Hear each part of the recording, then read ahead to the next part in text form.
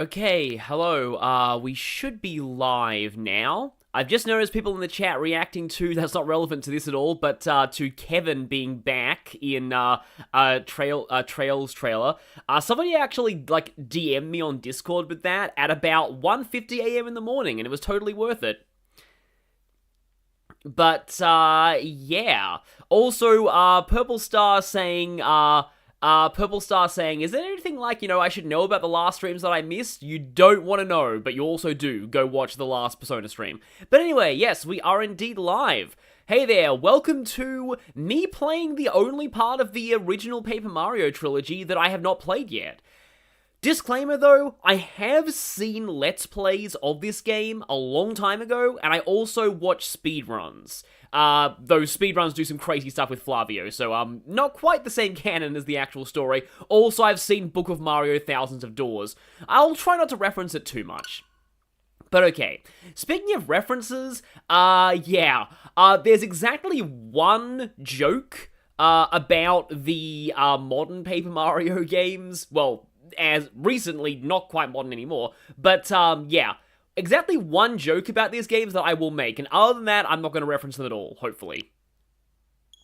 I think Paper Mario 64 is great. Super Paper Mario was my first.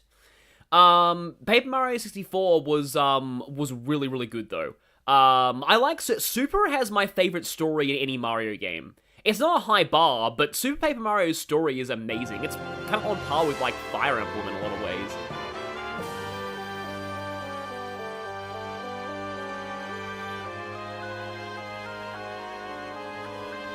So apparently this title screen does actually, like, change as you get more partners, which is cool.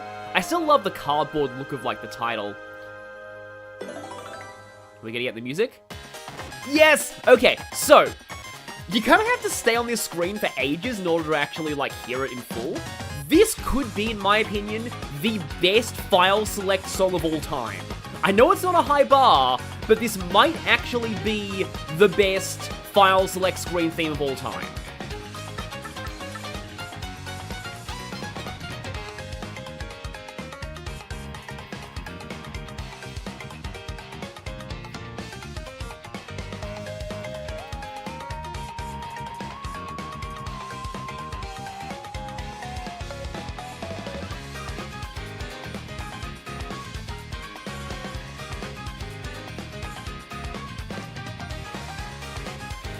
I'm just letting this play out, because I agree. I don't use the term banger lightly, this is definitely a banger.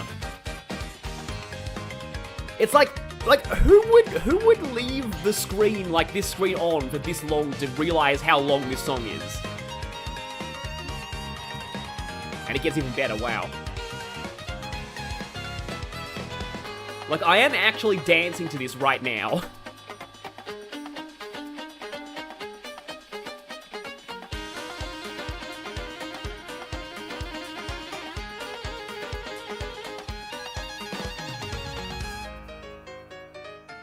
It has a piano solo. It's like that's who, like, okay, firstly, does anybody know who composed this game? Because this is Intelligent Systems, like, who was the composer? Because I really want to know. And I also want to know who told them to go this hard on a file select theme.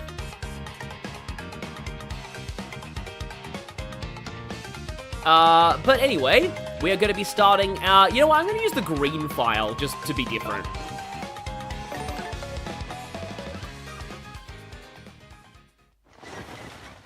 Oh, hi there, $5 super chat from Monomouse, thank you. Ahem, today, I'm going to tell you the story of the 1,000-Year Door. An awfully long time ago, in a strange and far-off franchise, a big, bustling, popular series thrived. It was a happy series where people lived very happy lives full of experience points and RPG mechanics. But one day, sticker tragedy befell this place. A great cataclysm of no experience and no characterization struck the town. Darkness filled the skies. It was as if the very franchise had come to a violent end. And in but a single night, the once popular Paper Mario series fell. Many moons rose and set. Stories of the franchise passed into the pages of fairy tales. And when it no longer held the glory of the past, people gathered and built a new franchise, Bug Fables. But word soon spread among the people who moved in that an ancient, amazing game lay hidden for Nintendo to remake, and a magnificent treasure rested there.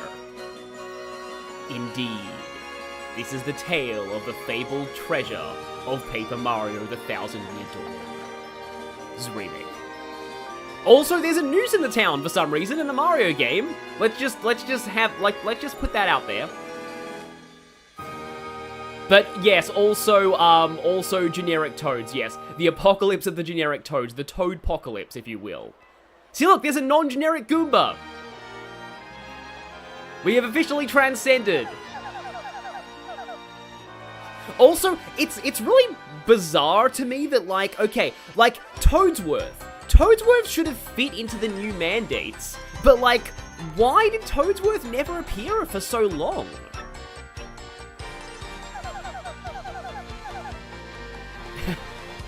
Well, I mean, you know, at least Toadsworth is in the series now. Yeah, again, like, the fact that, you know, nooses actually exist in the Mario universe. No, the Toad outline was separate, I'm pretty sure. Yes, distinct flavor.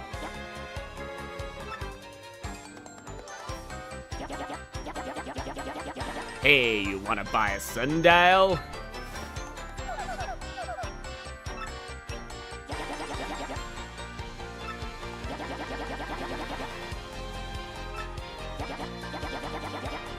Yeah, by the way, these graphics are amazing, just to say. Like, it looks like somebody actually built this paper diorama. Like, this looks real. Yes, this is not sus in any way, shape, or form.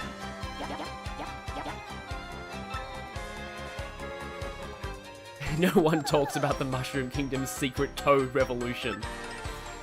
Yes, now finally Toads are allowed individuality again.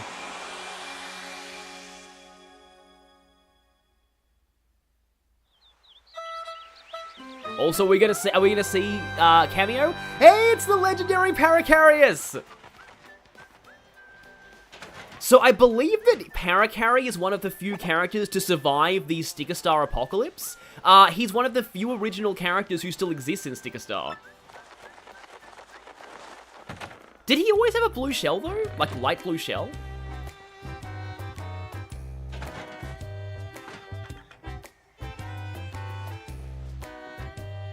Yep, she just got there and is already getting scanned. Yeah, I think this Banjo-Kazooie style like voice grunts, like text grunting is new to the remake. Yeah, now for Goombella's a bit of an exception. One of her research papers exists in Sticker Star, but she doesn't appear. So I like to think that she didn't survive the purge, but her research did. Like, I have no idea. I would believe it if, like, I'd believe it if this was, like, made in stop motion. I'm now on holiday with no escort. This will only end well. I love this take on the, yeah. I mean, they remixed not Paper Mario. They remixed the Super Mario 64 Peach's Castle theme so much, but yeah. Surprisingly, that, like, it's not really, like, has there ever been an official Peach's Castle track in Mario Kart? Like, it's kind of rare that there is one. There's Peach's Gardens, but huh.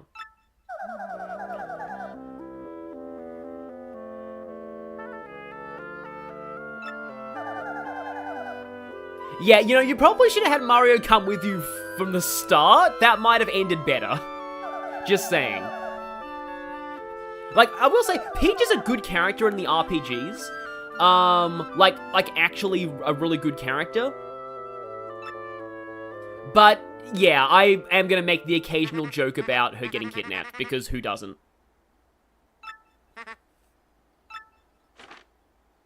Wait, is this the thing the creepy scam guy gave her? Or girl, I have a weird suspicion that was actually Bedlam, but I don't know. The noose is even on the map. They're really proud of the fact that they have capital punishment. Yes, I'm saying that in a Mario video. Yeah, closest is Royal Raceway and Peach Garden, yeah. Yeah, like, yeah, there's something charming about Banjo-Kazooie dialogue noises. Not everything needs voice acting. Like, Peach's castle appears in the background. A rogues, welcome! It's funny, with the coloring of that coin, though, the Peach symbol looks like Daisy. Does anyone else think that? Oh, wait a minute. Oh, dang it, I forgot to. So, I think if you leave the game on the chapter start title card, you'll hear a remix of a Super Mario 3 song. Oh, wait, no, I think that's the blimp to Glitz Pit. The news is a historic landmark. Yep. I mean, considering how often people make tourist attractions out of prisons where people died, I mean, yeah.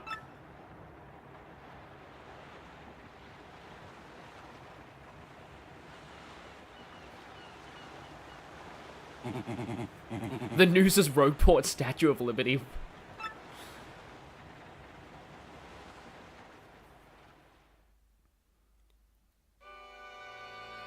Yeah, the Mushroom Kingdom does have a horrendously bad exchange rate. That's canon in Mario and Luigi. But considering there are coins just everywhere on the ground, that's understandable. Also, this music is great already.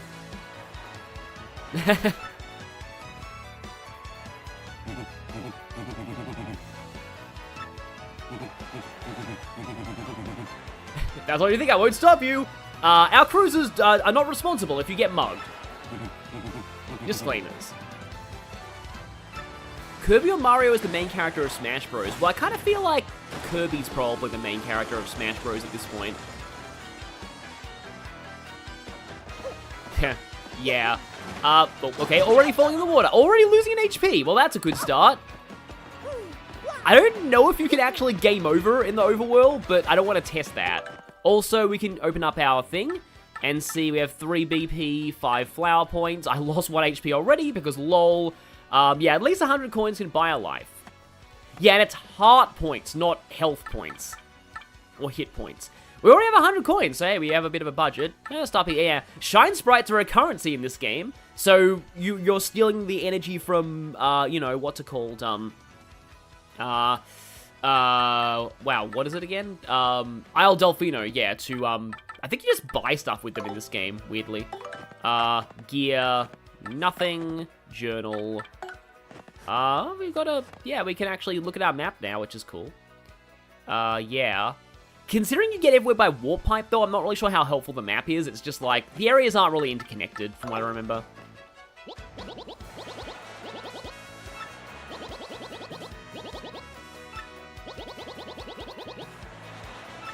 Yep, exactly. And I like this game. Mario didn't actually bring, didn't actually bring any extra life mushrooms this time. I do love how in Mario and Luigi, the, oh, you don't even get a file-like screen, okay. I do like how in Mario and Luigi, like, the revival item is a 1-up mushroom. A Toad who doesn't know about Peach. Yes, we've officially crossed the line into ultimate, into the ultimate, canon. Also, the ultimates are moving on from Sticker Star's canon. And yeah, he was like, is she your girlfriend? I mean, sort of. It's kind of weird. Wise advice from a literal explosive. Also, this guy, yeah.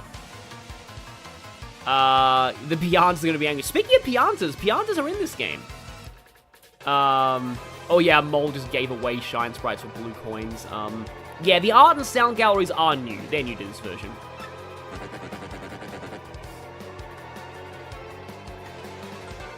Okay, so the tutorial starts Mario to the absolute minimum HP possible to ensure you don't die there. That's kind of cool.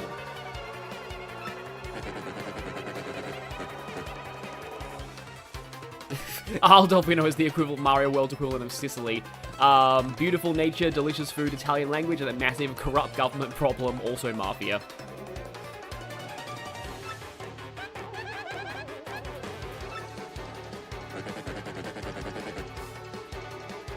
And also, yeah, these games do get kind of dark, already threatening someone with death.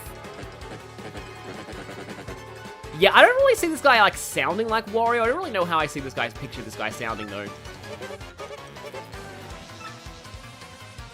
These guys, I don't know why, this predated Pokemon Black and White, but these guys give me Team Plasma vibes in their outfits. Meanwhile, I'll just ignore. Everyone's just here to gawk, not even really say anything. Even if I had an extra life, that's great. Apologies for the sneeze there.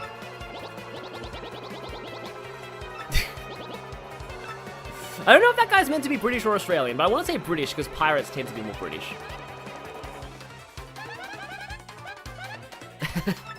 And already we've been promoted to, like, shield. Human shield. Yeah, it's the white X on black that does kind of, yeah, give me the Team Plasma vibes.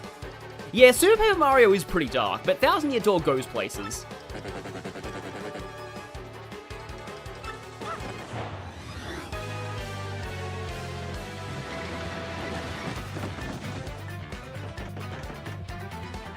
Can't flee. Okay, so I love can't flee this fight because do you know how the how the badly translated version renders can't flee this fight?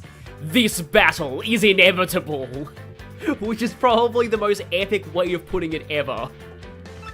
I wish more RPGs would say that, like use that terminology. Just jump. Oh, we already have a hammer. Yeah, so the funny thing was, coming into the original Paper Mario 64, I was really surprised you didn't start with the hammer. However, I believe that Mario, you lose all your hammer upgrades from the first game, so we don't have the Ultra Hammer or like the Ultra Jump Shoes. Press A at the exact moment you summon the enemy. I believe you only need to press A once.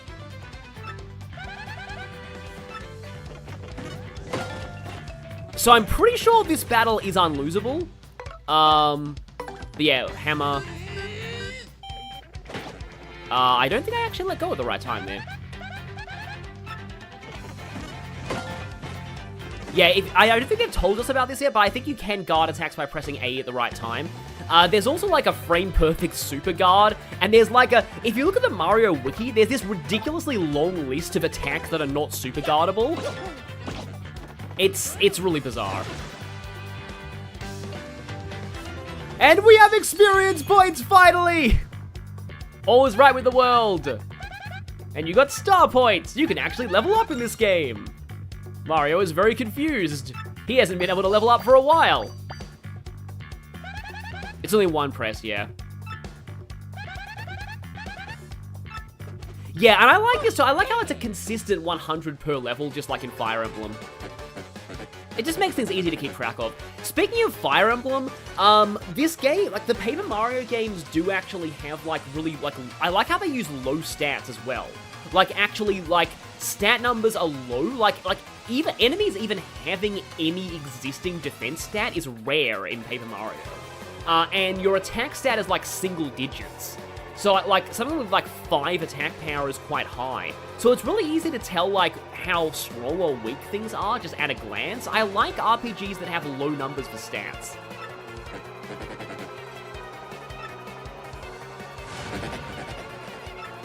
Oh, is this the... Oh, I remember this. Yeah. So, I seem to remember that, like, I'm pretty sure that this was just... Like, I like to call this moment, hey, yay, we're on GameCube! Like, clearly, they wanted to show off that they were on better hardware with moments like this. Because, like, the 64 could not have handled that amount of sprites on screen at once. Yeah, see, the thing that really...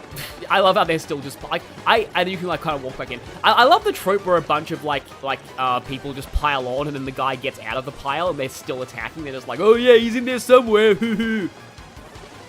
Yeah. So, but like, I always like to think of this as, like, the, hey, yeah, we're on GameCube. Yay, look at us moment.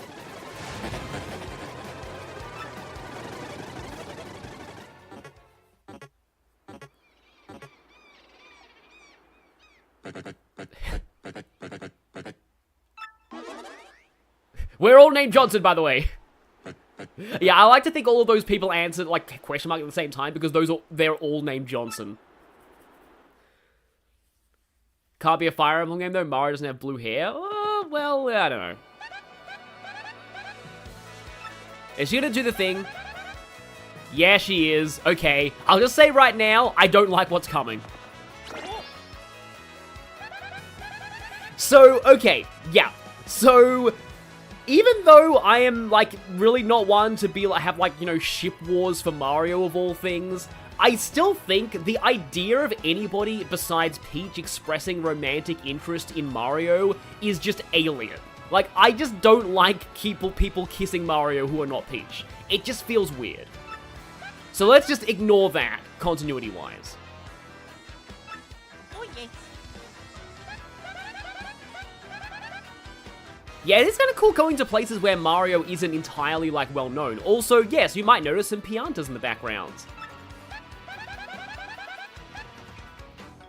Yeah, that's the thing. Like, oh, also the Piantas are attacking people.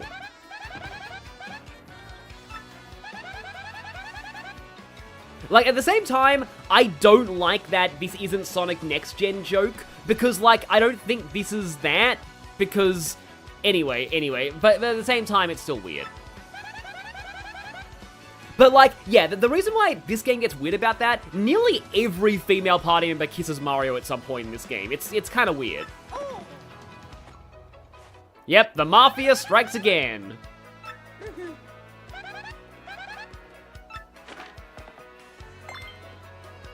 It's the legendary scam map.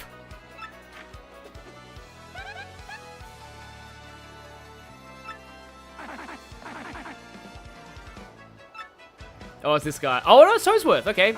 I thought it was the Goomba professor. Yay, it's the Mafia, exactly.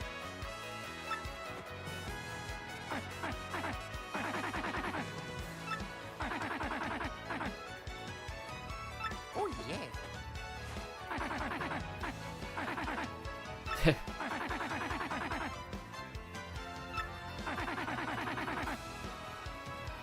It's not nearly, it's just all of them? Okay. Yeah, Mario has officially become an isekai protagonist. And yep, Toadsworth is alive! Yay! Finally, yeah, yada blah blah blah blah. I love that. That happens when you squirt him with water and sunshine. Yeah, but at this point, I feel most impressed possible that she was kidnapped. Again.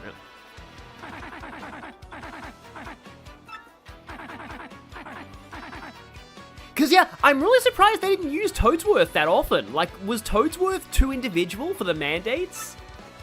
I don't know.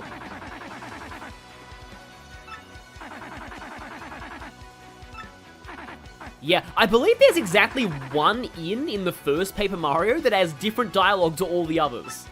Which is a weird Easter egg, but Paper Mario has a lot of weird Easter eggs. Like, apparently the sheer amount of content in Thousand Year Door is insane. Yep. The one you rescue? Oh, wait! I just kissed her potential boyfriend. Whoops. Yeah, Toadsworth is just like, we've just been kidnapped again, time for a break. I was reborn as an Italian plumber who has to be a hero and save a princess while eating mushrooms. Yep, that's the isekai title.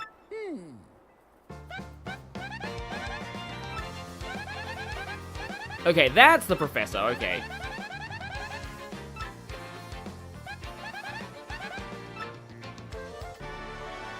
Oh, I've missed this so much. I've always loved these little party member introductions. Cause like this is just so cool. Like I've loved this. Toadsworth was forced to retire because he had a heart attack after hearing Peach married Bowser in Super Paper Mario. That wasn't like canon if I remember right. That got like erased or something. But yeah, I do love how it's official Mario lore that if Bowser ever marries Peach, the universe dies. So yes, Goombella is your tutorial person. She kind of replaces Goombario from the first game, or Governman, as I like to call him from the translation. So yes, press X to learn about this person. Hey, it's a Goomba with a hat. This is not Sikasar. Oh, sorry, I promise I only did that once. Oh yeah, the band shop. I'll definitely check that out. Excellent other location. Yeah, there's a lot of, like, optional dialogue in this game. It's kind of insane how much there is, and that's why a lot of people were bothered by the later Paper Mario games. It's a crossroads where many people meet and many people die, thanks to the noose.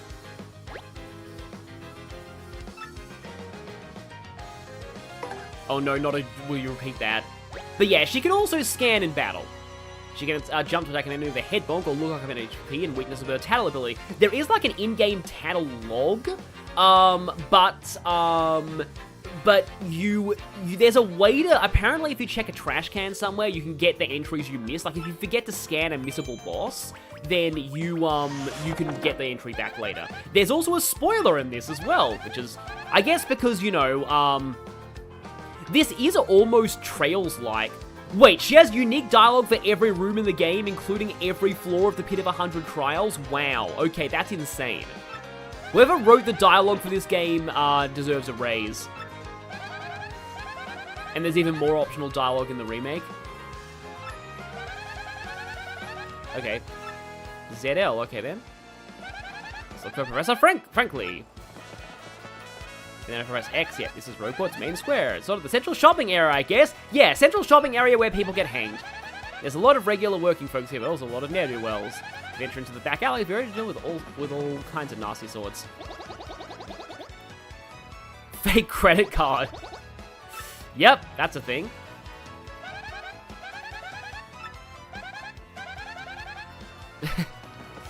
Isn't there, like, a subplot where, like, there's, like, a Goomba NPC who wants to date Goombella, and she's, like, not interested? I think there is. Yeah, these guys all have names, too.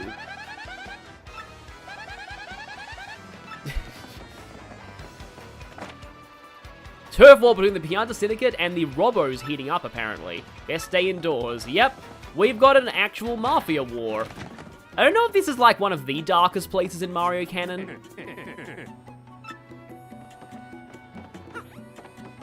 Now it doesn't take the place of regular Tattletechs, okay? Yep, credit card fraud in Mario. Yoshi's tax fraud was one thing, and now this. Oh, and you receive one shop point, okay? And you get prizes, including some rare items. That's cool. Also, I believe this game has that thing where some shops sell things for lower than their sell price in other shops, so you can actually make a profit, I think. Because, like, if you sell, like, I think drinks in the first game sell for more in the desert and, like, less in other areas. So you can buy them in, like, one place and then, yeah, and then sell them in the desert for a profit. Yeah, I think Mouse has only really showed up in Mario Party 8. Yeah, I haven't been really following Mario Party. Oh, I was thinking, oh.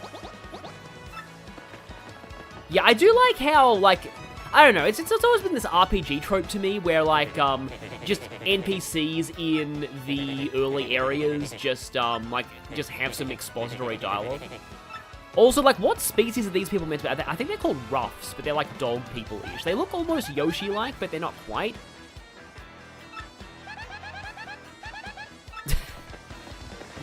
Goombella judges everybody in this town very harshly. But yeah, I'm going to be exploring around here a little bit, I think. Oh, wait, that guy's there already? Yes, Bobom's just talking casually about exploding. Because that's, yeah.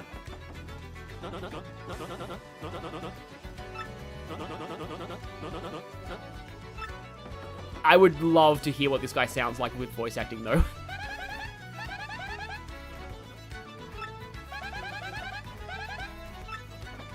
Is that a bean from like, Mario and Luigi?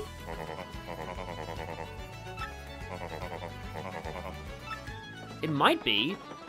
If so, that's cool. Of course, we have to manually jump up the stairs because this is Mario. That's kind of a cool Toad design. Soothe the soul. Okay, yeah, I'll do this. Also, Toadsworth is here.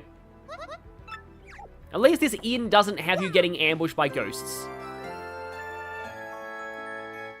Yeah, Flavio does weird things in the original. Flavio is a strange character. The laws of reality and physics do not apply to him. Do not apply to someone who has ascended beyond the realm of mere mortals. Yes. We'll maybe, yeah. We're not gonna get to him in this stream, but he's definitely, he's amazing. I just want to see what's through here. I like how the screen, like, flips there. Somebody has, like, a 1 million coin bounty. Okay, then.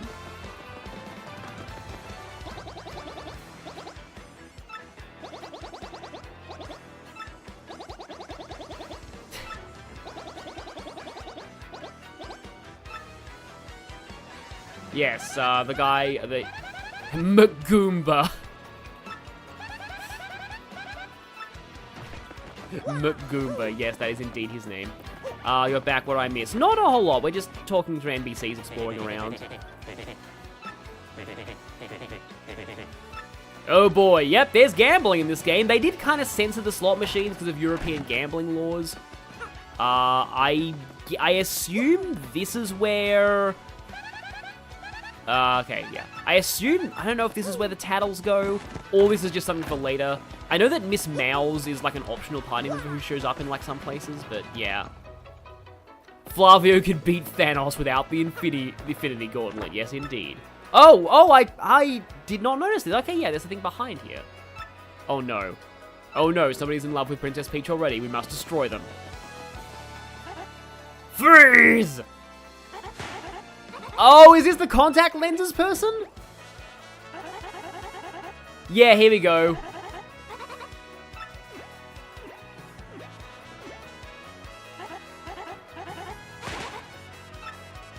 So, yeah, I'm pretty sure no matter what you do, you always step on it.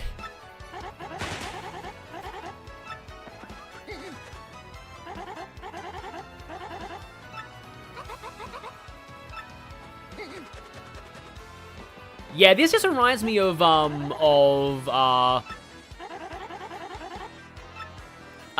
so yes, the classic, NPC block tactic here. But this just reminds me of, that episode of the Pokemon anime, where it's just, yeah, of course it's ST, of the Pokemon anime where like, there's a town where everyone is angry from not having enough sleep, and then, like, one of them bumps into, like, someone is like, that hurt, I'll make you pay for that, and then beats them up. Yeah, the Kanto anime was weird. Total klutz in the kitchen, okay. Yeah, I know there's one chef that lets you cook 2 things at once, and you can do some fun things there, or you can also make mistakes. Which I remember if you say like the wrong thing to, not the right thing to like one of the villains in Super Paper Mario, they fill an entire room with cooking mistakes. I actually forgot what button the hammer is.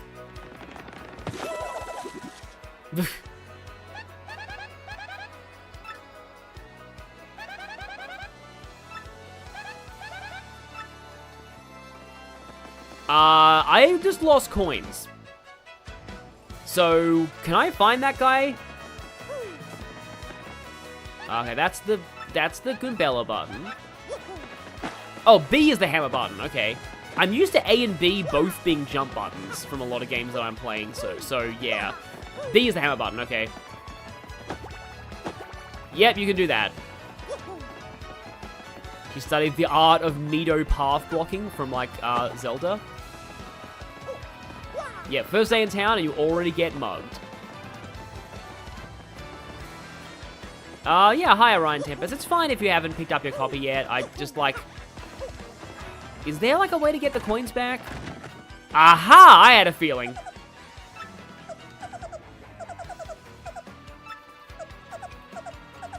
I didn't even know about this, by the way. I just kind of guessed that it might be here. However, you deserve this. And now you leave. Yeah, I am wondering what happens if you spent all your coins. It's probably like that doesn't like happen, or they bump into you but they don't take anything. Oh, you can also smash things, yeah. Yeah, the early episodes of Pokemon were like generally pretty cynical. The original writer of the series had a really dark vision for the whole series. Yeah. Well, thankfully there's a shine sprite area here. Yeah, lines like that remind me of Final Fantasy II, where, like, if you talk to random NPCs, they might be Imperial spies, but, oh, hi there, Merlon. I feel like it's weird, like, Merlon is strange. Super Paper Mario acts like Mario has never met him before, even though he did in the first two Paper Mario games. It's weird. Oh, the shine sprite to upgrade partners. I didn't know that. Okay, that's cool. Because in the first game, you had to find, like, partner upgrade blocks in order to do it. I believe these are, like, the Robos.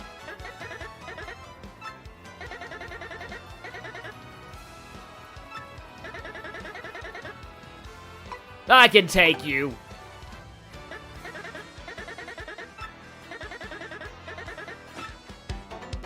Well, hopefully this doesn't end badly. I do kind of like it when they give you, like, optional things to fight. Don't know if I actually released it at the right time there. But also, yeah, your partners can actually attack now. However, this guy has a spear, so I'm pretty sure jumping on him will get you damaged.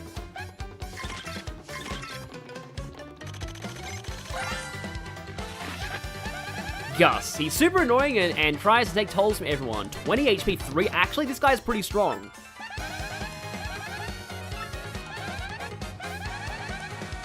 Yeah.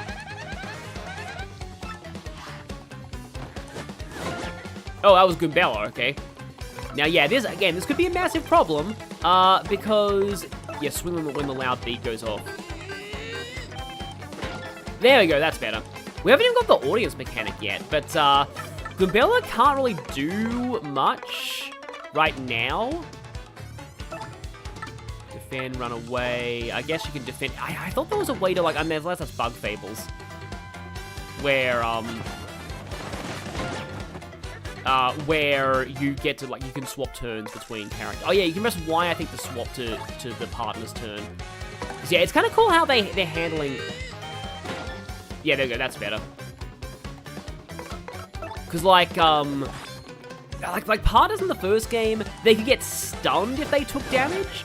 But they didn't really, like, actually act like real characters in battle. Oh, I was a little too early there. Still getting the hang of getting back into the action commands. I think this is impossible in the prologue without flowers. I mean, we can try. Nope, that was too late.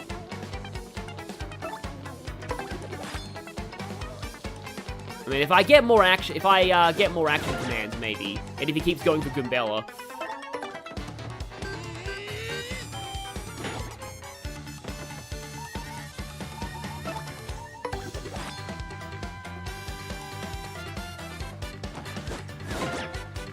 Yeah, it was just a regular guard. Yeah, I didn't want to buy something because I thought there might be a bad shot coming up, but it doesn't seem like it. Yeah, there we go, that's better. So I have to survive 5 more turns, though. Probably have to get kind of lucky with who he targets. This guy's always as strong as the first boss? Okay, then.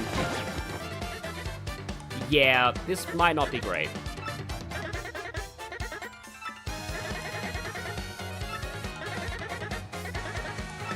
At least he tells you. Okay. Well, I mean, I guess we'll just run, then.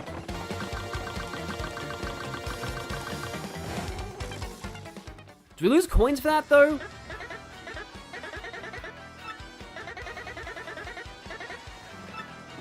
We don't lose coins for that, at least. And I believe we still... I wanted to activate the menu. You can press B to super guard, but it's harder to time. Okay, I thought it was still A. It was just, like, frame perfect. So you can super guard there, and also, yeah, we still took a lot of damage there. I guess I probably should go back and heal. Running away is a valid tactic. Yes, indeed. Xenoblade quotes.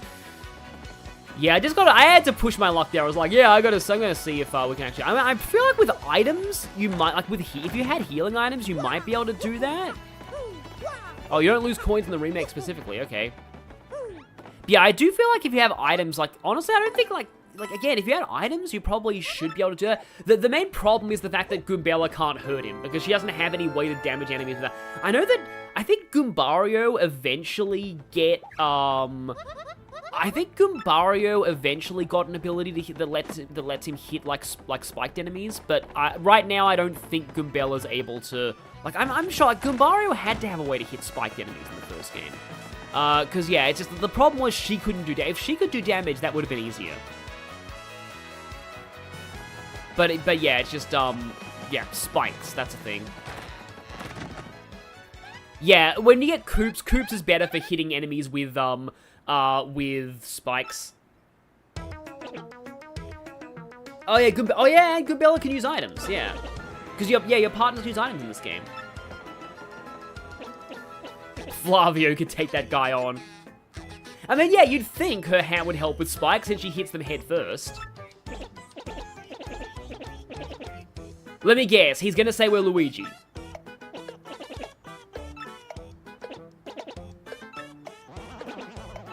Oh wait, he's going for Goombella. Koops' best Koopa? Well, except for Carbon. We'll talk about him once we get there.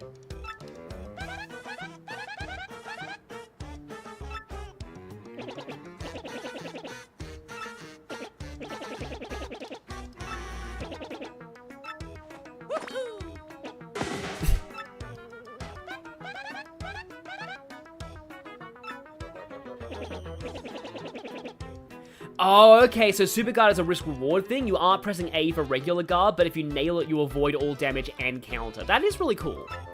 Flavio could defeat Persona 3's final boss. Yes, indeed.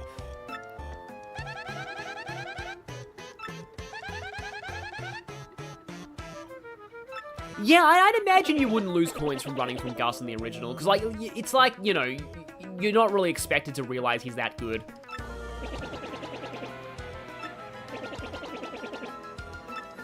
Yes, but in any RPG, fairy tales are always true. And if they're lies, they turn out to be a cover for something even worse.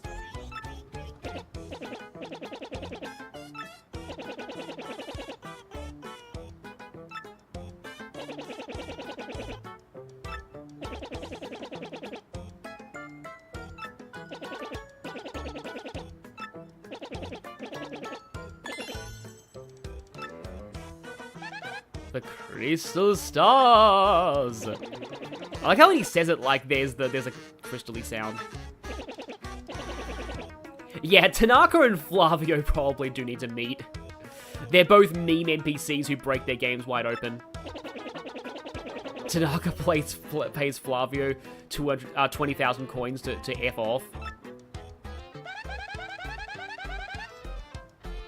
Yeah, I don't really remember much of the original Frankly theme.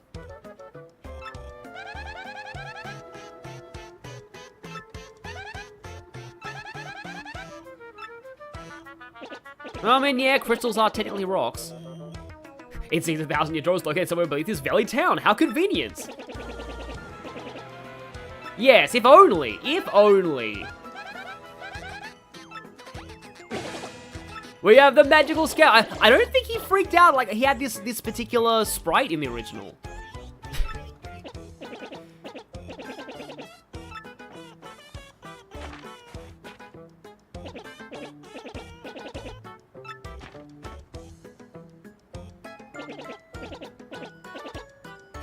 You're good, great, outstanding, amazing!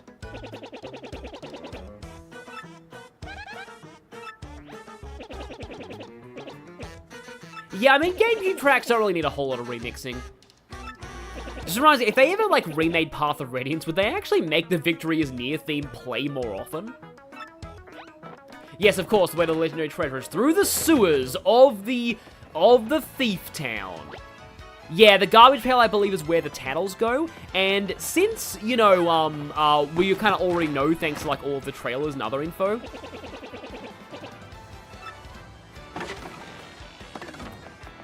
I can just say, there's a big spoiler that Vivian is playable, joins the party member, because when you fight the Shadow Sirens, Bedlam and Marilyn's Tattle entries do not go to the trash, but Vivian's does. So it's like, hang on.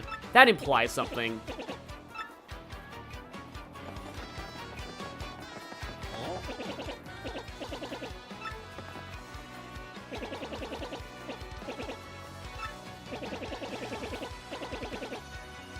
Ah, I might as well do this. Oh, there's a roach there. Okay, yeah, I guess I'll try hammering it. Someone told me to hammer it. You are the designated getting beaten up by Mario person today.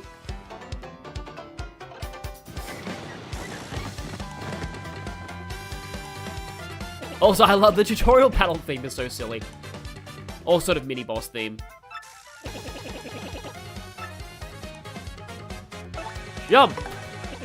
Kind of a shame that the Fire and Thunder hands never really carried over to any of the other RPGs, though.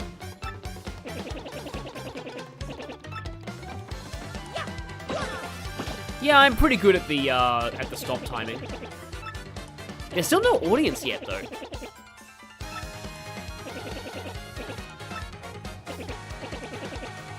And I've already kind of timed this. I still love Mario's guarding sprite, where he just, like, hides under his cap. Goombella knows what happens to Goombas who fight Mario, yet she's probably terrified right now. Yeah, I agree, they did such a good job HDifying the pop-up book aesthetic. Yeah, I'm not as good at the hammer commands. Yeah. And release when that lights up, okay. At the same time you see that flash, okay. Nope, that's too late, okay.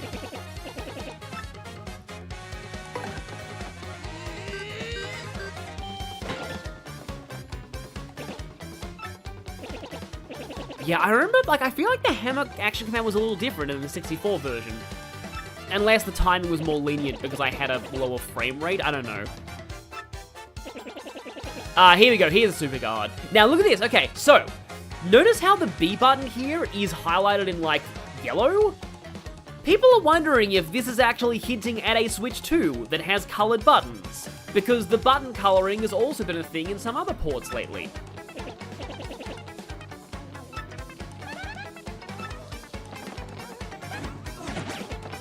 Too soon, okay. Tighter timing, okay.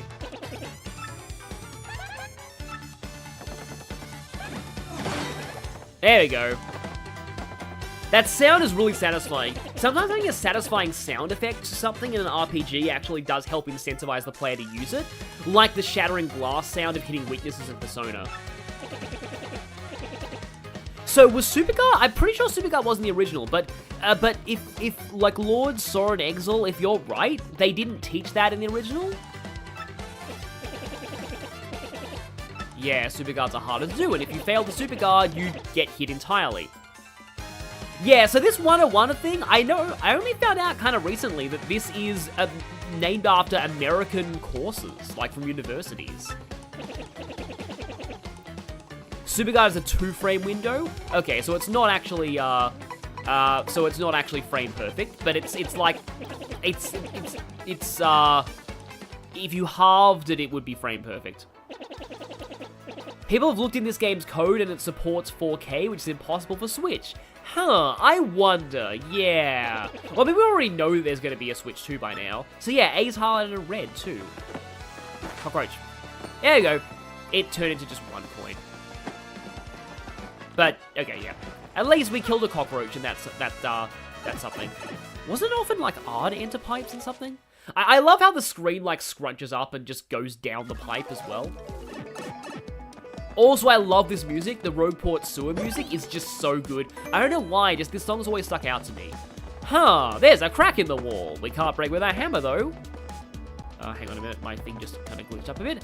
Yeah, there's a crack in the wall. Yeah, we probably need a Bob-omb party member to get that.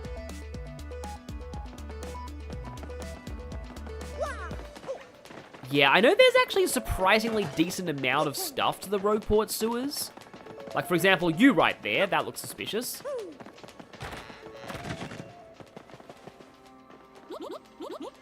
Which one are you? Oh, you're Malovely. Your design changes in, like, every game. I'm pretty sure you just tell us where we go next in the story. My next path, Star Pieces, Shine Sprites. Okay. Well, yeah, let's pay for Shine Sprite info. Oh, okay. Yep, I'm guessing we haven't been anywhere that has a shine sprite. Oh, I'm not gonna... I do like how she can tell you about shine sprites and, like, star pieces, though. Because, like, that's kind of, you know... Otherwise, you need to look up a guide to, like, find anything that you've missed, so that's pretty cool. Check behind things often. Yeah, indeed. There's a lot of, like... There's a lot of hidden stuff in this area. Okay, so coming up right here is something that I, have heard things about. So, this right here apparently got censored. I do know there were originally, like, Cantcall and Goombella here, and the main reason I know that is because both two different Let's Players made the exact same joke at this point. How dare you talk about Frankly like that? But, yeah, anyway. I'll discuss that maybe after this fight.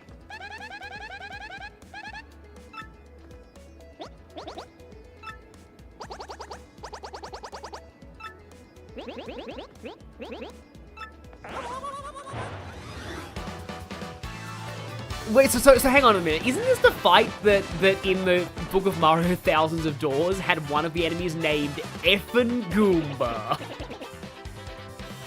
Yeah, it was like Goom, Paragoom, and Effin' Goomba. Yeah, we already know about that due to the spears. I think I learned from Mario and Luigi that spears equals the same thing as spiked.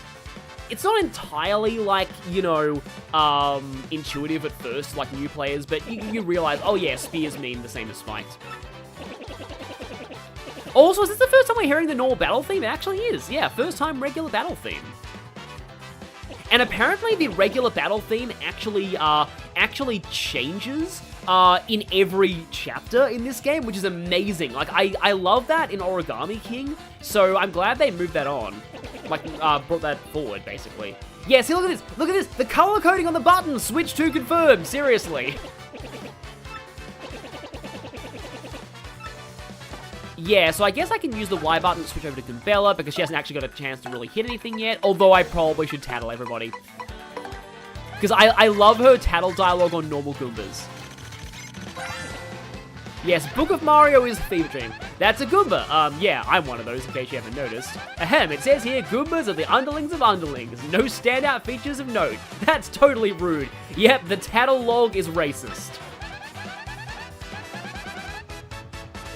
Oh, I kind of get the underling thing now. Well, yeah, that's all. I only have 2 HP as well. They'll like just go down in a single round of perfect action commands.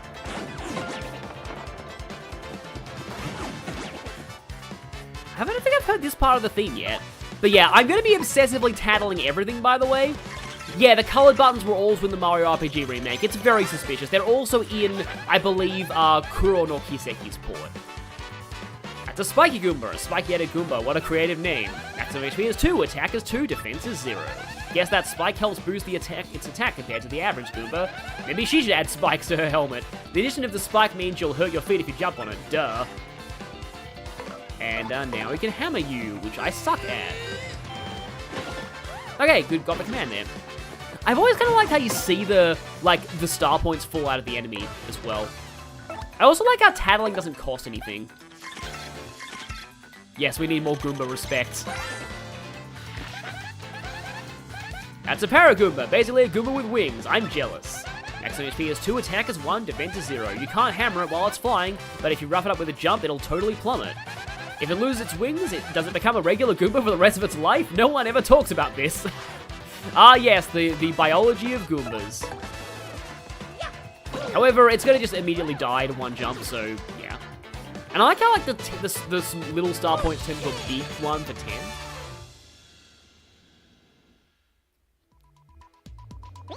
Yes, a Goomba goes down in one hit. Only if you get the action command right, though.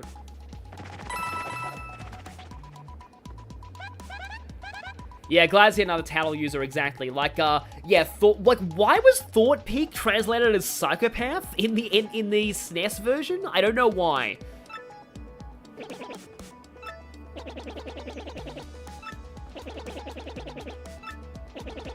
Deep thoughts with Goombella, important life questions. Oh yeah, we got the first strike mechanic too, yeah. It's like, I feel like the classic Paper Mario games had just the right amount of, like, action to spice things up, but also still being turn-based. It's pretty cool. And it's just very simple. Like, these are probably great first RPGs. Oh, also the controller vibrates when you're riding on this, which is cool. These are great first RPGs, I feel, for kids as well. Speaking of for kids... oh, that last line is new. That's awesome. But yeah, speaking of, like, for kids, I almost played this game when I was a kid. I had the choice of either this or Metroid Prime 2 for Christmas, and I chose Prime 2. So I almost played this when I was younger, and I wonder if that would have changed my life in any way. Probably not. I still ended up playing Paper Mario 64. Oh, hey, we got more, also, I love the sound there.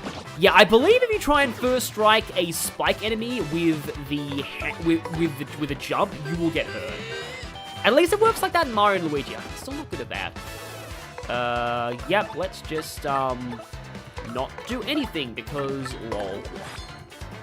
Yeah, there are some fine new lines out on the road. I will say, another one of the reasons why people didn't really like, Sticker Star and like that all that much. Like, Origami King and Color Splash are better in that regard, but Paper Mario has always had, like, absolute god-tier dialogue. Whoever writes these games is amazing. Like, just the writing of these games is incredible, and, yeah, like, honestly... is this, like, the required path? I thought this was optional. Hey, we got a mushroom. Whoop-de-doo. I should go away for a moment. Hey, got an item. Yay. Press that plus button. No, I wanna wait until, because I want to hammer you. There we go. Yeah. You have to hammer, spiked enemies to first strike them, I believe. Or otherwise, you will take damage and fail the first strike.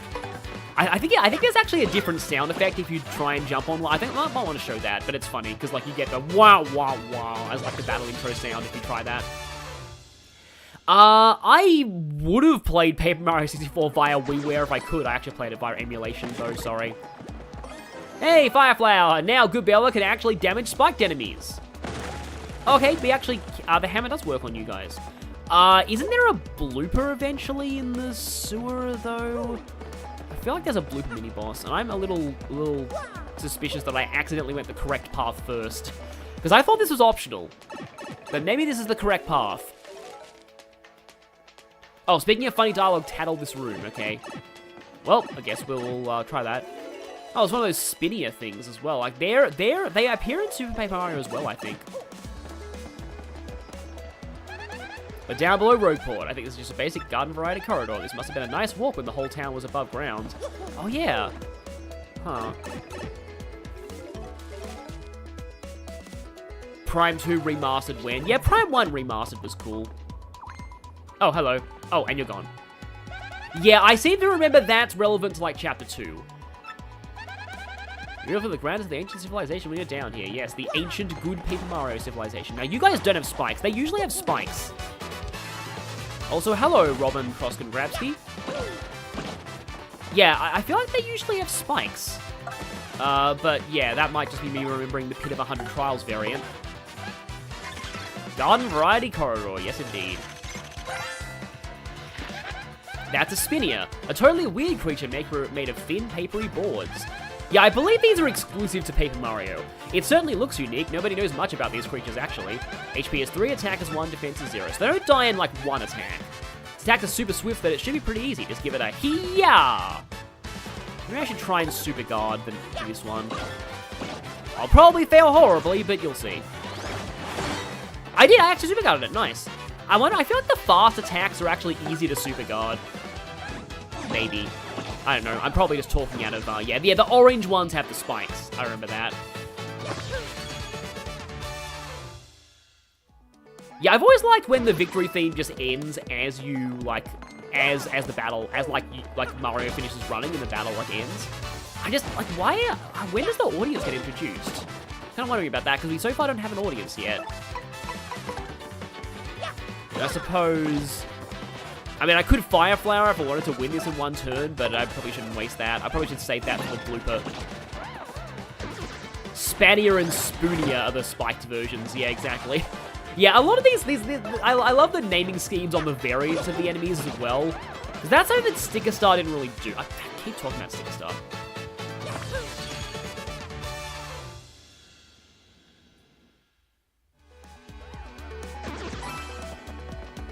Partner hits.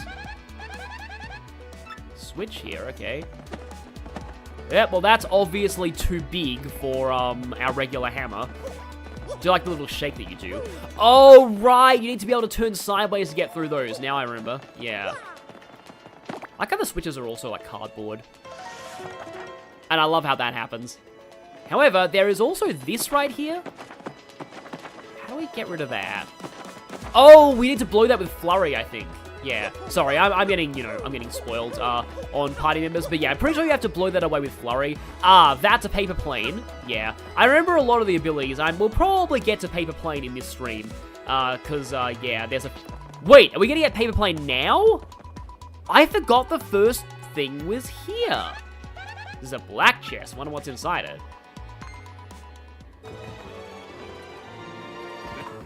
Hey, you. Can you hear me? You can? That must mean you're the hero of legend. Only the great hero of legend can hear my voice. Yeah, everyone else, nothing. See, long ago an evil spirit cast a curse on me, locking me in this chest. It was a real drag. I've been here ever since, waiting for a long, long time for the hero to come by. So yeah, anyway, big guy, what brings a hero like you to a place like this? Yes, this chest may indeed be a mimic. Maybe best not to mention we were looking for the crystal stars. Well, drat. Again, god tier dialogue.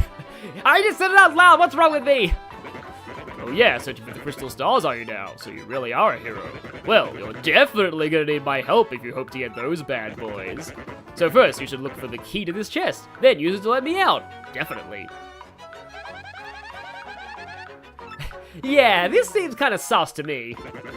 Well, I know my vote goes to you finding the key. I'm sure it's around here somewhere. This is what the key looks like, by the way. Key. Come on, being stuck in a box is no picnic. I'm counting on you, oh great legendary hero. Mario, the hero of legend, and so is, frankly, I guess, sussy imposter chest. Because, yeah, oh, right, you're supposed to fall down from there, I think. I actually love the character of these chests. It's because of the implications behind, like, what they are and how they work. There we go. Yeah, unfortunately, it's going to be getting into, like, kind of spoiler territory, I feel, to, like, really talk about this now, but since I'm probably not going to stream, like, the rest of the game, I do want to talk about it, because I think that these chests are fascinating from a character standpoint. Whoa, whoa, whoa, you brought the key? Yeah, oh man, I owe you big! Yes! Thank nothing! Wee! Fools! Wow, it's Lord Donator.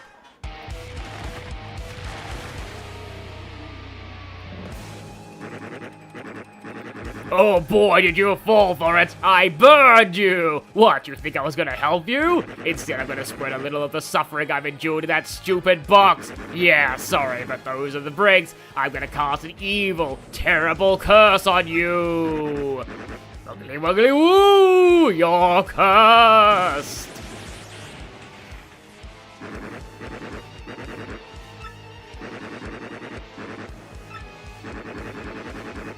From now, if you press Y in certain areas, you'll turn into a paper airplane!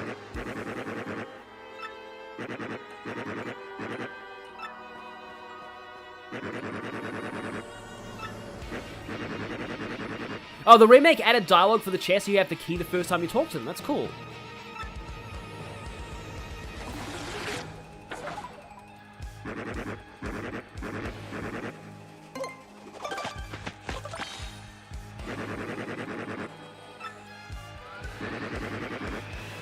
Oh, okay, you rise until it's the direction behind you, okay.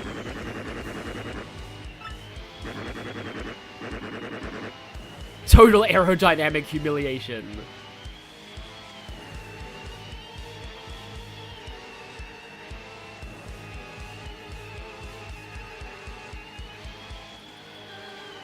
Oh no, a movement option! Exactly. Press B to deplane.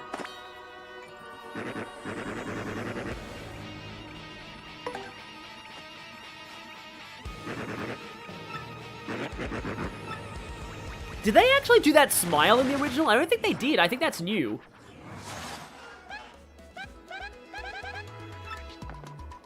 And now we're back to ourselves. So, okay. So, that implication I wanted to talk about that I just think is really cool. So, the implication is, and this is actually a bit of a spoiler for later, but those are actually the original legendary heroes who, like, fought off the darkness in the past, but they were cursed into becoming demons inside chests. However, they, well, just barely didn't make that, I don't think. Yeah. So they were cursed into becoming demons and forced to curse everybody who opened their chests. And they get around that by giving people beneficial effects, but pretending they're curses. So, like, it's really cool. I love that as, like, a character choice. They're making the best of a bad situation by, essentially, yeah, I haven't done this before, so I'm a little bit, yeah.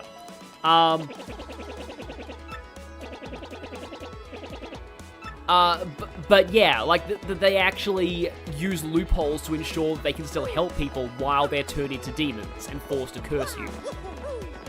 Like, this is more heavily implied the more of those chests you find. Like, the last one that you find basically says, like, you pretty much, oh, there we go, you just do it subtly, yeah, there we go. Basically, like, Mario just says, like, hurry up and curse me already. So it's implied that Mario kind of starts to realize it later on. Wow. Also, this music is great.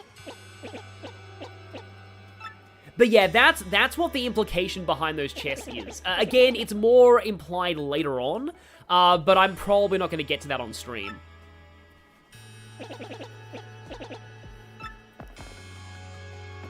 Yeah, whoever cursed the 4 heroes should have thought about the contract they made them sign. Yeah, it's like, you know, there was nothing in the contract saying that they couldn't give beneficial curses as long as they pretended they were evil curses.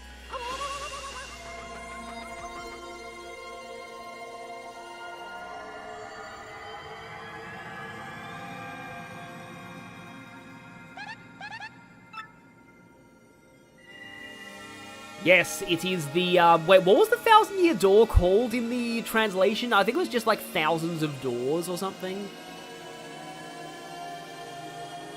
It turns out that map might not have been a scam after all, surprisingly.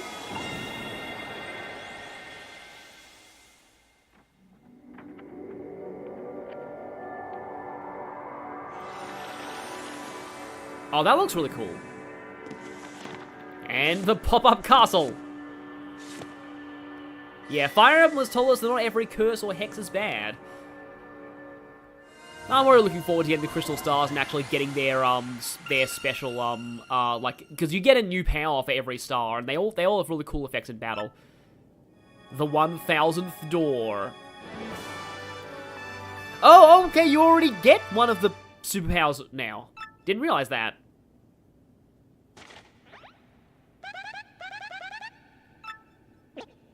Yes, now this map has suddenly had some color. We've entered the era of color television. Oh, don't say one way or another or I'll think of that song. Oh, yeah. Looks like I did go the required path.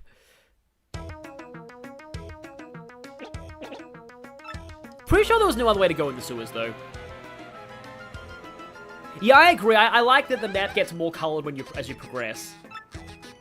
Yeah, Sweet Treat, ironically, one of the best moves in the game. There's a lot of them that are cool. Like, I like Art Attack conceptually. There are some that are surprisingly useful in speedruns. This map is truly astounding! The map is partly a Game Boy Color now.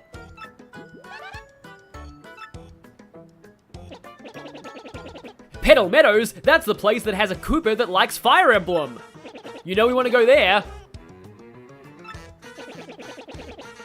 To tell you the truth, I always thought a place named Petal Meadows was really suspicious. Oh well, they did a joke like that in a Sonic Boom episode I recently watched where like Styx like lists off a whole like list of like terrifying sounding locations that you have to go through, and the one that she freaks out over is like Peaceful Meadow.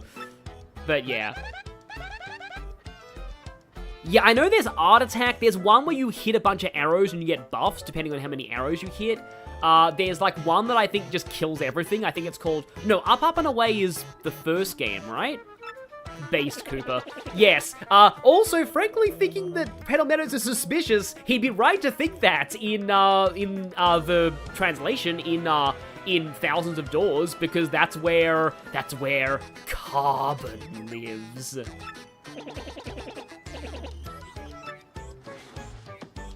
Pretty much every Crystal Star move has a good use. Yeah, I'm pretty sure, like, all of them.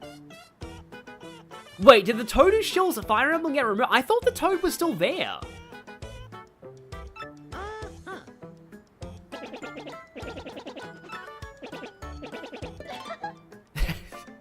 Oh, yeah. I have the magical ability to speak in pictures.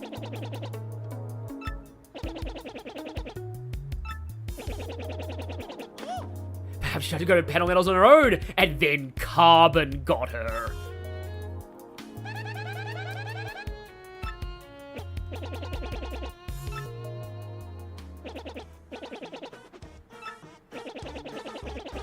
Yeah, the Toad is still there. Yeah, that's cool. Oh god, forward-facing Peach, exactly.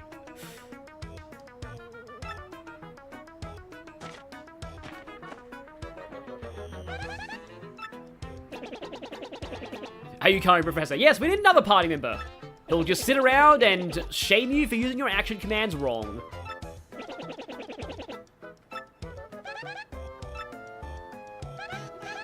Yeah, people, like, I feel like he should have referenced Engage, but oh well. I mean, he could just be referencing the entire series, I suppose. So yeah, we have 1 star power now. Are we gonna get like a... Oh, we probably... Are we? Yeah, special move. A special move? Super Mario Emblem and the Crystal Stars. Yeah, I like how these all have pretty much elaborate, like, commands. Oh, wait, this is what you use the audience for, isn't it? Yeah, now we get the audience tutorial. Because the star power, like, in the audience is what powers these. It's like with the implication that this is like an in-universe play or something.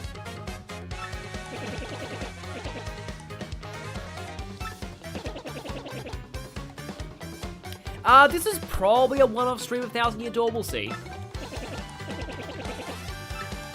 Sweet treat, yes, here we go. Restores Mario and his partner's HP and FP and cures poison. Repeatedly tilt to the left. Oh, here we go, yeah.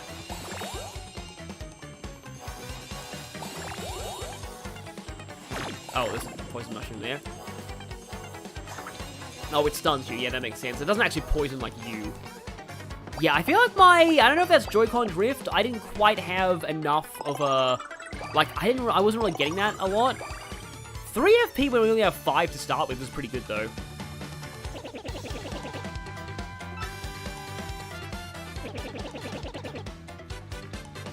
There is one fully consistent audience interaction you can trigger if you flub a... Oh, yeah. I love that. I watched a video about obscure Paper Mario facts recently, and they mentioned that the Hammer Bros will throw hammers at you in the audience if you mess up hammer action commands, and that's consistent.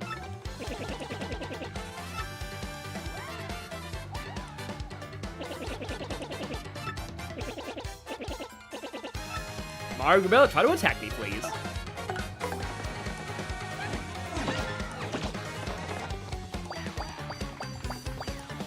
Oh wow, there's actual Toad noises. Oh boy. But yeah, it's like the Hammer Bros are like, bro, this is how you actually use a hammer. Let me show you how it's done. And then you get more people in the audience. So basically, your battles have a stream chat. Yes, the pre-Hooktail Pit of Trials run signature move. Yeah, I can understand having to rely on Sweet Treat a lot in that.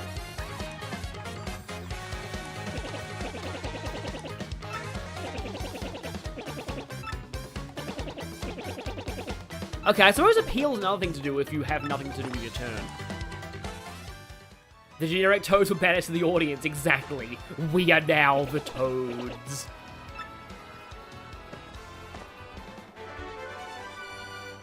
Hey, finally a badge!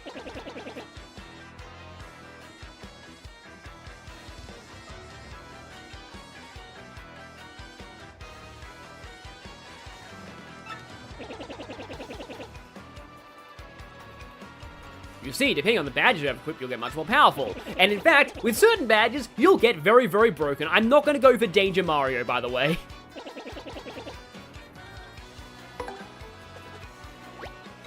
Yes, complete with chat bullying you for not perfectly timing a 1 in 100 chance.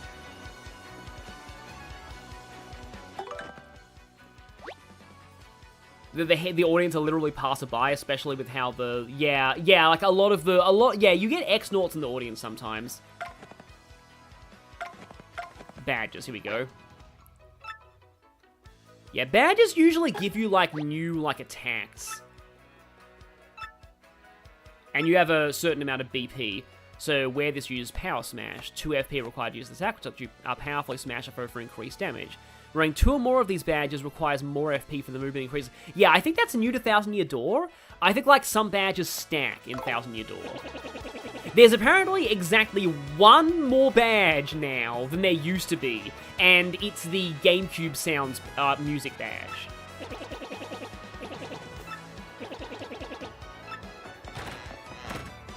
Okay, well... Yes, blah, blah, blah. Also, there's a Kung Fu Toad. Oh, are you the battle person? Yeah, you're new in the remake, I'm pretty sure.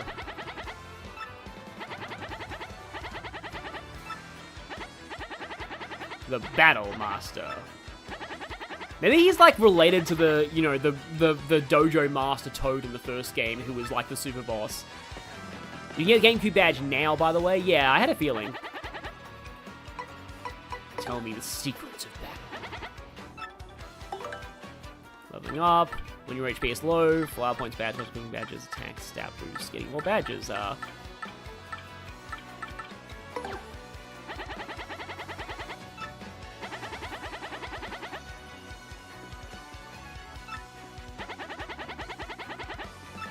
Okay. Oh, you can use the unsimplified badge to make them harder for more star power. That's cool. Hitting bingo! Yeah, I believe bingo can be timed, from what I've heard.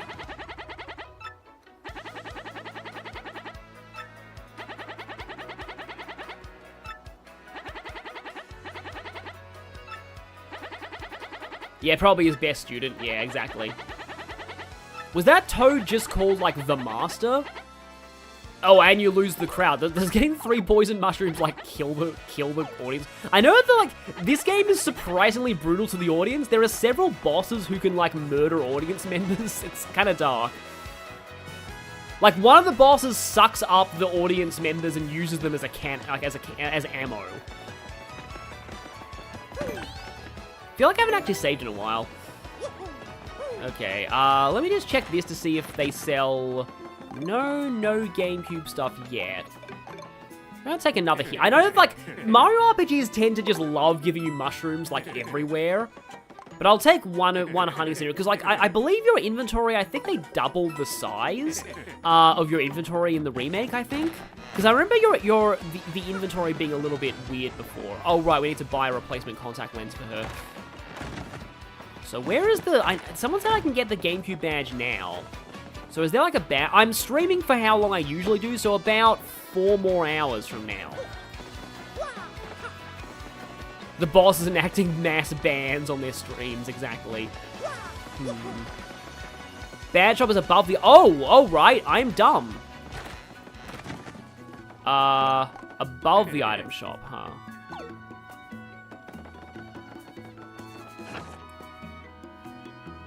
Oh, yeah, we can look at these.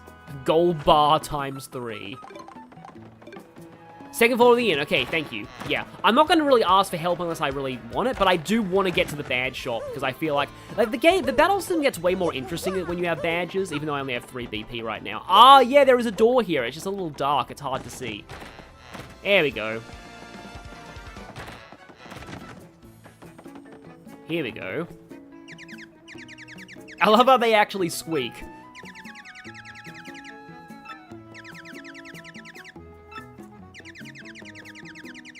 Cardboard box, huh?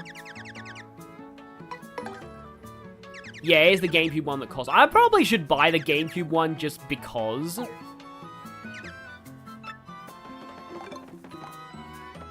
Oh, there's an item you get in the pit of 100 trials that gives you a capacity of 20 items. I feel so old that GameCube is considered nostalgic now. I was like a teenager back then. Oh, Piercing Blow. Okay, that's cool. Ignore enemy defense. Happy Flower. Slow restoring HP.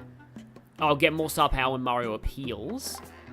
Half damage of hard attacks when they have 5 HP or less. Last Stand P. Or we can check this. Power Jump. Last Stand.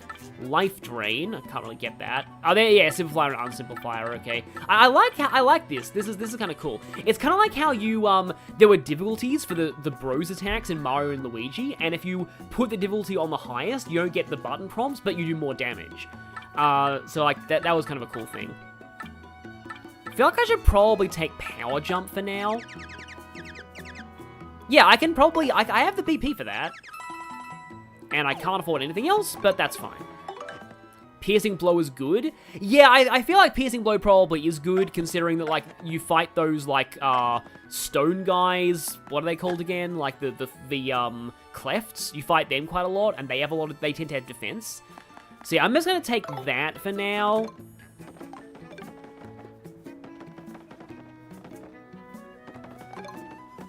Yeah, I remember, I mean, yeah, I probably should get Piercing Blow, but yeah, I don't know. It's hindsight. But I just wanted more. I mean, technically, Goombella's my jump person, so don't really need like extra jumping. While I do need spike damage, but still, maybe when I have more coins, I can go and take take that. Yeah, I miss the GameCube, PS2, and well, not OG Xbox because I never played that, but still, I do miss those eras a lot personally. So, yeah, let's, I mean, we could try and fight that guy, but I'm not going to right now. I like how a speedrunner could determine the trailer having Simplifier based on how much star power they got from an attack. That's actually really cool. Oh, they buffed Hammer Throw to ignore defense in this version? Yeah, I think in some of the, oh, hello. In some of the games, Hammer Throw does need, like, didn't it ignore defense in the first game? I seem to remember that it didn't, like, say it did, but it actually did ignore defense.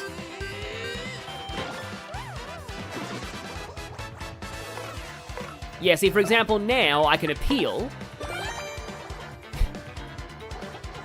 Well, I mean, if the audience is only Goombas, I mean, that's gonna get a big reaction.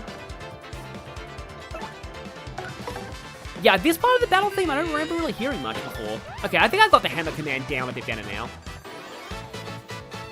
Hammer throws are useless now! Yeah, it was meant to be for, like, so you could use a hammer on flying enemies, but, like, it does about as much damage as the jump anyway, so you may as well just jump on them. Sweet Treat and Power Smash make Gus way more manageable, but he's still not free, okay. I mean, I like battles that aren't free.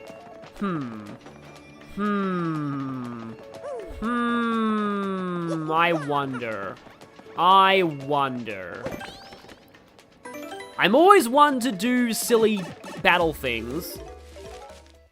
If you use Stars command, you'll get even more star points. Yeah, I forget exactly how that works. There are Goombella simps in the audience.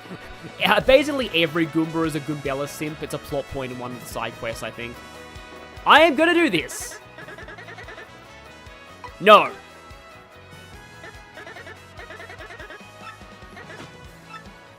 I am dumb. I am dumb, but I'm doing it anyway.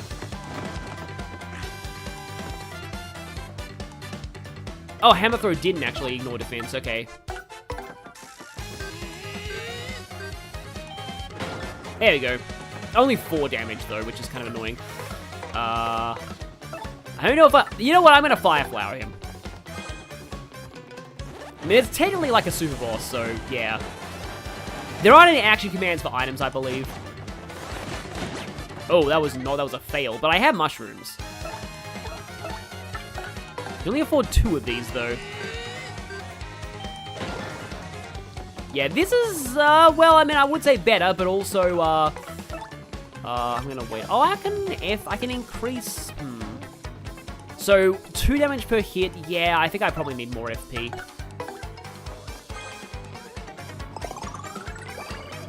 Is it where I need to go? I'm not sure. Okay. Well, I mean, he's not going to kill me in 1 hit from, regardless, so... Good. I should probably appeal.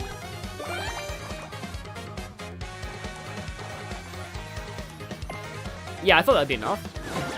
Okay, good. I hit my partner. Yeah, I still remember the Paper Mario low health sound. Okay, 1 more hit would do it. See, now my extra star power is, like, useless, so, is Goombella allowed? No, she can't use the star powers, only Mario can.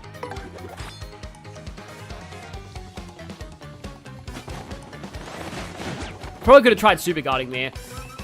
Peril. Oh, yeah, Peril. That's even better than Danger in the right setup. Now, I believe even if I fail this action command, I still win. There we go. Hey, nice amount of experience points. That's why you fight him rather than paying. Except I am almost dead.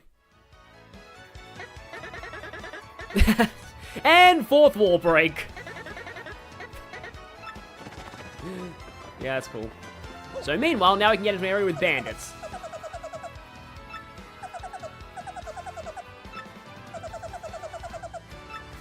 I actually don't. I just wanted to beat that guy for the bragging rights. Yeah, I know the Trouble Center. That's like side quest, and I think Miss Mouse is there. I like how Mario looks tired in the screens if you have low HP. Also, it's a locked door. I wonder if we'll be able to open that later. Hints we probably will. Trouble Center. I'm out of office. Please come again. Yep, we can't even do anything in this area. So yeah, it'd be really funny if I jumped in the water and then just died. Thought Mario to wall. Yeah, I wonder where Mario's badges go, honestly. But like, you know, he probably doesn't like pierce them into his own skin. I'm gonna go ahead and heal. Had a phone call, what did you miss? Oh, we beat Gus! Even though we're probably not supposed to at this point in the game. Yes, he did indeed get dunked on. Oh, there's a new song for winning against a mini-boss. That's cool. That's, cool, yeah. Yeah, early Super Boss like Kingdom Hearts 1 Riku, yeah, I knew someone when I was a kid who, like, tried to fight Riku, like, over 50 times. And to the point where Sora was saying, like, man, now the score's, like, 56-0. Yeah. I like how the loading thing is for the Crystal Stars. I don't know if you can die to hazards or not. I haven't tried. I don't want to find out. I mean, I know that you can in, like, the later Paper Mario games, but that was kind of dumb. I kind of hate how those things just instantly killed you. There's there are a few instant death traps. I believe this is the game where you can read the ghost diary and it kills you.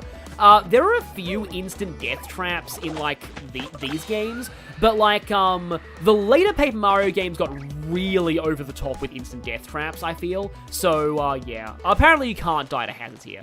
Ah, hello there. X. It seems to be almost inviting us to do something, doesn't it? But what? Bonk. Bloop. Well, it's time for Splatoon references.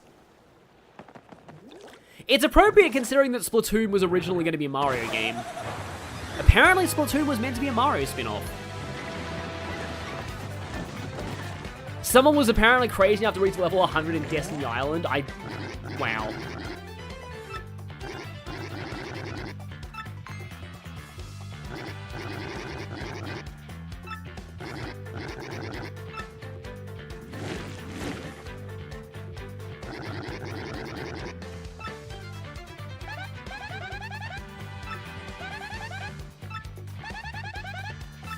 Oh, you can put Goomba in front as well. This battle is inevitable, so I called him Goomba. I should not have done that. That was dumb. That's like calling a person human. Okay, the tentacles are not separate targets. Good to know. Or at least, they're not separate tattles. That's a blooper, and a really super humongous one, too. Ew, it's all slimy. I totally can't stand slimy, nasty, icky things. Gross. Gross. I like it when tutorial characters have, like, or like, you know, enemy scan characters have personality. Max HP is 12, attack is 1, and defense is 0. It attacks with tentacles and ink. Once you damage both the tentacles, it will fall down, and then it's attack time. By the way, the tentacles each have 3 HP. Now relax and make seafood out of that nasty, slimy blooper. Yeah, you're not one for Goomba prejudice, but yeah, be prejudiced against bloopers all the time. I mean, bloopers are never really portrayed as sapient in any Mario game, so I guess it's okay. Well, I mean, this one probably is that can talk.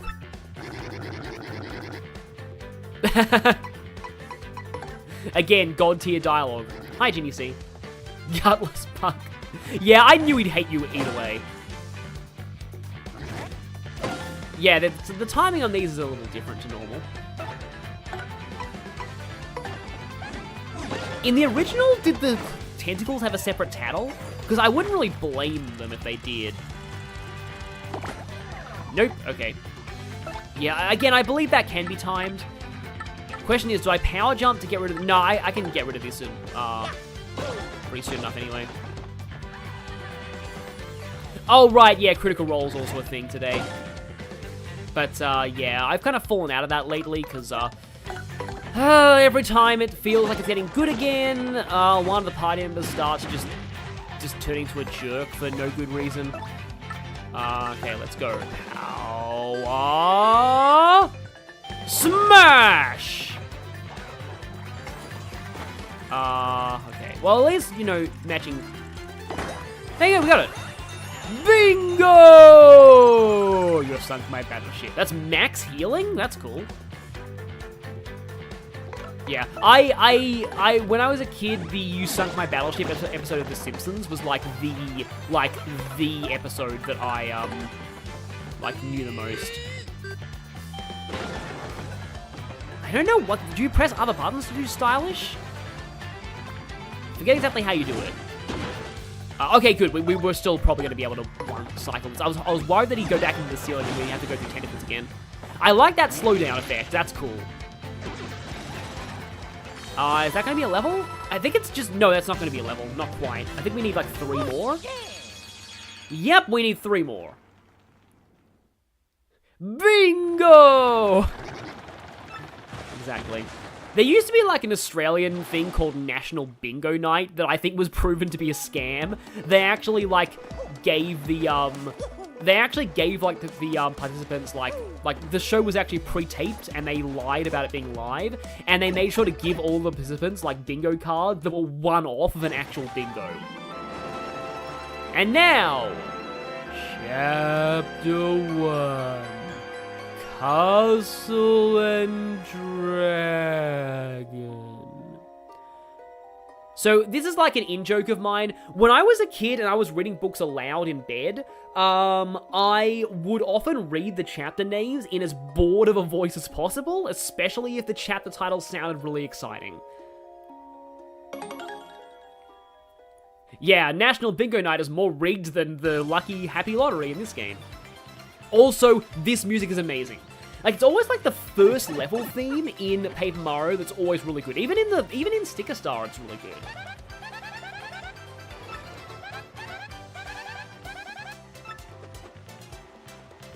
So yeah, this music is pretty cool. I love this. Yep, bingo scams were not on the list of things. Well, I mean, yeah, this game is a scam lottery. And now the music is being interrupted because Big Dragon, or as we like to call them, Hoko Saba. Meet Hoko Saba, our villain for this chapter. I don't know how that translation got Hoko Saba.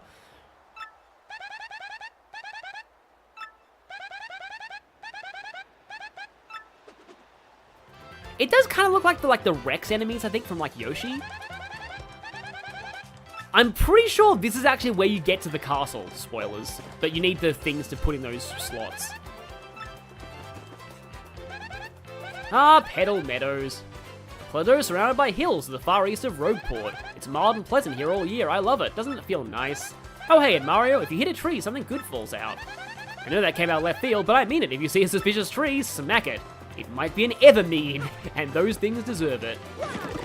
Yeah, like I said earlier, they love giving you mushrooms just everywhere. Sometimes you can like flip trees over completely if you keep hammering them, I think.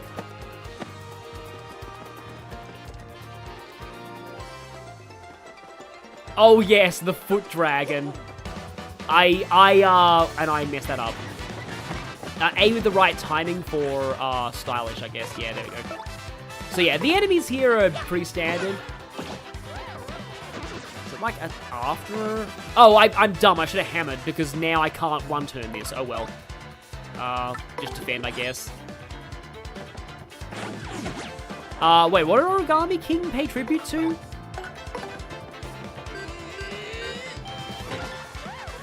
Yes, everyone has now concluded that Hokosaba is the foot dragon. I would say the other word that starts with F, but this is a Mario stream, so I want to keep things family friendly. Yeah, I love the way level ups are handled. That like it's like you go in front of the curtain and take a bow. So yeah, normally BP is the best stat by far, but I kind of want more FP, especially since we get more move with partners, I think. And we get fully healed with level up. I love RPGs that fully heal you when you level up. Like, that's always cool to me. A at the height of your jump after an action command. Yeah, okay, to do stylish. I believe red things are always badges. When Mario is at 5 HP below battle, sometimes foes will sometimes miss. I believe that's the lucky thing, or the okay, badges. Close call. I have exactly enough BP to equip all of them. Hello, Goomba. There we go. Yeah, I do personally like a good RPG that heals you. Like a Dragon, Yakuza Like a Dragon. Speaking of keeping you say, there we go, there's stylish. Speaking of family friendly, I've been playing Yakuza Like a Dragon lately, and that game's doubly generous because it fully heals you on both a regular level up and a job level up. So yeah, you get 2 chances to heal.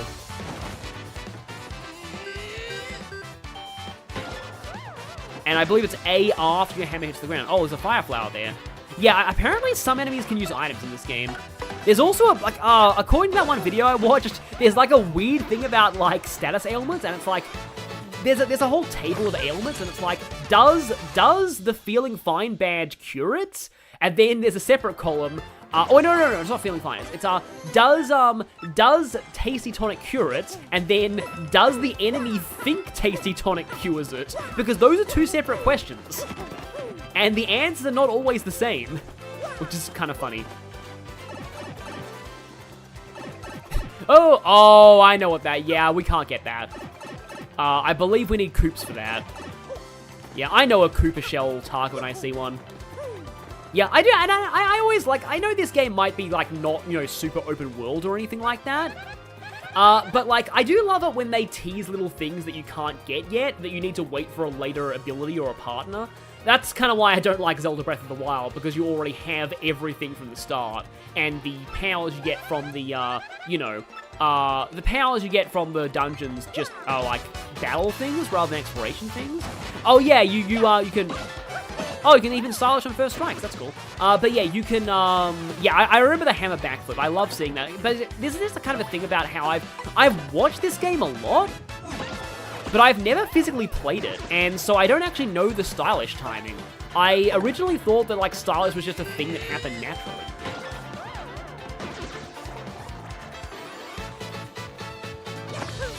Yeah, it's just, some people don't like backtracking, but like in Metroid and Zelda, I've always enjoyed it personally. Just that whole thing of like, oh, look at this. This is something that we can't do yet. Maybe if we get a new partner, I knew that would happen.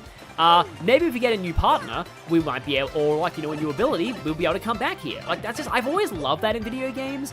Zelda Oracle of Ages did that a lot. Like, you'll see something and it's like, oh, what the heck is this? Like, how the heck can I interact with this? I love how this is a flip book. That's amazing. And then you get something later, and it's like, oh, that's how I can interact with it. Yeah, I knew there'd be something more if he kept going. I mean, yeah, Rivali's Gale helps with exploring, I guess, but I got that last because the Rito area was, like, the furthest from the start, but you're supposed to, like, do the Rito area second, I think? Goombella's Starch and Headbonk is to press A before she jumps. Yeah, it's all different timing, I guess. That's interesting. Somebody's going to bed, apparently, so yeah, I'll say sleep well. Also, this music is still great. Yeah, another 5. Yeah, they do throw items at you a lot. I think you're encouraged to use your items, like, so that you don't run out of inventory. I'm guessing this is Petalburg? Yep, welcome to Petalburg! You know, the funny thing about this is, by sheer coincidence, this game has a location with the same name as a location from Pokemon Ruby and Sapphire. And they came out around the same time, too.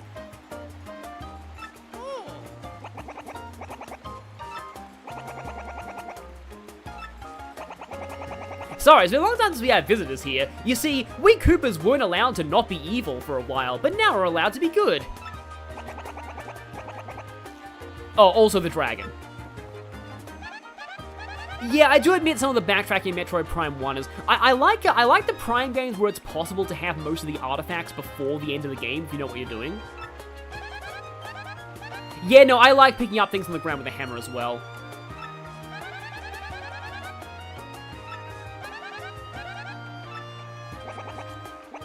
Yeah, Norman might be in this city.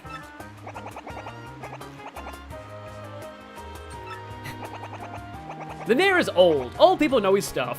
Koopas... Oh, no. Hey, Koopas of his age are really smart. Clearly you haven't met Koopa Koop from the first game.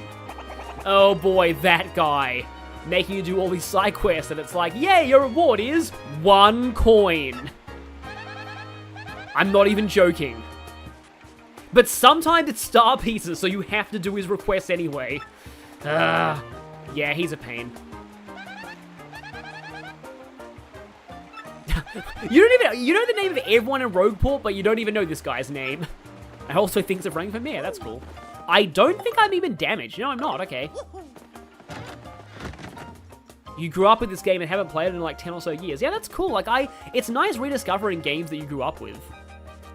So I almost grew up with this game. I had the choice of either this game or Metroid Prime 2, and I chose Prime 2, so I never got to play it. So now we're finally exploring the alternate timeline where I played this game. Because I used to avoid this game because I was like, oh, all the fans say this game is the best game ever. Oh, hey, the bulbs from the first game. That's cool. And then it's like I'd inevitably be disappointed if I played it. And then it turns out that yeah. It's also, that sprite's new. That's cool.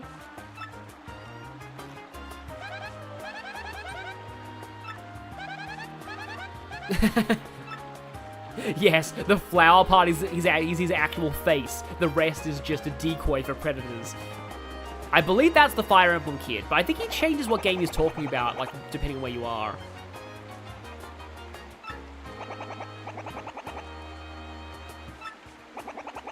I like how it's Koopa sounds as well. When did that become the official Koopa sound, by the way? I've been playing a lot of GBA games lately. There's this one game I just absolutely lose. It's called Fire Emblem! Yes! Here we go, applause! Applause for Fire Emblem references. Yep, they did this because this game is Intelligent Systems. So yeah. Oh no! Oh no, I just saw somebody in the background. Oh no! Oh, wow, that's a weird coincidence. When I was a kid, I used to describe units in Fire Emblem that I liked as rocking my socks. So I would say that Lewin rocked my socks, or it said did. It's such a weird coincidence, huh? Yep, Fire Emblem Toad, let's go. He changes dialogue every chapter, yeah.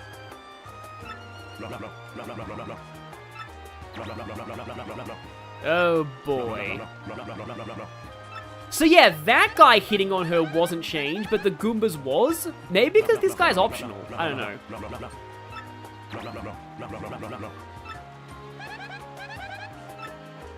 Yeah, so it's a little weird. I don't know why they censored that one, but not that.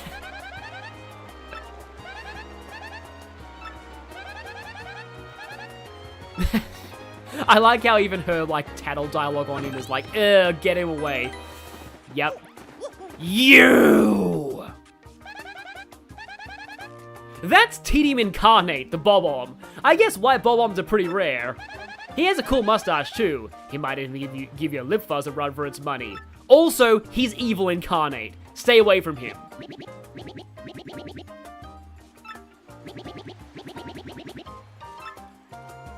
I feel bad for him being sad, but still. I really hope they actually... Like, this is the one part of the game that I hope they would have changed. Because this part of the game is just like, no. Yep, Dupree and General White on the same screen. 2 bad NPCs in one area. Now we just need... And there's a Peach simp as well. Now we just need Kenji and Nozomi, and then it's complete.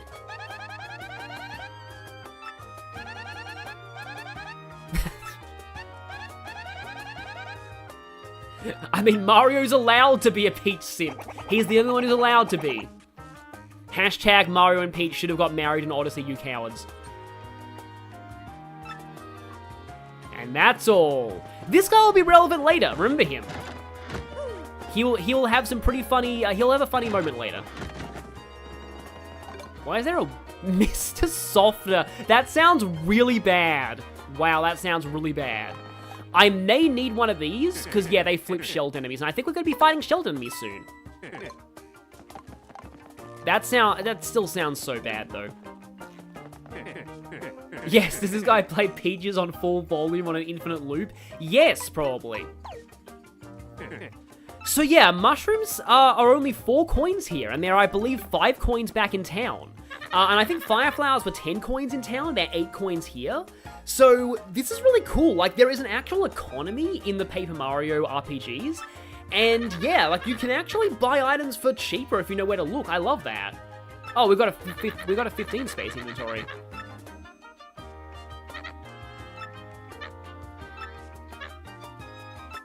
Yeah, power blocks, I'll get another power block. They're pretty useful.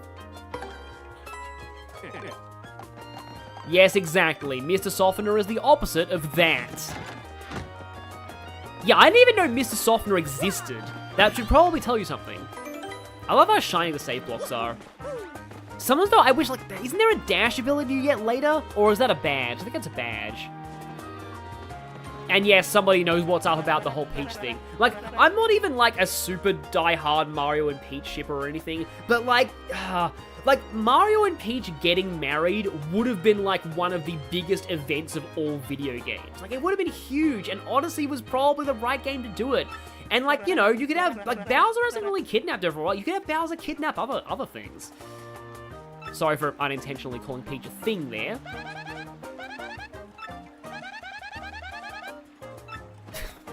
Wow, yeah, you don't like... Oh, there's Kookoopy. Hi, Kookoopy. Well, I mean, Goobella forgets your name, so yeah. Oh no, a generic Toad. Rare generic Toad in this game.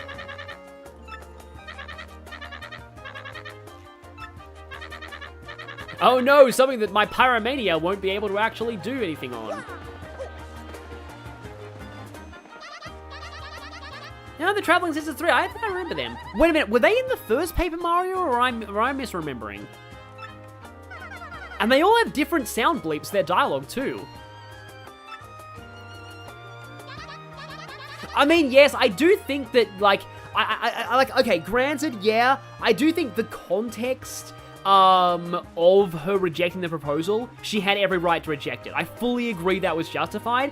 I more meant if the ending was completely different. If the ending was totally different, like, I could see it happening. Also, one of you is like one of those Hooktail did nothing wrong people, clearly. Well, at least you're not as much of a jerk about it as Kent C. Cooper, who either challenged you to a super boss or makes you pay money.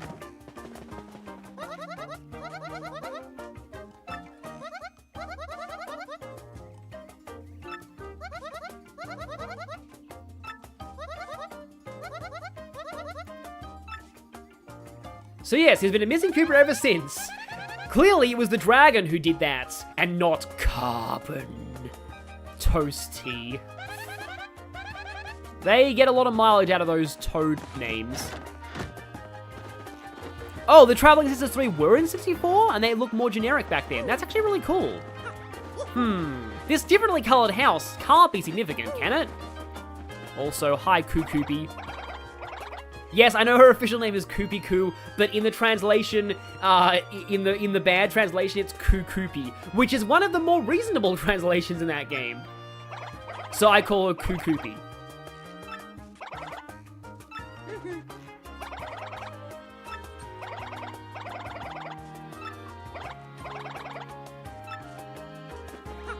So yes, welcome to Dysfunctional Relationships 101.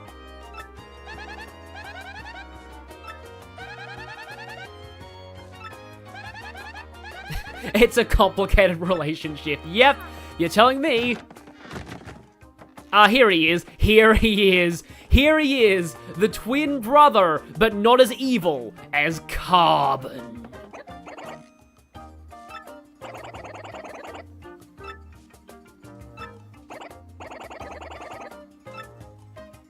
And that's all you have to say. At least he's not saying, I want to end my father. Him.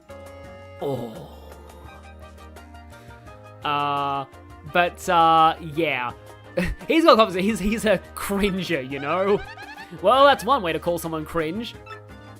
Yes, I wonder why. It's not like his dad went off to fight Hooktail and, you know, is dead. Yep.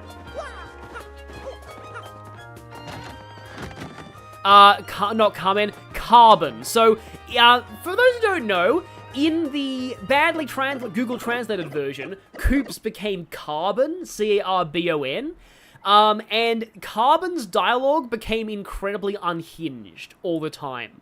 Like for some reason, he became this nihilistic psychopath who wanted to kill all fathers in the world.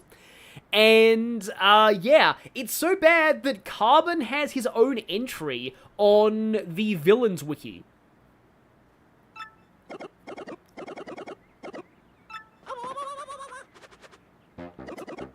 So those photos like the mayor and his wife when they were younger? And considering we can't see a wife anymore, that implies something.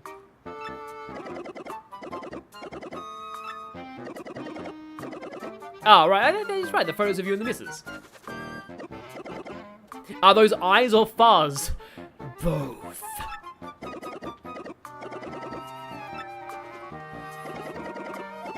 Like, I'm not sure exactly how a reptile even gets facial hair, but I won't question it.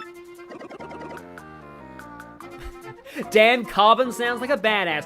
Oh, trust me, definitely, I know it has a lot of swearing, but look up Book of Mario Thousands of Doors. It's hilarious. It basically runs this game through, like, 5 layers of Google Translate, and the plot goes into some very, very, very fever dream directions. It's amazing. It's one of the funniest things I've ever seen, legitimately. Like, I was crying with laughter at some of it.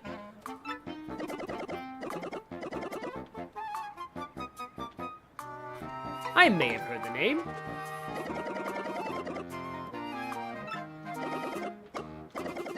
Are you reckless fools? Are you gallant enough to rough her up?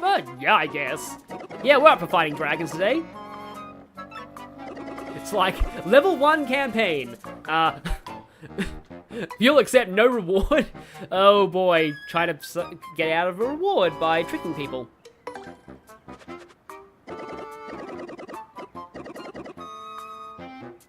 So is Carbon the Virgil to Koops' Dante? I guess. I'm sorry, wait, Sun Asian, have you seriously not heard of Book of Mario Thousands of Doors? If you haven't, definitely watch it, it's amazing. Yeah, like, it's weird, like, for some reason the fan translation had this not fan translation, the Google Translate created this really dark subplot with Mario that actually had foreshadowing to it as well. Yeah, it's like the Sonic fan does, but unlike them, it's actual Google Translate. Yes, we're Murphy now. Is Murphy better than Gonzalez? That'll be later. Oh, it's just a shame. We'd be probably Schwonk Fortress. Oh, yeah.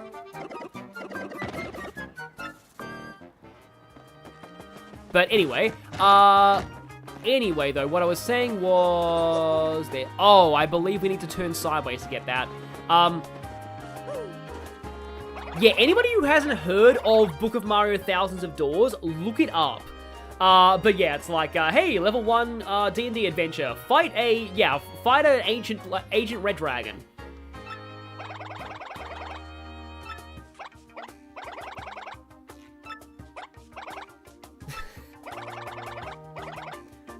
Oh, great. She's a tsundere. Right. Yeah, Book of Mario is very much like just drugs. She eats people often. Again, god tier dialogue. So I forget when he joins you. It's probably soon-ish. But yeah, so what I was saying is I probably won't reach it on stream today, but Chapter 3 is my favorite chapter. And in fact, it's one of my favorite moments in any RPG. I don't know, I love, like, tournament arcs in turn-based RPGs for some reason. Yes, indeed, experience has returned, finally. The great Gonzalez with his hard mode bonuses and 42 HP level. Gonzalez is one of my favorite characters in Fire Emblem 6. I guess he joined you now, then. Mario gets wrong named by at least one person per chapter. Yeah, it's a running gag. Who is it who calls him Luigi, though? Yeah, I agree. Chapter 3 is peak. Now I probably have to stream Chapter 3. Chapter 3 is really, like, I love Chapter 3.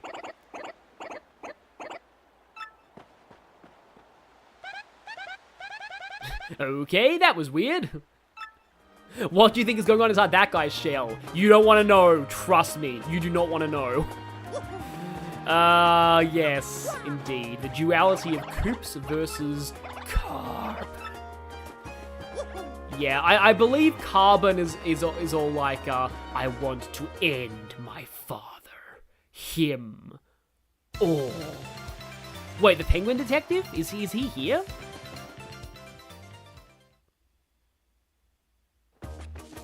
Oh, no, wait, he's the one who calls Mario Luigi. Yeah, that makes sense.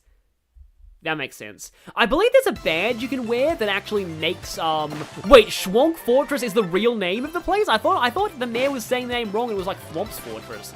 But yeah, so I believe there's a badge that makes you look like Luigi, like that gives you Luigi's color scheme. Oh, apparently they did address the backtracking issue in Chapter 4. OP. But, there's apparently a badge that gives you Luigi's color scheme, and a badge that gives you Wario's color scheme.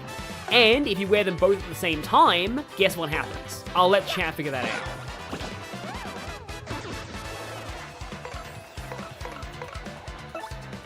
Yes, indeed, this is the trailer theme as well.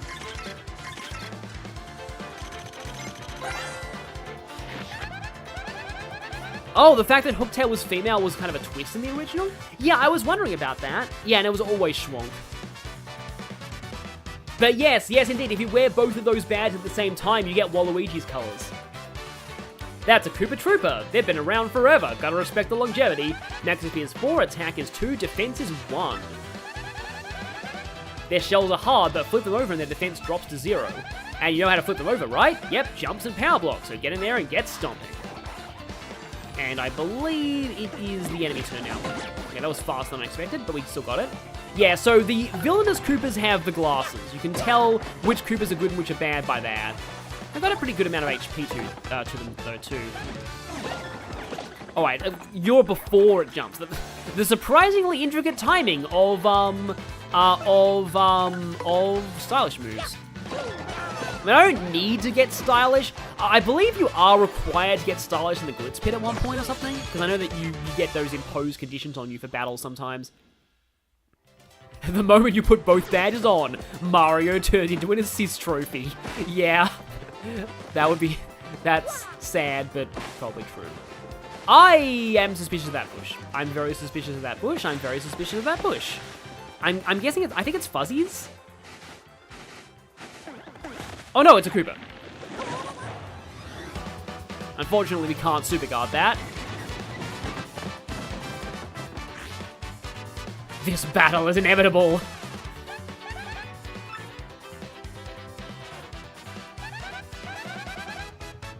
Okay.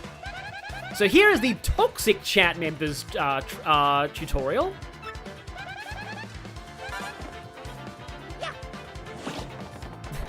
And what we do with toxic chat members is we ban them by jumping on them. So press X to eject audience members look like they're holding these. Unless they're Hammer Bros, in which case they will inevitably hit you if you mess up the commands. Yeah, Paper Luigi gets so dunked on. Yeah, I remember that thing about how there's an NPC, if you talk through Luigi's colors, he thinks he's meeting his hero. And then the real Luigi shows up later and gets bullied for being a bad cosplayer.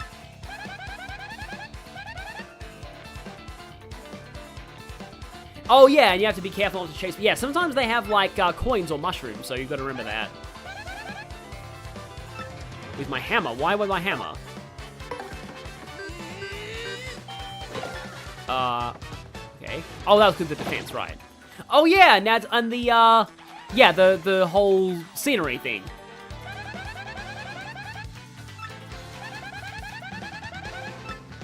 Yeah, some of the scenery, like, interactions can get a little weird, from what I remember. Ban Jump, the brother of the ban hammer in Mario's arsenal. Yeah, I wish we saw the event, like, so here's the thing, so I kind of experienced this game via, you know, a certain somebody, let's just say, who is kind of sad to talk about right now.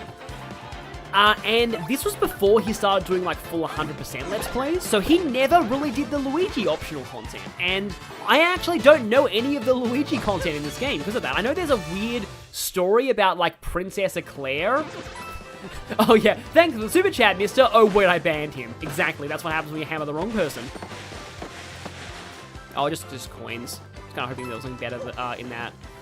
Hello, Mr. Goomba. So, was the spiked one that was effing Goomba? I think it was. I think it was the spiked one. I just love that. It's like it's like something Paragoom effing Goomba.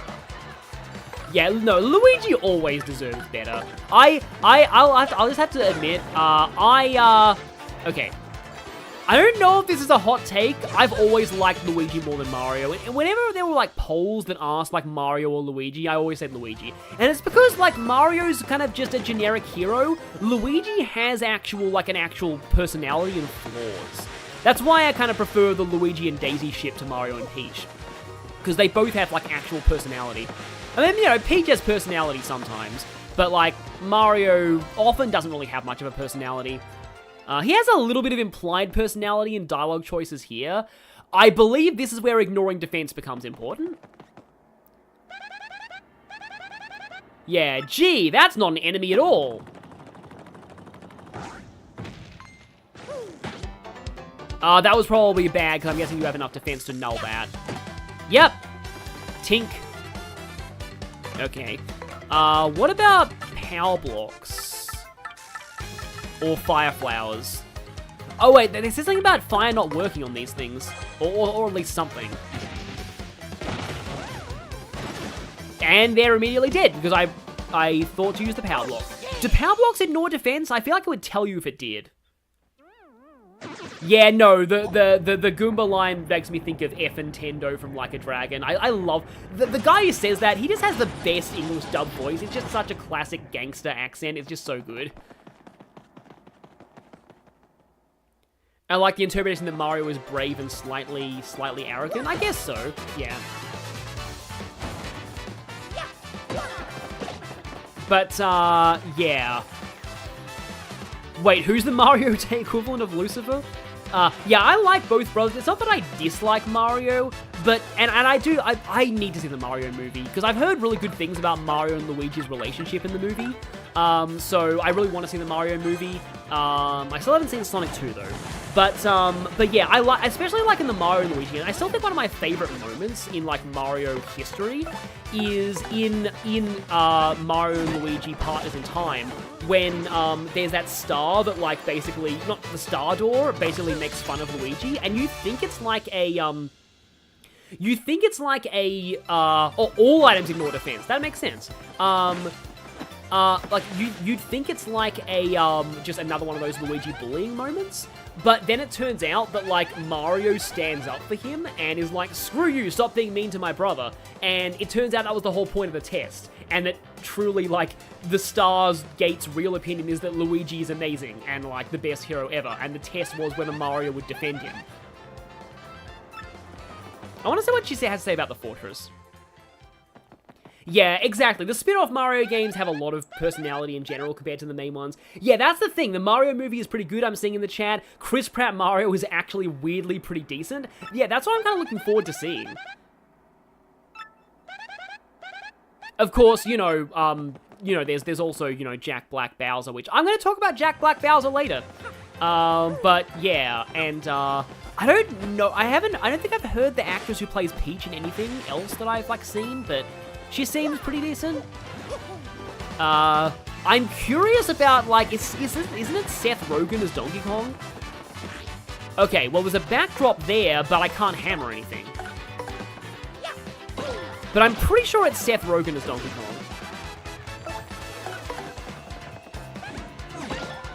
Who's Diddy Kong and Cranky Kong? Yeah, Mario and Luigi. Luigi is probably better than Paper Luigi, I think.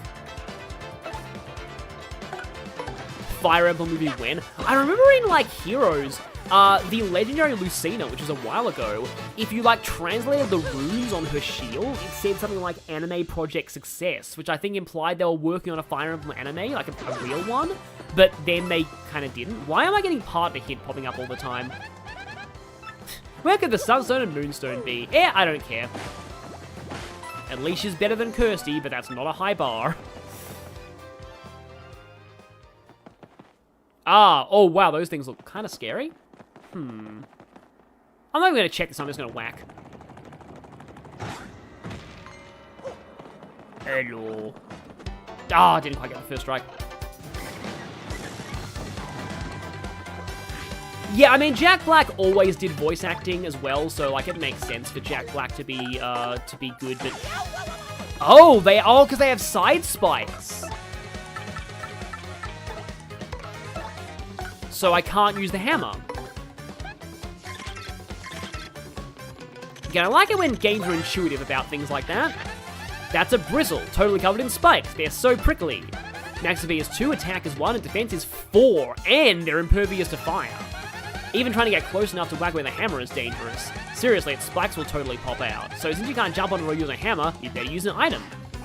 Yeah, so I'm guessing it's just power blocks or nothing.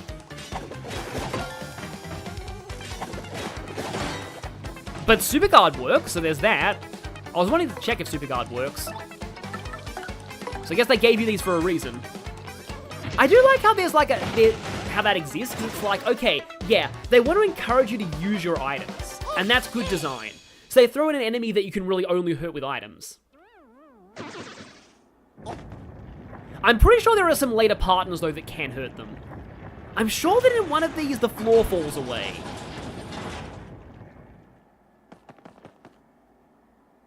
Yeah, that's why they put the power block outside there. But yeah, Super Guard also works. Yeah, so even this has a totally different, like, thing of, yeah.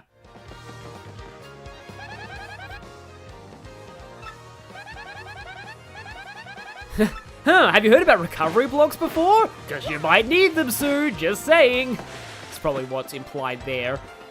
Sorry, I thought... Oh, you missed me, lol. I thought she was an item for a moment. Yeah, so it's like, because you have limited inventory space, it's kind of like just use your items while you can. And I guess just to show it off, yes indeed, partners can use items. Only have one fire flower left though. But I mean, considering that a lot of enemies in this chapter seem to be immune to fire, well at least one is.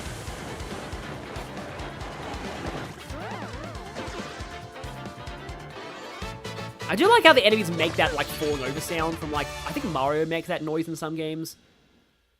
Super Guard ignores defense, but not all attacks will do 1 damage if you Super Guard, okay. Hey, we made a profit on it. Well, not made a profit. We made back our Fire Flower. Also, I just noticed an item down there, I think. Yeah, enemies can use items too, I know that. I just, like, I beat those enemies before they could. However, I see an opportunity, I think, to cave in the scenery.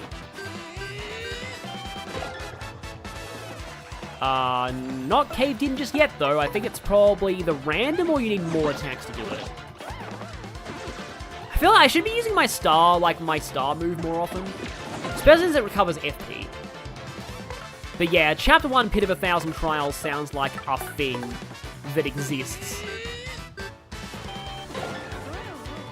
Be funny if the scenery fell then. It's like, oh, now it falls.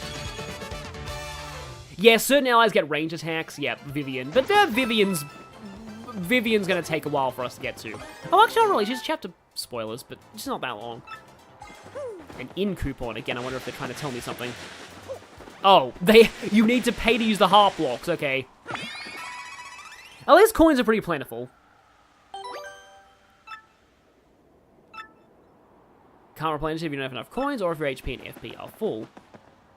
Yeah, some of these have badges too. The scenery falling is random. Okay. I remember this.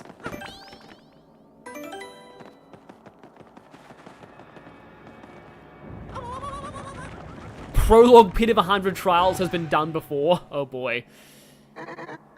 You're the first contestant I've seen in a while. You must want the Sun and Moonstones, and if that's the case, you'll have to travel forward in time because those games weren't released back then. If you win, I'll let you go through with the... Speaking of Sun and Moonstones, though, yeah, this reminds me of that thing in, like, Sun and Moon where there's an NPC who wants to see Pokemon that have Sol and Lu in their names, and you're like, oh, it's Solgaleo and Lunala, right? Nope, it's Lunatone and Solrock because the game is a troll.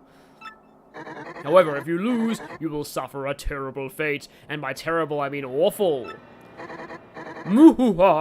So, what do you want to do? Now, I remember this in the original. This used to terrify me because I thought this would be an instant game over. I think he just sends enemies on you if you fail. So I kind of want to see what happens if you fail just, you know, just out of curiosity. But I don't know if I should fail on purpose. I did save, though. You're in for it now.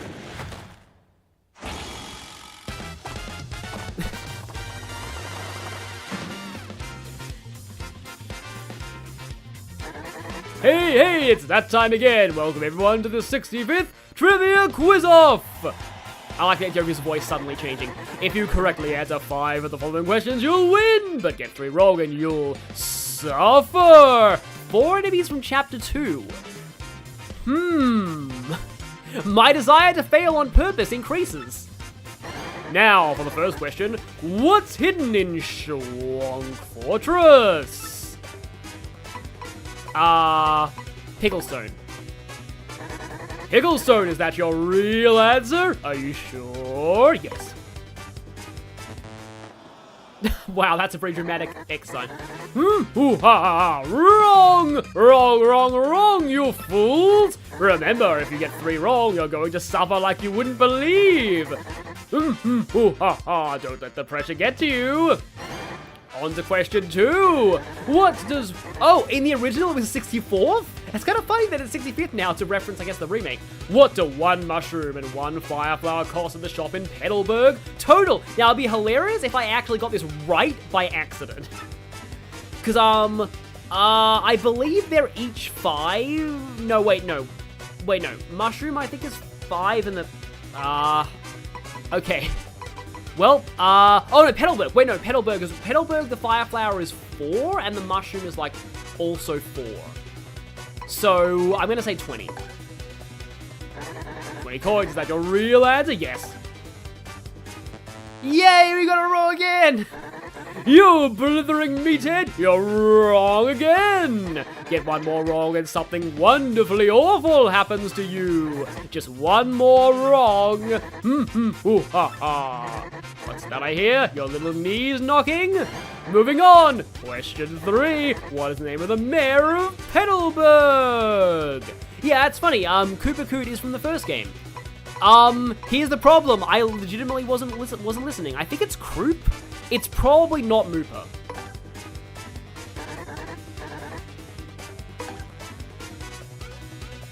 Yay! Wrong. So wrong it hurts. That's 3 wrongs. How awful for you.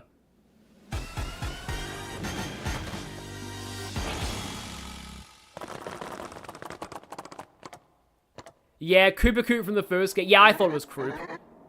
Ooh, ha, ha, time for the pain game. He's back to the Thwomp voice. It'll be nice. Beat these guys and I'll let you pass, but you can't possibly do it. Best of luck, blockhead. Ooh, ha, ha. Oh, you don't get a chance at first strike. That's scripted. How many power blocks do I have? At least they'll give me an early Tattle. But yeah, this could go horribly wrong. I do have my special, though. I have 3 power blocks. I should be okay. I don't want to speak too soon. Okay. Oh, yeah. Well, I guess that was the horrible pain game torture. To be honest, though, I kind of wish your partner's leveled up, too. Because, like, that's how it is in Mario RPG, and I love the different poses they give on those screens. I think I'm going to go BP this time. You can kind of afford to stay at 10 HP for a while, especially if you're good with action commands. Yay, you failed! Yeah, that was way easier than I thought. What? How? It can't be! How did you defeat my cute little class? He's gone back into the game that show announcer personality. Fine, whatever, you could pass. But I despise you. Yep, you blinked and missed it. I'll get a chance to Tattle later. Probably. If not, I'll go to the trash can. But I'm pretty sure they're from a later chapter, so yeah. Yeah, I love Mallow's pose. Like I like it when the partners level up in Mario RPGs. Yeah, you level up with Shine Sprites in this one, but I wish it happened in battle. Oh wow, we're actually in water. Also, that's a badge. Good thing I just upgraded my BP. Oh yeah, multi-bounce, nice. Is it? I don't know if this is broken or not, but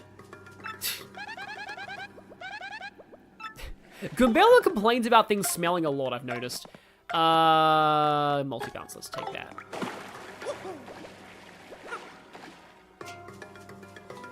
Yeah, we'll encounter them again. Oh, now there's the fuzzies. I remember there being kind of a fun... Oh no, the funny fuzzy battle was in the first game. So yeah, hello there, fuzzies. In a lot of games, these things are weak to fire, but I don't think that's true here. Okay, they didn't die to one jump. Kind of surprising.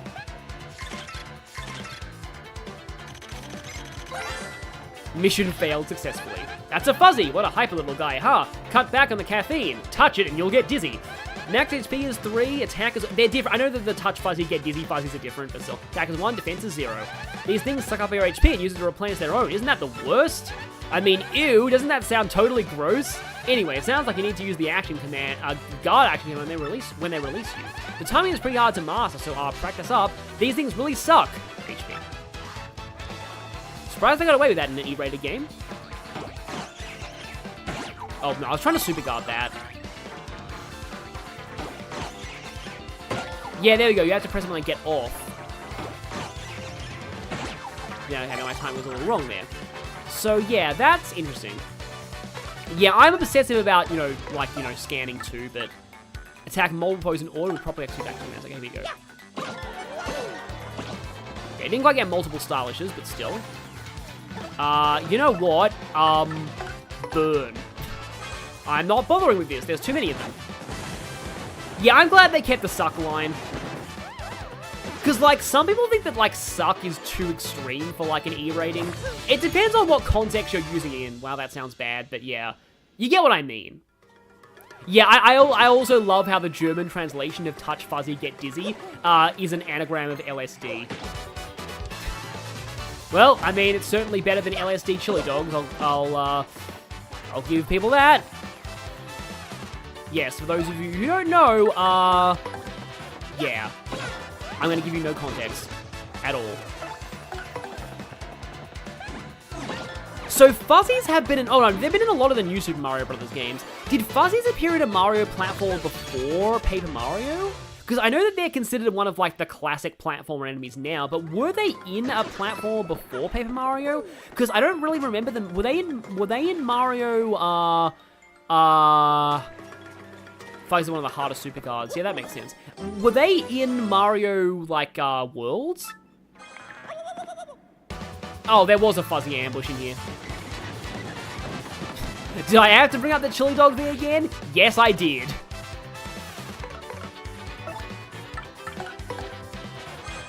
Oh, they were in Super Mario World. Good to know. I have not played Super Mario World, so that would explain it. Oh, I should have done it with Goombella and then use multi-bounce with Mario. Oh, well, I know that for next time then.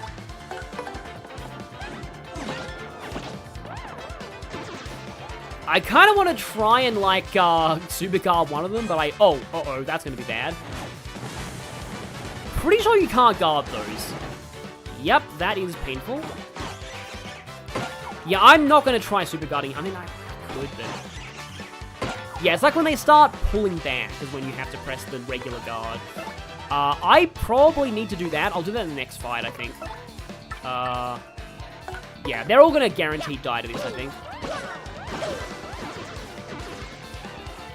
I have not seen the Great Mission to Rescue Princess Peach. I've heard that everybody hates it because it ends with Peach having a fiance, and yeah, nobody likes that. But yeah, I did see Nostalgia Critic doing a video. This was back when I still watched him. Doing a video on it, and he was doing like a video on a fan dub of it. Weirdly enough.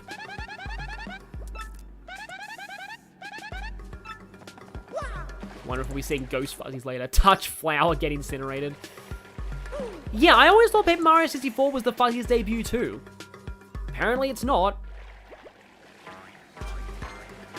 Oh, and I pressed the wrong button. I know I must be thinking of a different game that has like an action command with the Y button. But okay then. Oh yeah, I promised I'd do this. Yeah, the old anime movie. Yeah, it's weird.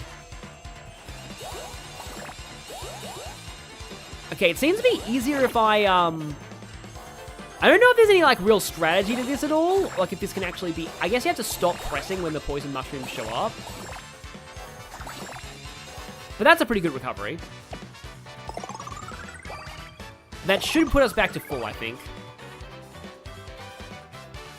Of all people, Nostalgia Critic was someone you were not expecting to hear. Yeah, it's weird. I used to watch some of his stuff.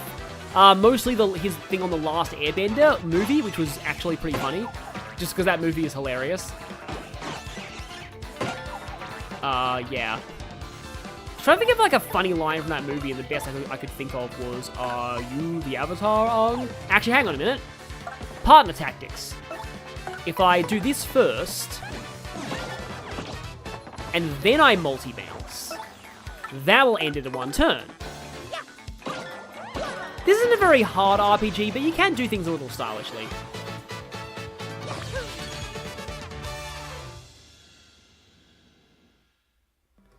Why they make... Because the poison mushroom was always green in Paper Mario. It was only purple in the other Mario games.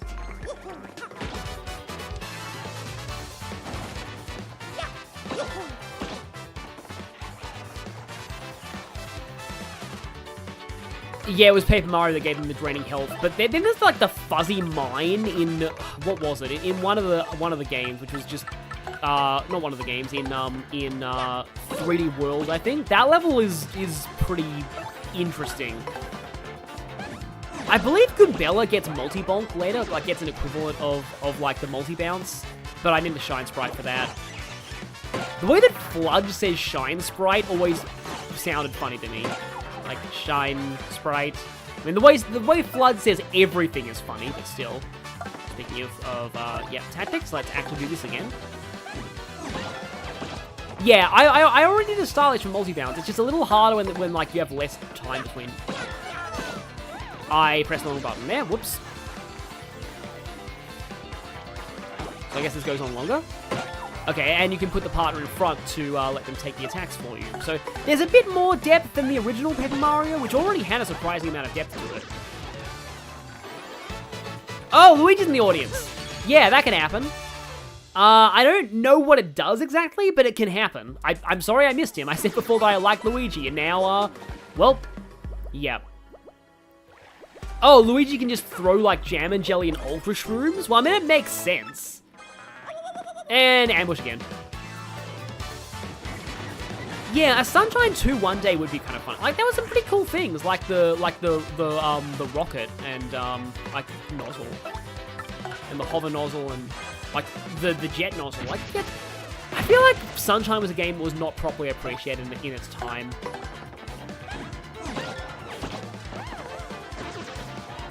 Luigi has a higher chance of throwing really good items. That makes sense. Oh, great. That Fuzzy's going to fire flower us, isn't it? Yeah, so this is where that thing comes into play about, like, does the enemy think that, Tasty Tonic cures certain ailments? Because there are some ailments that Tasty Tonic doesn't cure, but the enemy thinks it cures. It's really awkward. Oh, I've got enough star power for that now, but I kind of want to use a multi-bounce. It only does 1 to each, though, so it is a bit of a trade-off.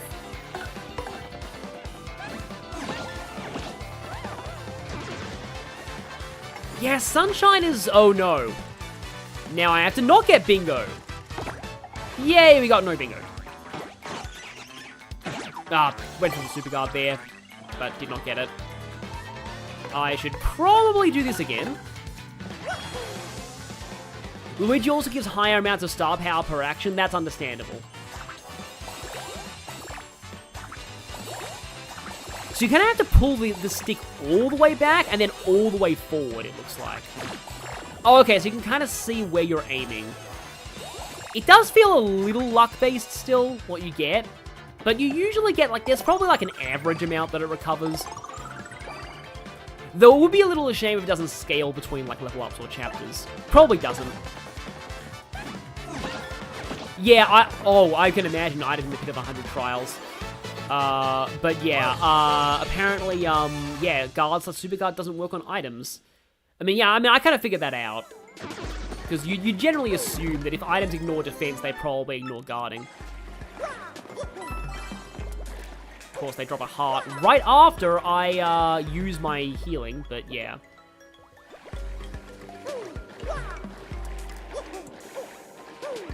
So yes, now we have both of these, so it's time to move on to the next part of this chapter, which is the castle itself. However, I think... Oh! Mjork! Hey, you suspicious types. This is our place, and coming in here is rude, rude, rude. Sorry, suckers. If you want a warm welcome, too bad. Now I lunch on your head! That's a good line, too. This is Paper Mario has amazing dialogue, again. Getting a shooting star from Luigi is one of the big safety strats for a pre-Hooktail Pit of 100 Trials. Okay, I definitely need to tattle you. Gonna make sure to actually put your turn first while I do that. Sweet Treat maxes out at 7 HP for both characters and 8 FP, which by this game's standards is massive. Okay, yeah. That's a gold fuzzy. Whoa, those are super rare. I'm serious. Wow. Max XP is 10, attack is 1, defense is 0. Oh, but hey, even though it's a fuzzy, it won't suck your HP, which is nice. I have to wonder, though, how does this thing hide? Look at it, it's so gaudy. I mean, at least it's not like the gold beanies. I guess I can do a power jump. Didn't get the stylish there, unfortunately. Me, oof. Hey, your chops are tougher than you look. But I'm not through yet. Everyone, get him. I knew it would summon reinforcements. Okay. Yeah, once again, this is another one of those moments of, hey, look at us. We have better processing power now. We're on the GameCube.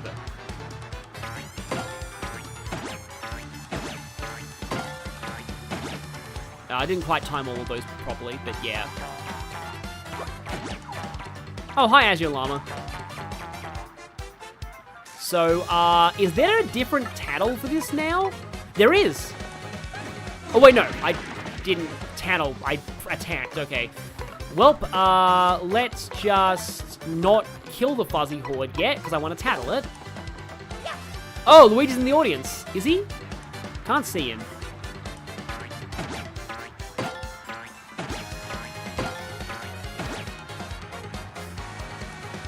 Yeah, exactly. Enemy spam. This is a funny fight. Okay, but, and now we tattle the fuzzy horde.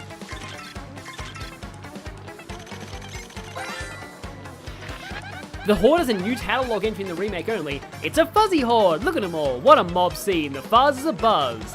Max XP is 20. Attack is 1. Defense is 0. Fuzzies come at you all at once and attack in order. Stay here. It says here not to freak out. It also says if you use good timing to defend, you won't take much damage. I'm thinking it might be faster to just whip the ringleader though, you know? Yeah, that would make sense that they would all go away if you beat him. Unfortunately, I can't finish this turn, I don't think. So I think I'll just use a normal jump. Because I don't have Goombella's turn. Stylish move of power jump is before you hit. Yeah, there's a lot of guide dang-its in stylish moves, aren't there?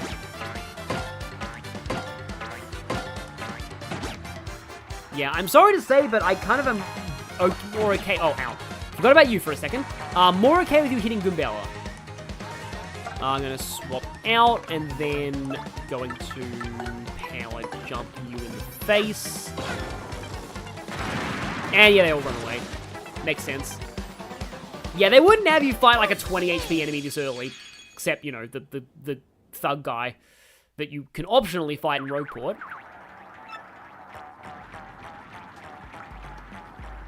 There they all... Oh, it's still... you still have control. That's cool. Because again, that's also another one of those things about being on GameCube. Luigi's Mansion 2 HD. I'm kind of glad that it's actually called Luigi's Mansion 2 now. Because it was called that in Japanese. But also, yeah, I'm glad more people get to play that. I'm not a total fan of the way they changed the, Oh, right. We actually have email in this game.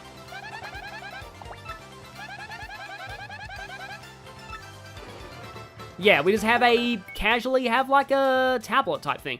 But yeah, like, I'm not a huge fan of like the way they changed the gameplay loop in, Dark Moon. It kind of worked for a portable game, though. Oh, he just summons the Horde again if you kill it? Yeah, that makes sense. Professor Franklin here in E-form.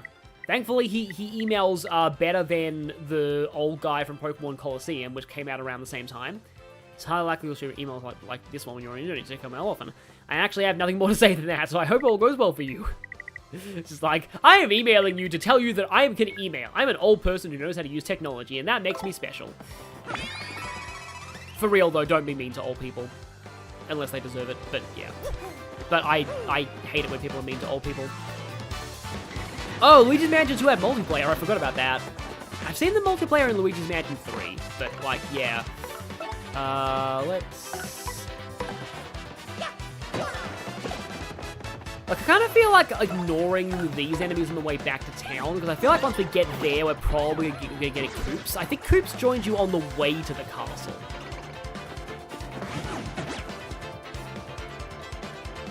Yeah, like I said in the Sonic stream, I have fond memories of a lot of games that had multiplayer back in the day.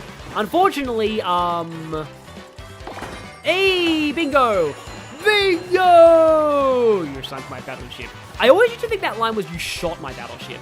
But yeah. Oh, your star power is full. It already is. Well. But, yeah, like, it's harder for, like, handheld games because everybody needed a DS, so, yeah, I already said it, again, in a Sonic stream, actually, that I got punished out of playing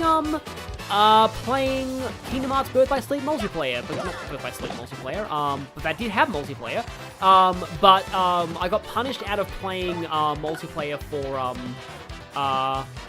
oh, you can only hammer the front enemy, it looks like? That kind of makes sense, but yeah. Because everybody else in my anime club was using pirated copies that weren't compatible with my version. Well, thank you, Stage Light. You can't actually attack, though, so, I mean... Pointless appeal, yay!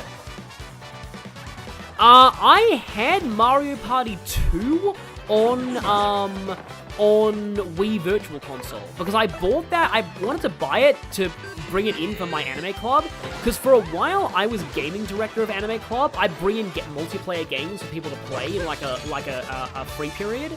That was always great. Like we had like a 1 hour free period that I picked out, and people would come and I'd bring in a different game every week. I was inspired by somebody who did it in my first year, and one of the times I was like, you know what, let's do Mario Party, that'll be fun. So I bought Mario Party 2 on Wii Virtual Console. The Goombella simps are happy with that appeal. I played that on Wii Virtual Console, and it was cool, and that's actually how I discovered the Runaway Guides. Because I wanted to look up, like, playthroughs of Mario Party 2, and I found one, and I was like, oh, hey, there's this, and, yeah. At the time, I liked the Runaway guys more than any of their solo channels, except Proton John, but then he just didn't upload. So, yeah.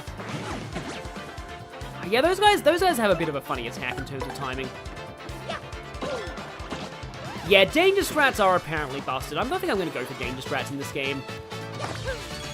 Yeah. The Birthplace Sim multiplayer I was talking about was where you could fight certain bosses. Like, I believe No Heart was meant to be a multiplayer fight, which explains why he's so hard. Wow, you guys are fast. At least I can guard that. I could have Uno reversed and gone for a super guard, but nope. I said I would avoid the enemies on the way back to town, and it turns out that I'm not, because, yeah. Unless I can get you both down. Don't, unless I use, like, an item, which I probably should, because, again, limited inventory space. Oh, if they make a Luigi's Mansion movie, how they handle Gooigi, because he's both simple and complex. I mean, I guess, like, why does Gooigi have one of the most elaborate backstories in the series? I don't even know that. The moment you heard Mario Party and thought it could be fun, you could feel the dread of 1,000 broken friendships. Pit of 1,000 broken friendships. Yeah, that's the Mario Party pit. Like, it was honestly, like, it's fun. Like, as long as you don't take it too seriously, Mario Party is pretty fun. I keep pressing the Y button to hammer. Why do I do that? I feel like it's muscle memory from something, but I don't know what. Like, it's an RPG. Oh, I know what it is. It's the sword button in Persona 3 Reload. I'm like, okay, I'm using a weapon to first strike enemies. I need to press square, but it's not square because I'm playing a Nintendo game. So it's the B button. That's what I'm doing. I've got Persona muscle memory. I feel better now. Could have gone chaotic evil and brought Mario Party 1 to the anime club. Oh boy. Thankfully, I didn't buy Mario Party 1. I think they toned down the control stick spinning minigames in the ports. Because seriously, like, it's just, like, yeah. Those were so bad that Nintendo actually had to give out free gloves. Free gloves. So that people, you know, wow, you guys are fast. I don't know if links work in chat, Purple Star. You can try. But, like, so that people, you know, so people wouldn't get blisters on their hands. It was pretty awful. The final floor of that pit is broken N64 analog sticks and bleeding palms. Exactly. Oh wait, hang on. Summation. Hey guys, who wants to hear a story about how I accidentally rage quit a Mario Party game by sitting on my controller? Yes, we want to hear that. Yeah, yeah, that's it. They didn't let you get Mario Party 1 digitally because they didn't want to get sued again, I feel. And we level up again. I kind of lose track of what level we are officially. So I went for BP before. I'm kind of okay on FP for now, I think. So I'm going to take BP. It is going to be a while before I take HP. Like, you better believe it's going to be a while before I take HP. And that could be bad. I know that some enemies do a lot of damage later. Oh, hey, Radiant Hero Ira Chloe just replayed Mario 64. That's cool. I only played Mario 64 DS, but I like it. It's a good Mario game. And yeah, definitely, like, I didn't really realize how innovative it was at the time, though, because, like, it was one of the first games where you could control a camera. Thank you for registering with, wait, do we really want to sign up for Rogueport's mailing service? Frankly, why'd you refer us to the Town of Criminals, mailing service? Okay, well, I guess that's happening. Hello, Kookubi.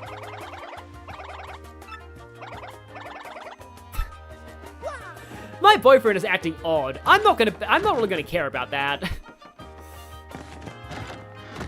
Yes, again, their relationship is very dysfunctional.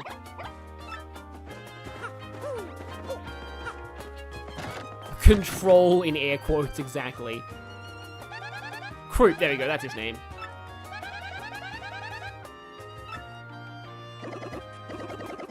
Oh, a Dogapon, yes, that is indeed something. And now we are Murphy to this guy for the rest of our lives. Yes, I wonder where the pipe that leads to Hooktail's castle is. It certainly couldn't have been that rock that looks suspiciously like a pipe or anything. Wait, there's more. Okay, here we go. As you were sitting on my chair again, I didn't realize my controller was still there, and somehow the prompt for quit game popped up, and I got up, it somehow picked yes. Okay.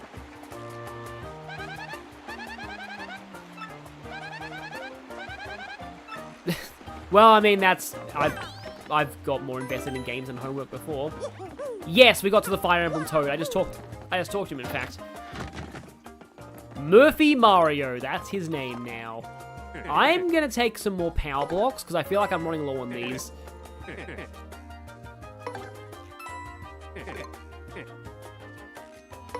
I mean, we'll probably get more. Oh yeah, and it actually is 12 coins, because the Fire Flowers cost 8. I believe they cost 10 back in town. It wouldn't be until Halloween that we learned that Mario Party Superstars saves games if you quit, so you continued. Always save after buying new items. I'm so sorry. I know he's depressed, but I had to. That's for chapter 9, is it? Like, or 7. I think it's 7. Are there 8 chapters in this game? I forget if there's 8. I think there's 8 chapters. Okay, yeah, see you, Gamer Zorro.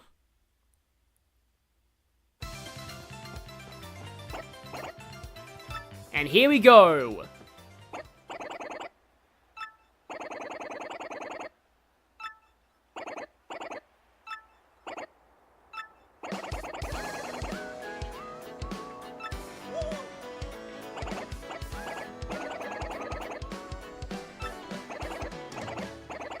Yeah, I believe this is the dialogue that got translated by Google Translate as, I want to end my father, him, all.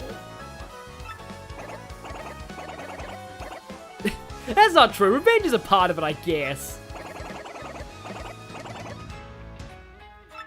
Oh yeah. Did this guy have a theme in the original?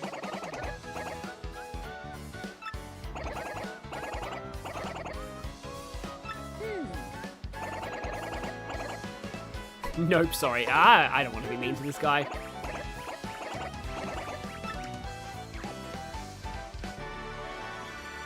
And we get another one of these amazing party intros!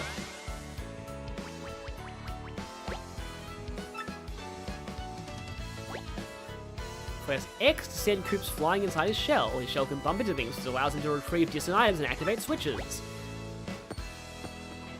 Let's send him flying for 1 coin. And this is why I didn't buy any of the shells at the store, because we basically have a living shell with us now for the future. Okay. Ah. Yeah, you can hold him in place and then he can hit things behind you. So, yeah, I guess Koops is his own theme now. You won't regret this equals, you'll regret everything. It's pretty cool if characters have themes now. Yeah, now I can move. And he can hit the switch. How's he with that hoodie on top of his shell? Hard work and determination.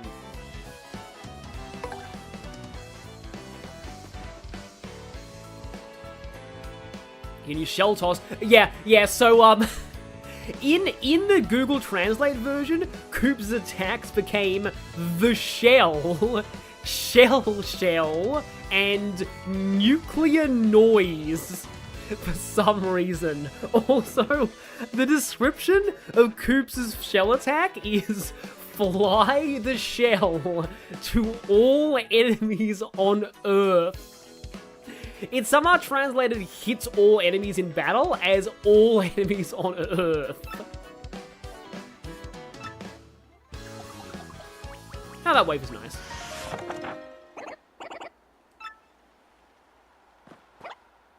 And here we go. It's dysfunctional relationship time.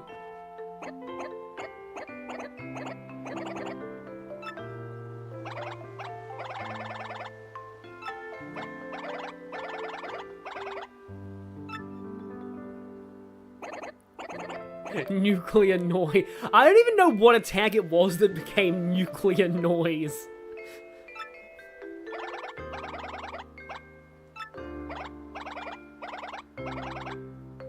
So what if you're timid and sort of a crybaby? I don't care about that.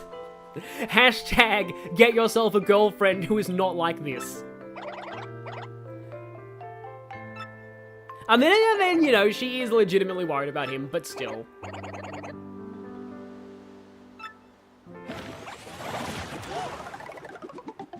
And yes. She shows that she is concerned for his well-being by attacking him, because tsunderes. Yeah, she's the kind of tsundere from, like, the 2000s, where tsunderes got kinda bad. I'm sorry for brain rot, but Sonic X Amy. But also, like, was that the era of Shana? I seem to remember that Shana actually kind of codified that archetype, even though that isn't really Shana. Like, I don't even know who Shana is. Useful buttons! Goombella's eager to join your side, blah blah. Hold down the L button to access a doodad called the partnering. This is new, by the way. Yeah, this is actually new. Nuclear noise is shell slam. Okay, yeah. Yeah. They actually do hit every single enemy in the world. They're all off screen, so you don't see them. I still love that description, though. Fly the shell against all enemies on Earth. Aimless and panic-stricken. Yes, swap with the partnering. You can also open specific tabs by pressing... Oh, okay, so gear, partner, badges, journal. That's cool. That is legitimately useful. So here we go, we can swap our partners like this. Yeah, shell toss and there. The problem is we have to swap Goombella in whenever we want to tattle something, which is going to get a little annoying from now on. I like how he waves though. And then up is items, right is badges, and down is that, okay. Oh, we have a tattle log in here as well. I hate that there are question marks here. Oh yeah, I know about Luma Lee in the Mario movie, who apparently Japan got very confused by, because it's a kind of humor that is not often seen in Japanese media. But yeah. So also, I believe you're kind of supposed to realize this now. We'll see when it gets to his turn. But, so Koops can hit spiked enemies. Oh, nope, not quite. Haven't done that action command yet, but he can hit spiked enemies with his shell. So we've got a partner who can hit spiked enemies now. I forget if changing... I think there's a badge that makes changing partners a free action. But I don't know if you have that by default or not. But I think there is a badge that lets you switch partners for free. Yeah, so I believe it's... there we go, there's the partner wheel. So we can do this. But, like, Goombella's field ability is just telling you stuff about the area, so you don't really need to have her in the field very much. A turtle being tsundere is kind of thematically on point. I mean, yeah, that is true. Oh, wait, hang on a minute. Press the wrong... Sorry, Koops! I meant to press the fly the shell button, because I know you can first strike with him. Like, you can definitely first strike with Koops, I think. You can also first strike with the bomb party members, and that's amazing. There we go. You gotta do it a little bit early, I think.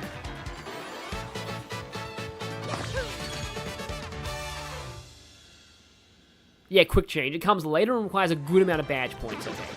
It's still like I like using quick change just because like you kind of need to have the I like to tattle everything, so it's just more convenient when you do that. Also, speaking of changing partners, this is a situation where I would like to change partners because Koops can't hit air enemies yet. I don't know if he ever can actually. Yeah, swap partner. But does he hit healers? Yeah, I thought he'd just wave. But yeah, I don't know if he ever gets an ability to hit aerial enemies. I feel like in this game, the partners are all broadly more useful than they were in the first game. Because in the first game, a few of the partners were just not that good. Like, a lot of them just weren't really amazing. Yeah, I'm only getting 2 star points from these enemies, so I probably shouldn't be fighting them too much. Yeah, really good idea to have quick change. Yeah, I wouldn't say that Japan finds the concept of sarcasm hard to grasp, though. Because, Because there's a lot of sarcastic humor in Japanese media. Okay, yeah, so it is the X button. Okay, so yeah, you can first strike with that. It'd be really funny if you could actually put these in the wrong things and then it summon enemies.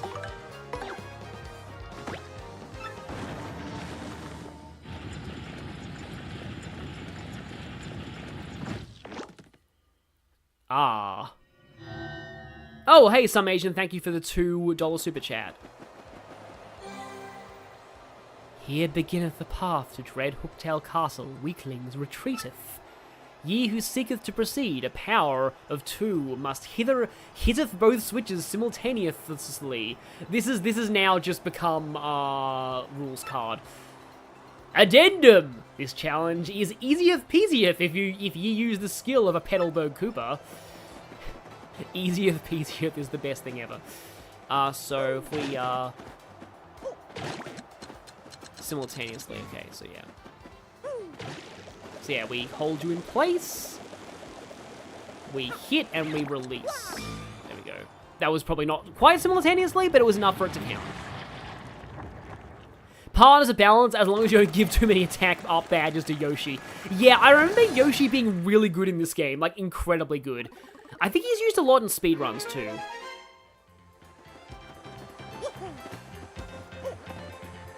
Yeah, you get like a partner's apparel to jump and a partner's apparel to hammer. I do like Koops and Goombella better than, I feel like this is probably going to lead somewhere. Better than Goombario and Cooper. Is there anything here at all? I guess there maybe isn't? I don't know. Yeah, the Fire Emblem Cooper is still there. Luna Amethyst. But now... Oh, wait, no. Wrong? Okay. Now it's time to enter the castle. We've assembled 2 of these should evolve an Eevee but don't club. But yeah, Cooper, like, with an ER... like, I just always thought he was a really boring character. He was by far one of my least favorite partners in the original game. I mean, he idolized Colorado, I suppose, but that was basically it. So what is the point of this? Oh, you can actually just, hold. Do I have... No, I am full. Oh! There is a badge I can get with Koops. Right. Whoops, I should probably go back. I just remembered that.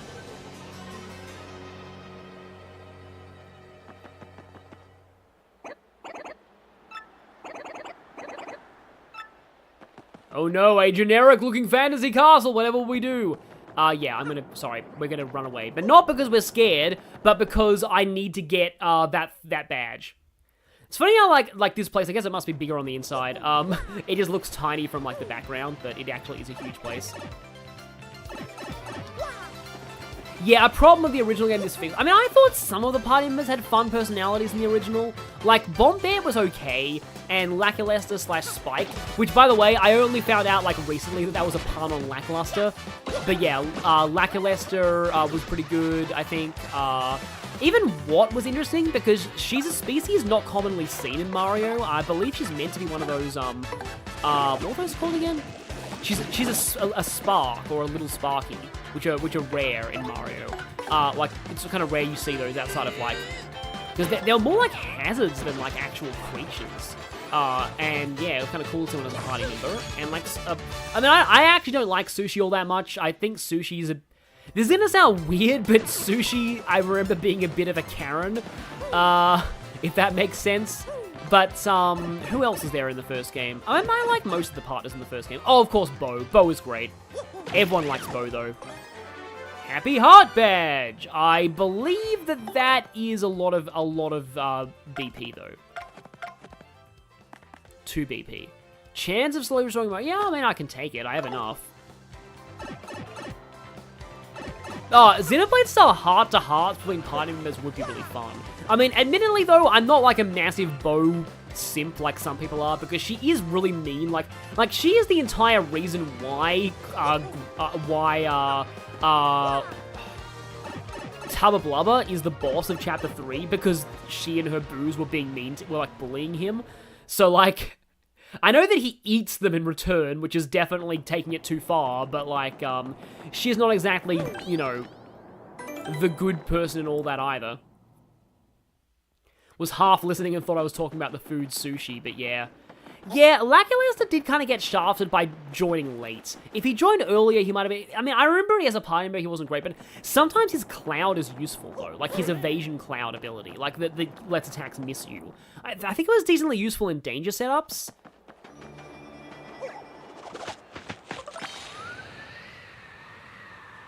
Oh, nope. That was definitely not enough. Okay. Except we went to the other side anyway, okay. And there's also things below. Huh.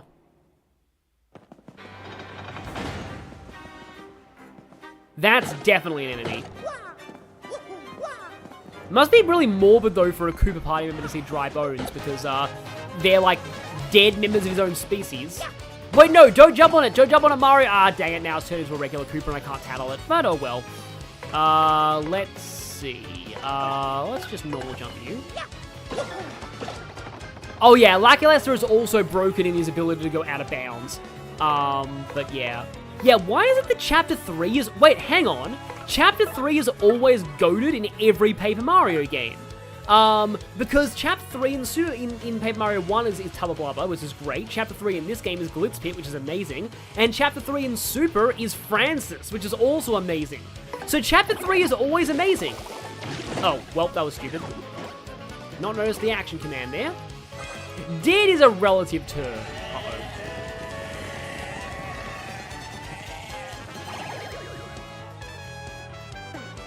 Also, yeah, there is new music for this, which is cool. One thing that I've always wanted to do if I ever made an RPG of my own is that I wanted to... That was actually insanely lucky. Am I dead? I think I may actually be dead here unless I get lucky. Okay. Well, that was almost terrible. Okay, I'm using the healing special now. There was a save block nearby, granted, but still.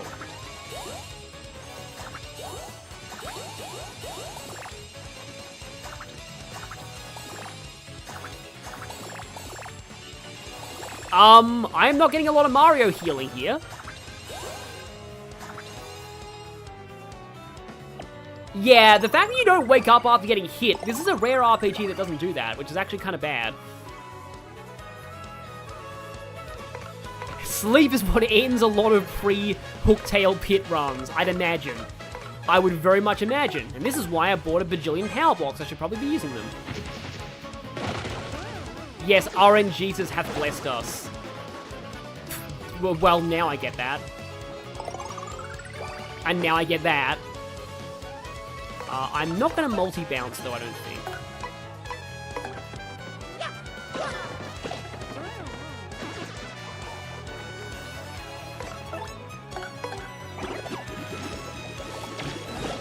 Like, this weirdly almost sounds like Final Dungeon music, and it's just the battle theme for the first chapter's dungeon. Yeah, what is a baby spark at that? Of course you give me a power block. Yeah, they really want you to use power blocks here. Okay, so I presume that here is just where the paper plane ends up, so really it doesn't matter if you fail the paper plane. I do want to get the... There might be something down here. Aha, I had a feeling there'd be something down here. HP Plus badge! You know what? Maybe I made a mistake not raising HP earlier. Though, the reason why, like, I don't really like the HP Plus badges overall, because I feel like they kind of make it so that it's like, what's the point of raising HP when you level up if you can just use a badge to also raise HP? So, I don't know, it's always been something that I've been like, I'm not a huge fan of that. Of course, now I have to go and, but at least I can hit the save block. Yeah, definitely take out the enemies with items first. I have not heard of Rogue, but I don't like most Pokemon fan games. I just feel like they're just really overly edgy tryhard.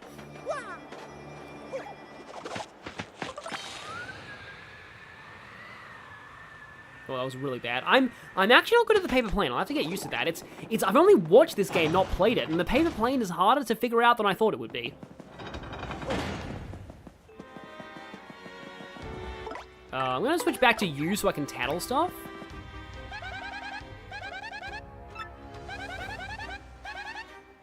Yeah. Are there actually any dry bone Goombas in the series?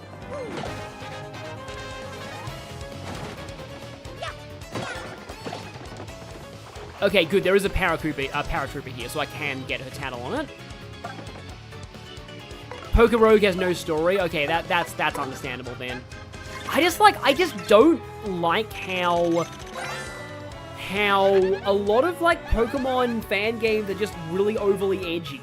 That's a Koopa Paratrooper. Well, it's basically a Koopa Trooper with wings. Attack speed is 4, attack is 2, and defense is 1. I kind of hate this guy gets to fly.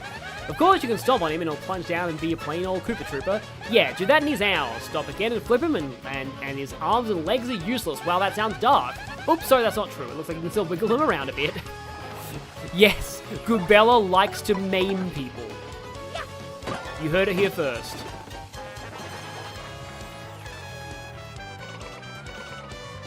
It's like, what? I just like, yeah, again, like questions for. Oh, hi there. Is that a good item? Well, nope, it's a bad item. Yeah. Questions of life. Do Goombas have bones? Because they're kind of like, they're like chestnuts, aren't they? Because they look like mushrooms, but I think they're canonically meant to be chestnuts, because their name in Japanese is Kuribo, which I think means like chestnut person. So they're meant to be chestnuts, I think. So I don't know if they'd even have bones, but yes, amazing Mario lore questions. Edgy is how you make a mature Pokemon for mature people, yeah. Power Bounce, okay. Can I, like, equip multiple of those? Oh, and I'm also getting muscle memory from Persona there, because I'm trying to press X to open the menu when that's not the case anymore. Wearing 2 or more of these badges increases the attack power, but the move will require more FP. Oh, wait, no, Power Bounce is different from... Oh, this is the... Oh, this one is, like, kind of... I don't know if this is infinite, like the one in Mario RPG. I don't think it is, actually. Now's when I need to get a little bit strategic. I mean, I'm going to take off HP Plus for now. So it's got like a cutscene there, because it's sort of paused for a moment. 2 flying enemies. You really do not want me to use Koopa here, do you?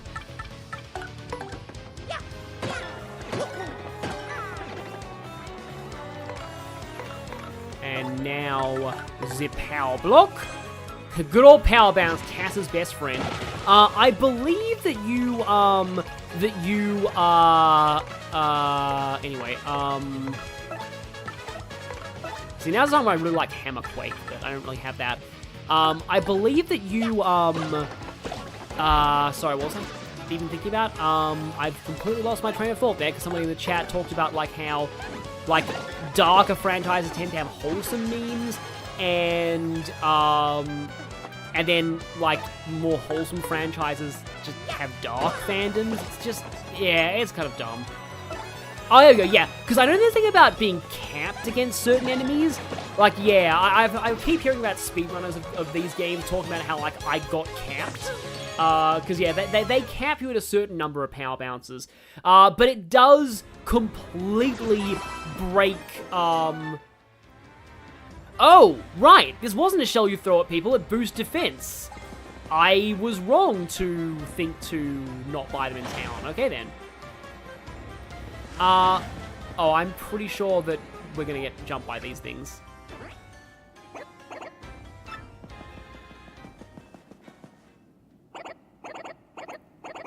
Speaking of wholesome things speaking of dark things and wholesome games...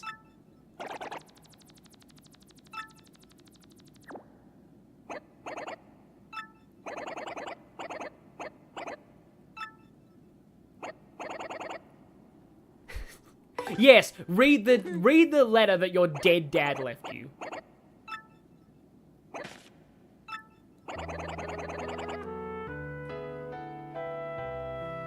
I came to this castle to destroy Hooktail, but I am stuck and can go no further. That means I'm dead. Cannot tolerate croaking creatures that begin with F and end with ROG. Wait, wasn't it crickets in the original? Wait, hang on. Did they change this? I'm pretty sure it was crickets before. I heard that something related to Hooktail's weakness is hidden somewhere in this castle. If one is to have any hope of defeating Hooktail. So yeah, you can actually beat Hooktail without this. It's just harder.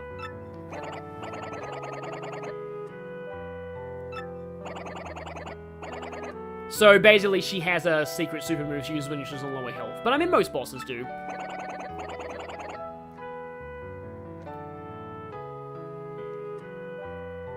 Hang on a minute.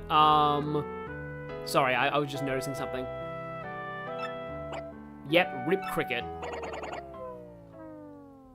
Oh, yeah, so reference to the first game. But that's also dark because Colorado, his dad's dead now. Well,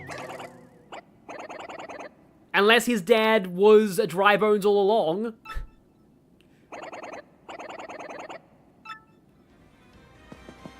So yeah, wondering which pile of bones is your dad. Wholesome things in Mario. Yeah, I'm pretty sure this one fights you. So I'm gonna go ahead and switch to Goombella so I can tattle. I love how she just pops up in the text box there because I pressed the wrong button though. But yeah. Air wall.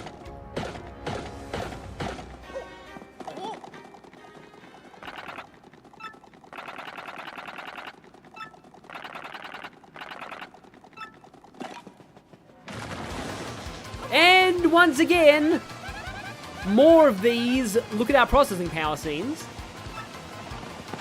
Yeah, okay, this also was like, yay, we're on GameCube, look at what we can do. Like, this was legit impressive for the time. Even in another game, Colorado has life kick him down. This battle is inevitable. I will say that every time. I have two things to tattle this time. Dry bones, oh, dull bones and red bones.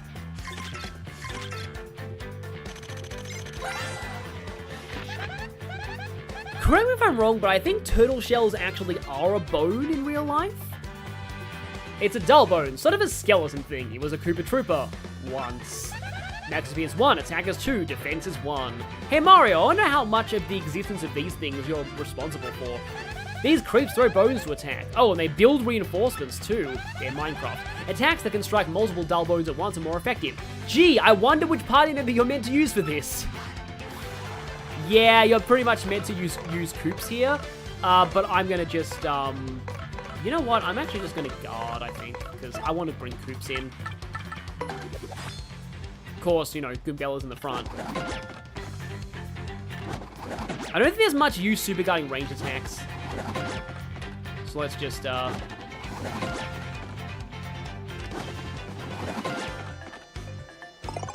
yeah, they're not exactly proper dry bones. Let's see. Oh, she's apparently in danger now, but I need to tattle the red one.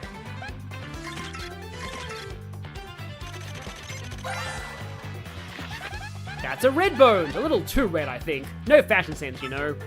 Max XP is 5, attack is 3, defense is 1. Unlike your average dull bones, even if you pound it to 0 HP and it crumbles, it totally might revive, like a zombie. No, it's a skeleton. That's kind of the other half of the classic undead. My advice is to get rid of all the dull bones, then attack the red bones. Oh, one more thing. Once its friends start to fall, it may create some more. So yeah, you are pretty much meant to use Koops for this, I think. Should I heal Goombella? I'm going to be swapping her out soon. Can I swap partners on Mario's turn? Yeah, I think I can.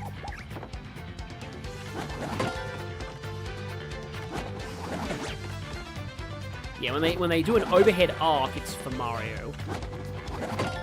Or, you know, it's for the one who's further away. Yeah, Koops is higher defense. I do like how he has higher defense. But yeah, you're kind of meant to do this. Yeah, here we go. Ram Koops' shell through all enemies on the ground. Yeah, all enemies on the ground got translated as all enemies on Earth. Probably don't even need that. Although, no, I need all enemies. There we go. That's the action command. So yeah, that's how you're meant. That's probably how you're meant to handle this fight. And if I use the power smash right, is this gonna kill you? Oh no, you have 1 defense. So I don't think so. Yeah, you have 1 defense. You survive.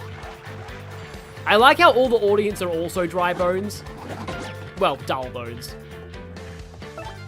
And now, fly the shell against all enemies on Earth. Yeah, there does seem to be a new theme for beating a mini-boss, which is cool. Oh yeah, that scene where Bentley lives in his shell and slide because he has a depression, bout of depression. Yeah, that was interesting, but I also don't like that point in the story because it derailed a character who was really good. Yep. If I ever play Sly on the channel, I'll talk about that one day, but I don't like that plot point at all. It's really unfortunate what they did there.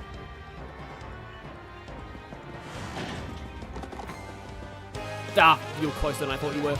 I was going for that Shine Sprite. Okay. Well, I guess I can, although that requires FP. But you know what, why not? It is always satisfying to just run through everything with the Koopa party members like that. Yeah, it's a different victory theme in here too, I think, which is really cool. I think I mentioned as well that like I was interrupted, but part of me wants to go back to town and use that. I feel like you have to be back in town to use that. And I did the Persona muscle memory again. But like if I ever made an RPG of my own, I really want to have like every major dungeon get its own unique battle theme, because that would be really cool.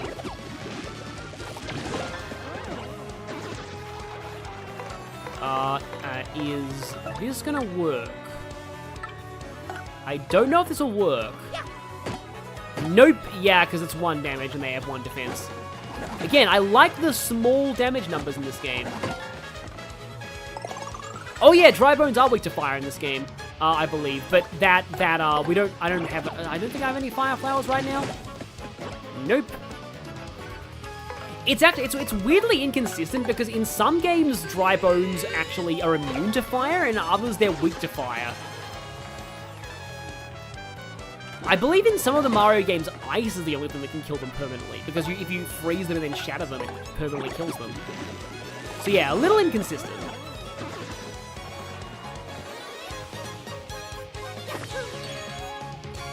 Yeah, I think in Super, one variant of them threw the bones and the other didn't. But yeah, I've always wanted to make like an RPG where every major dungeon had its own unique battle music.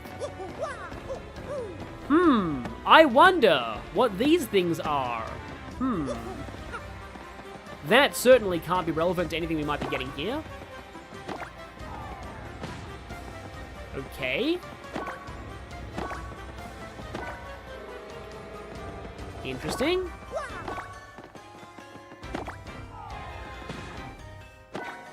Oh, I think I know what you're meant to do here. You're probably supposed to do this. You're meant to have Koops going, then stand on this block, and then let him hit. There we go. See, I'm learning the puzzle logic of this game. That was only for a star piece, though. Yeah, in the platformers, they're immune to fire. But in, like, everything else, they are... hang on a minute. Smash that. But I think... Okay. Now we can, yeah, put that up. And now we can fly the shell against you. I love the staircase just flips.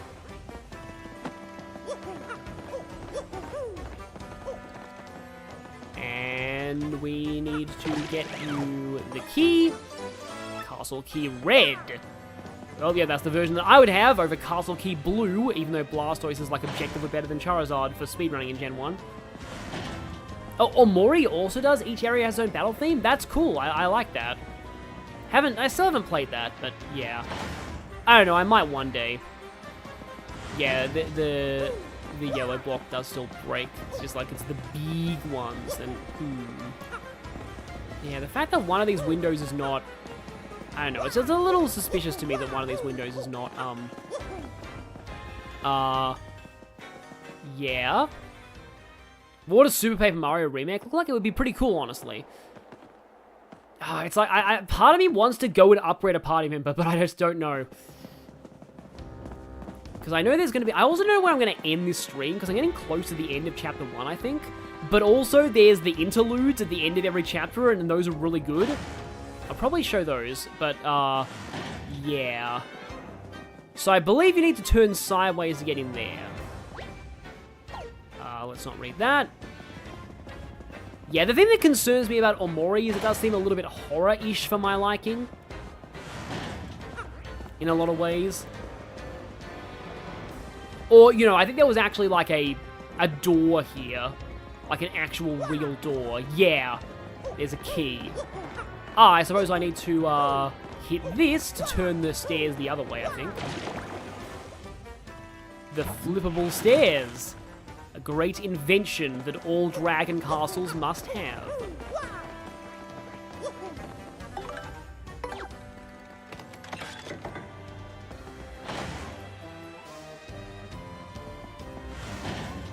At least there's a save point here. Yeah, I don't really remember any of these puzzles in the original at all, for some reason. Okay, well, this is probably one of those, yeah, just most of the puzzles here boil down to use Koops and his delayed shell fly. Yeah, Omori does have some really depressing stuff in it. Okay. Can't quite reach that with Koops.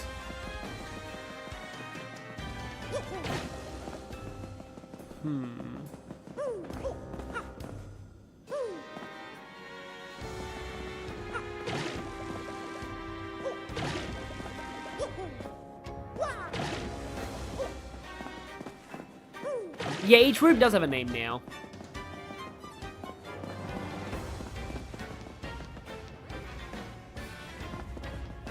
And yes, this right here is a go-outable door. And I'm missing a lot of these jump first strikes lately. Also, I have Koops in the party, so this is probably not... Yeah, very bad time for Koops, actually. Very, very bad time. I mean, I could switch him to Goombella, which I probably should, honestly.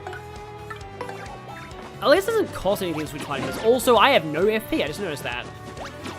So I'm a little off of a level up too. So I should either find some kind of healing or just I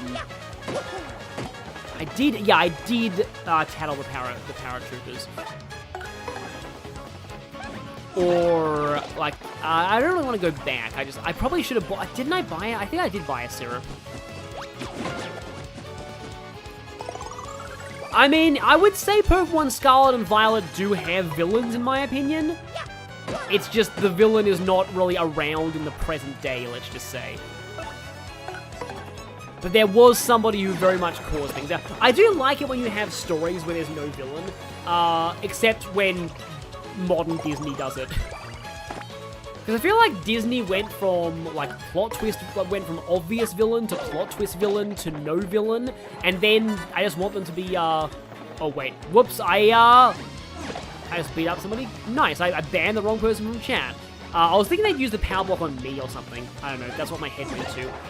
But yeah, what I was saying was, I'm not really doing stylish all that much, but it's probably because, like, I only have, like, 1 star meter. It's more relevant when you have more of a star meter, I think. But, like, I just feel like they, I feel like, yeah, just, no villain became the new cliche, with Disney, and it just got kind of boring. So, yeah. Yes, definitely kill the enemies with the sleepy sheep immediately, because we've seen how badly that can go if you let it. Oh boy, banning a super chatter.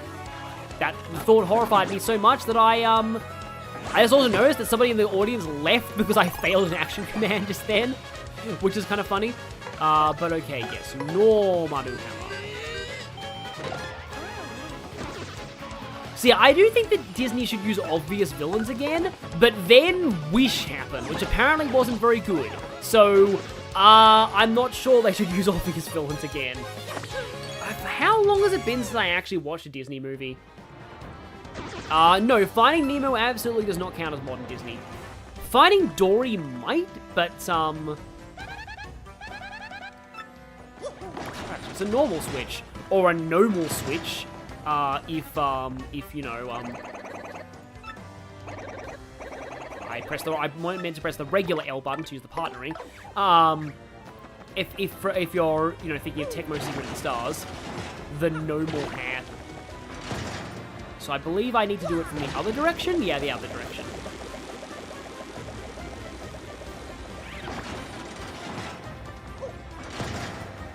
And now we're trapped. Okay. We don't have the key for this, though. Oh?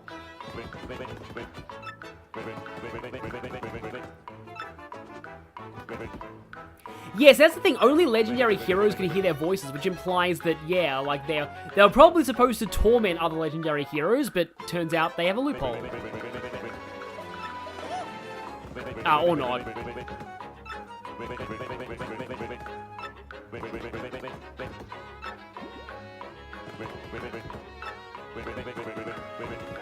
You think you'll be cursed if you open the box? Ridiculous! Who would do that, really? Wait in a box and curse folks. A real slime ball, that's who.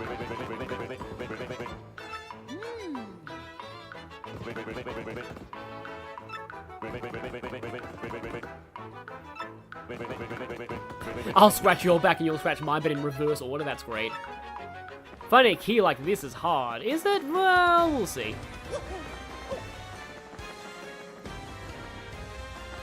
Yeah, I agree that the idea of Wish is interesting. It's just that, like, in practice, I don't know, it just seems a little bit not the best.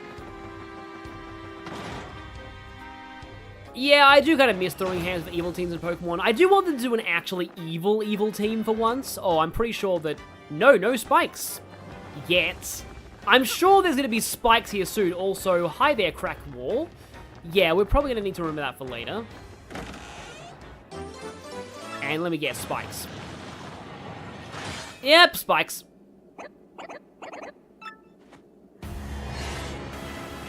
Oh.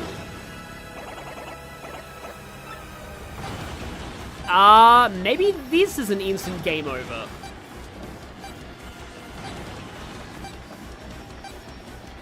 I feel like it probably might be.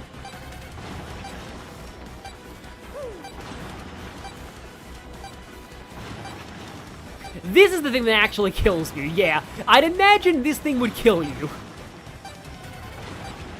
Yeah, this probably terrified a lot of kids back in the day.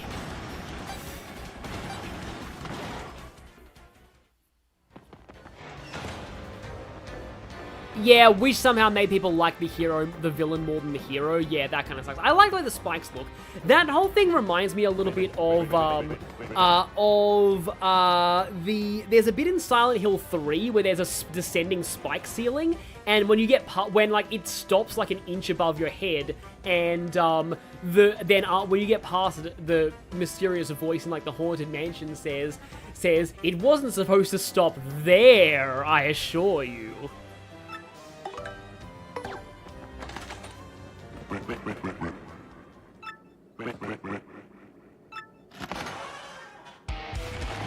Yeah, so many people said it terrified them as a kid.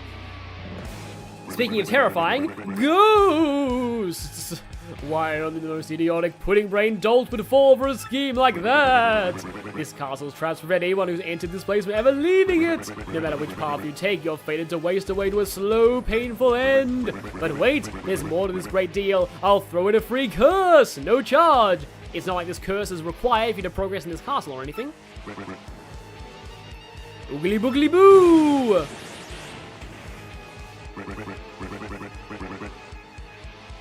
Yeah, see the thing about the whole wish, some wishes shouldn't be granted, so here's the thing.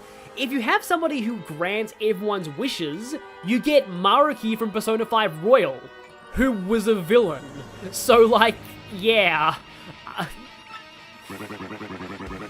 This curse is more cursedly curse-worthy than any curse that ever cursed you.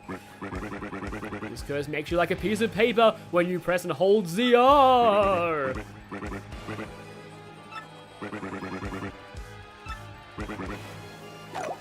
Oh no, we're flat!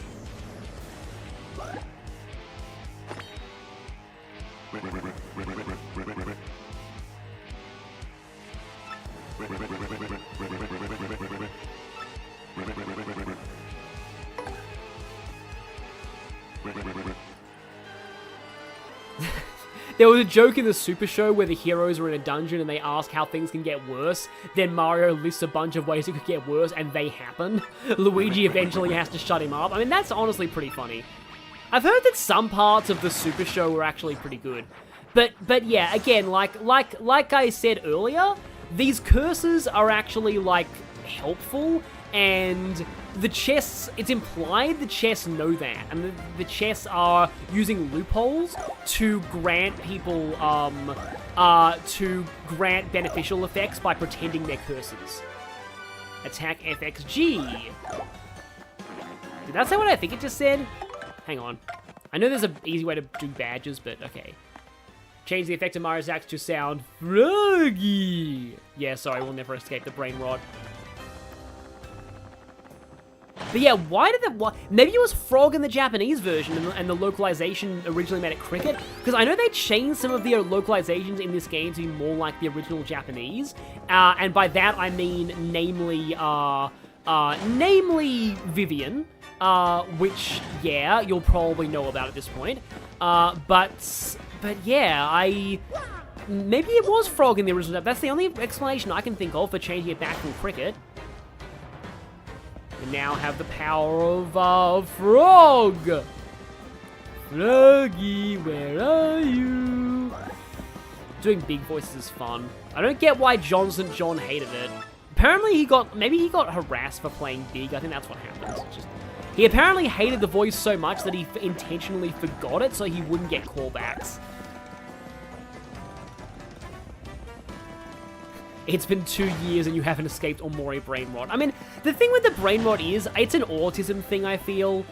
Like, there are certain things that are particularly appealing to people on the autism spectrum, and Sonic is one of them. Weirdly, Thomas the Tank Engine is also one. I never really got into that. It was Frog in the Japanese version. Yeah, that makes sense. And it was changed to Disney International. Yeah, understandable then.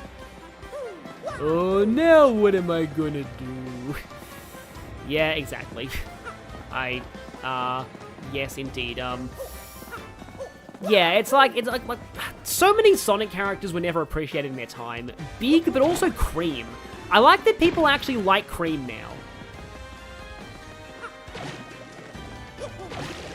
Especially because they found out that she's Death Incarnate. I don't know, some Asian.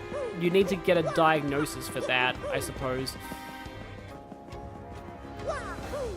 So, like, I'm still wondering about this right here. Because it doesn't seem like Koops can... Unless you can push this somehow.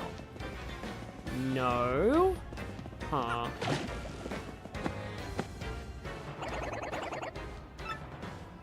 Yeah, I get it. Yeah, the creator of Pokemon is definitely... Like, I think he's probably autistic, but yeah.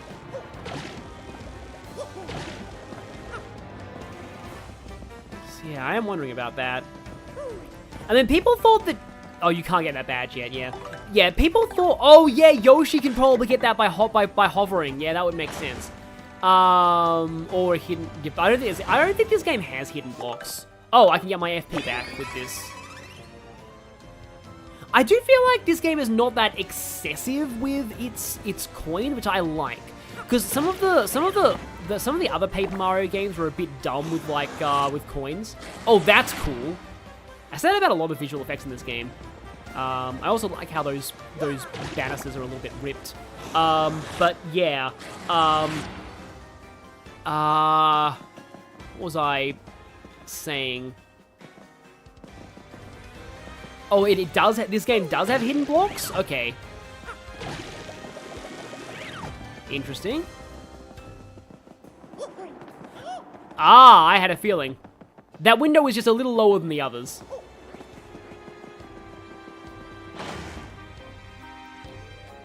Yeah, see, one day I want to look into, like, research on that, because I found an article about, like, autistic people liking Sonic, and it wasn't particularly helpful, so, or well-researched, so I'd like to try and actually do better research on it someday.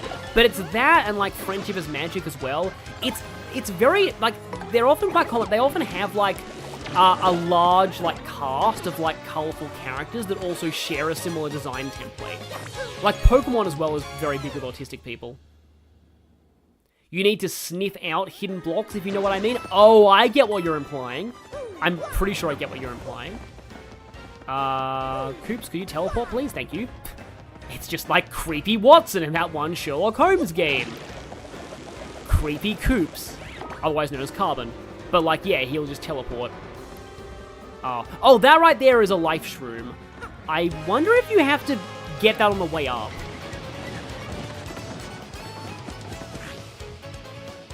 I don't know. There may be other reasons why you're obsessed with fan art of human Amaterasu, personally. I'm not meaning that in a mean way or anything, but, like, yeah. Doesn't, like, sound entirely like an autism thing, but I mean, yeah, I mean... Do you mean Amaterasu from Okami? Or, like, Amaterasu from the bajillion other things that she's in?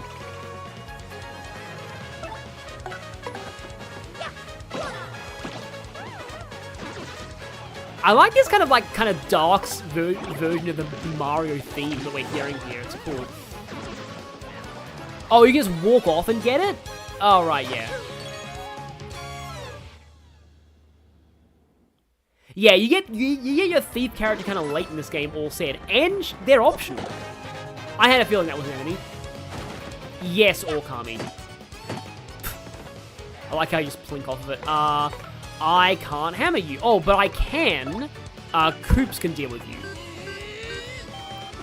I kind of wish there was a different enemy type, because I feel like there hasn't been enough variety in enemy types in this place yet, but okay. Fly the shell! Failure. I mean, I could have tried to kill that with a super guard, but I'm not brave enough for that. It's still really weird how, like, also, which attacks are super guardable and which aren't, changed in the Japanese version for some reason. I don't know, like, I was reading the Mario wiki about that, and it was really, okay, I must have run off in the wrong direction. But I was reading the Mario wiki on that, and it's kind of funny. It's like, apparently, which attacks are super guardable, they changed some of them in the Japanese version. Because I think they changed something in the English version? I don't know. I suppose you would go off this way? You paper. Okay, it also affects your partner. It's homunculi triggering on party members in Persona games all over again, because you really want them to trigger on the protagonist. Because I'm pretty sure that if Mario goes down but the partner is still up, is it game over or not in this game? Yeah, I do love battle themes being remixed based on areas. But yeah,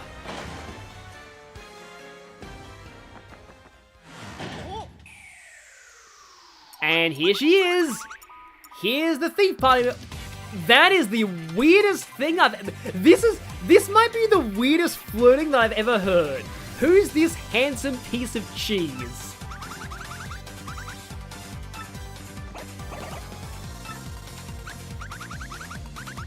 So, basically, back in the day, people used to think that this was Nintendo's counterpart to Rouge the Band. Oh, Mario dying is a game over. I thought so.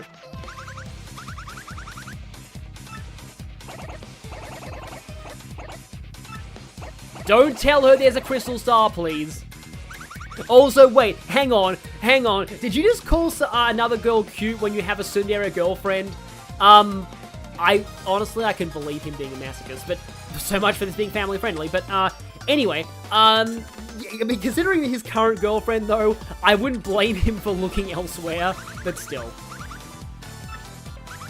So yeah, once again, we accidentally tell somebody that something we shouldn't tell them. Also, I think this sprite is new.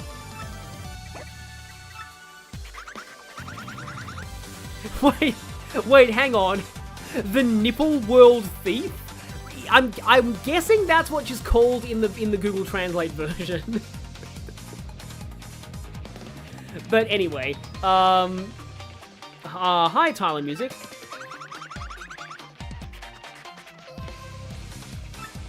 Yeah, is there a different reaction with Goombella for this? Oh, by the way, she's gonna kiss Mario, isn't she? Yep! People who've kissed Mario who aren't Peach count. 2.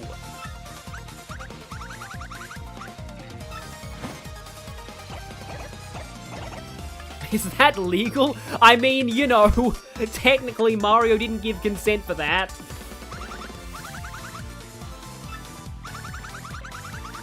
I already got it, sorry.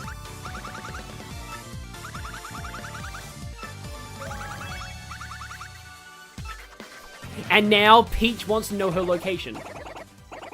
Yes, she calls herself the Nipple World Thief. Oh boy. Again, Koops, you have a tsundere girlfriend. You clearly don't value your life. But then again, he is Koops, so that makes sense. The yellow key! Yeah, we got red, green, and yellow, but no blue. So it's Japanese Pokemon Gen 1. Koops is very confused. I mean, again, he's Koops. It's kind of his natural state of being. He is naturally, I have a regular commenter called Perpetually Confused. That sums up Koops' state of life.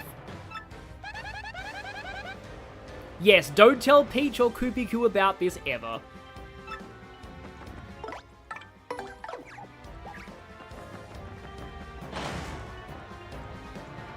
Goombella is actually jealous of how much Miss Mouse is flirting with Mario. Okay. Yeah. Why? Why has this become Mario harem?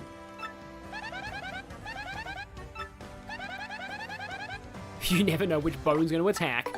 Things that only make sense in Mario. Koops hurts himself in confusion. Again. Yeah.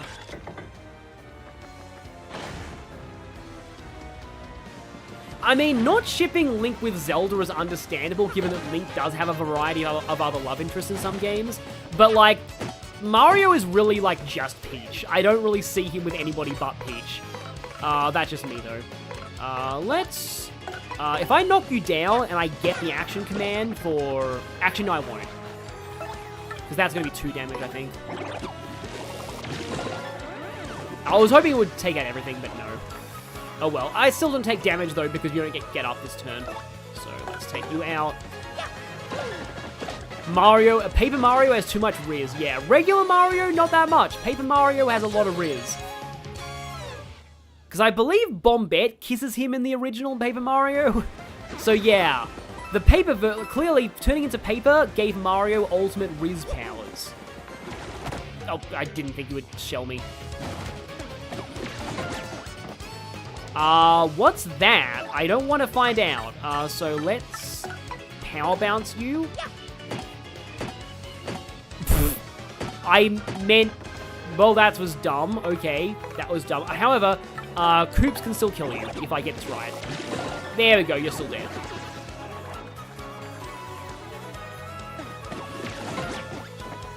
Playing Ocarina of Time made you realize a lot of girls implicitly have a crush on Link. Well, I mean, there's Saria, that's canon, and then there's Ruto, which is also pretty obvious.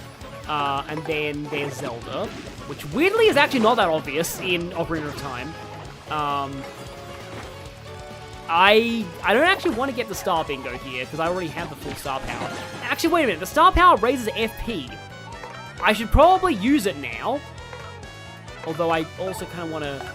Okay, I'm going to knock you down, and then I'm going to use the Star Power next turn. Gary Super Mario, wow. Yes, Tink like getting a Sword Master crit on a general.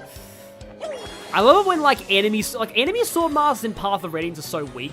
It's just so fun to see them just do no damage or miss all the time. Of course, I hit the Poison Mushroom.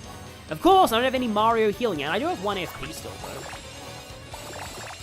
I'm doing this on, like, the Wii Joy-Con, not Wii, the Switch Joy-Cons, and this is really awkward to do with a Joy-Con stick. I'd much rather do this on a... I think the GameCube controller works in this game.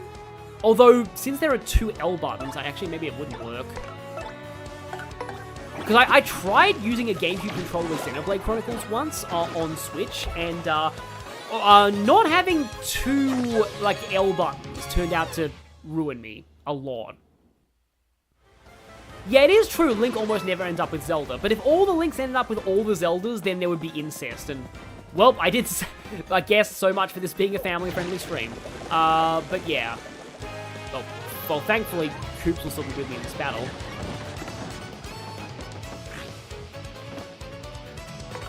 I have a bajillion power blocks, I think. I only have a few of them, but okay.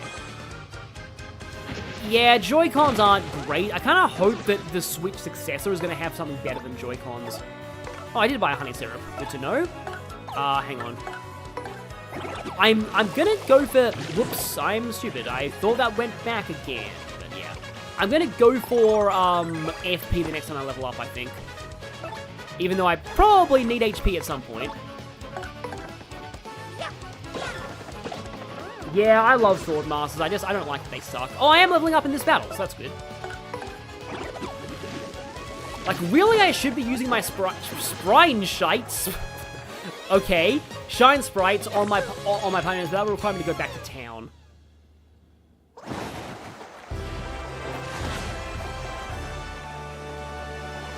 Like I said, I'm going to go FP. Because I'm running out of FP quite often at this point.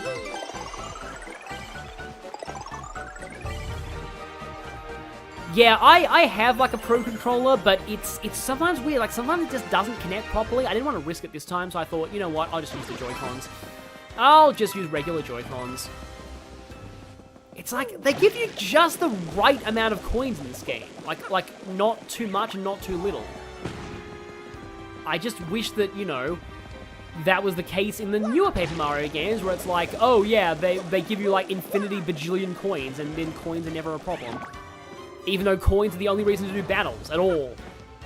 Oh, whoops. Well, that was stupid.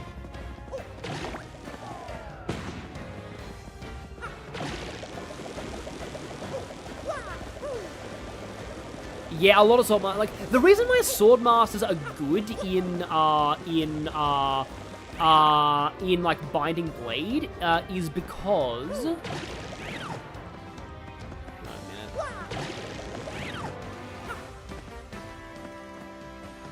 Hang on, what the heck is happening here? Where am I supposed to go from here? Yeah, that's just down. Unless I'm just meant to jump to the door. But, anyway, like, what was I saying? It was about... Yeah, so the reason why Sword Masters are good in Binding Blade... No? Okay, then. Oh, I can walk on the beams. Okay, then. Is because, like, enemies have good enough stats that crits matter, and it's legitimately hard to double. So, like, Rutger is good because you actually do need, well, that was dumb. I thought I could get that star piece. But, like, yeah, Rutger, Rutger is important in Binding Blade because, like, enemies are legitimately hard to double.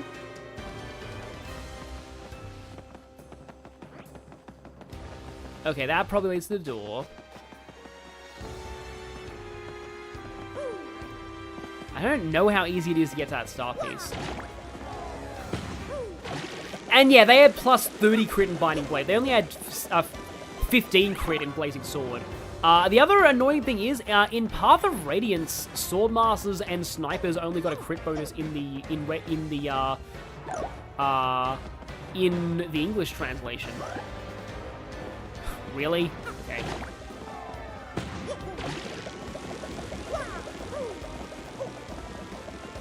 Yeah, I'm kind of more personally into, weirdly, I'm more personally into, oh,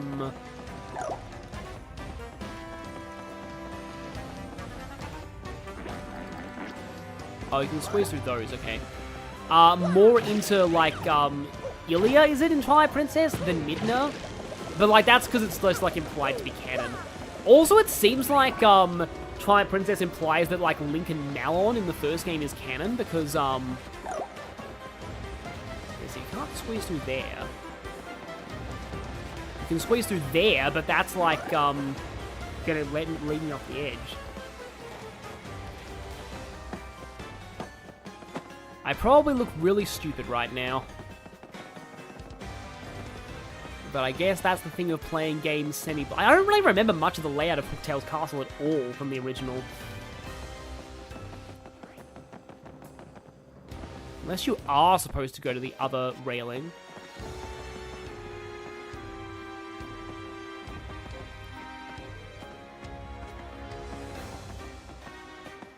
Left from the block? Oh, right, I couldn't see it on my monitor because, yeah, okay then. I couldn't see on my monitor because it was too dark, but yeah, I didn't realize that the railing extended this whole way. Oh, and it's a paper plane, which I suck at, okay.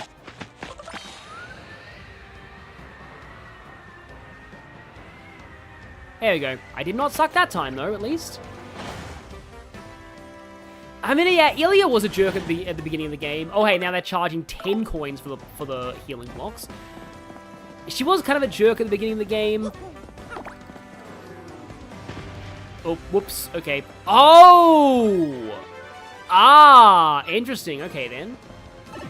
But, like, I haven't played Twilight Princess for ages, so, yeah, I don't really remember that. I'll have to play that again sometime. I don't think did it ever get an HD release? Tell me if it got an HD release.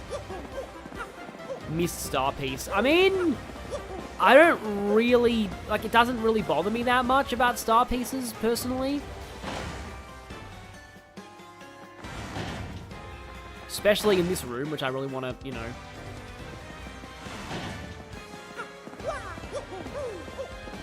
And yeah, I agree, axes aren't actually as bad as everyone says in Binding Blade.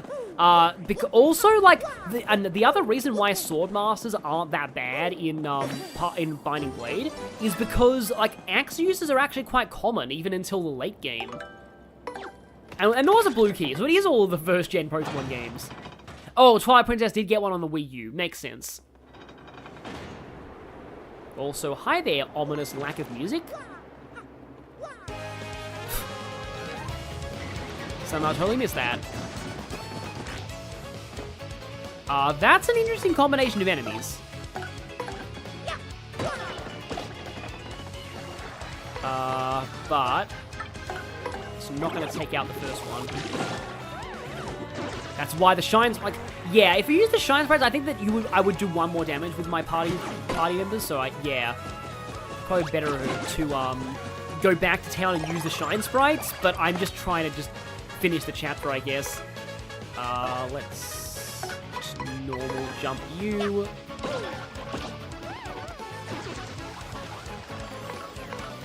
The backtracking for what block is horrible.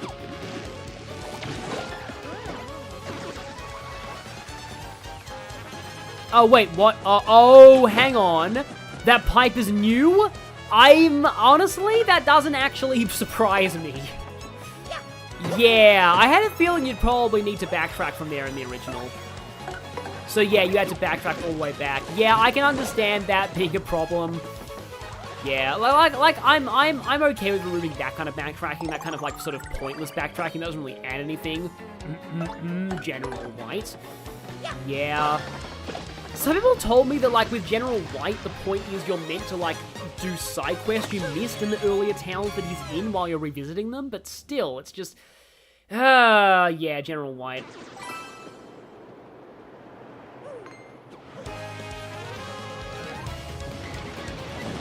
Yeah, I think, like, Ocarina of Time, Link canonically spent his entire life looking for Navi again. If I multi-bounce, I will hit the spike. That could be problematic. I do like all the sound effects in this game. Also, I do not know the timing for Koops' stylish, well, timings.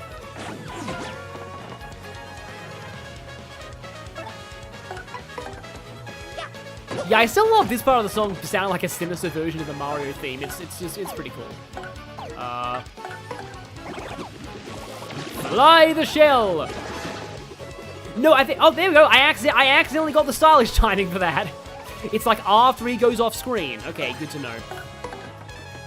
But, yeah, I'm pretty sure that,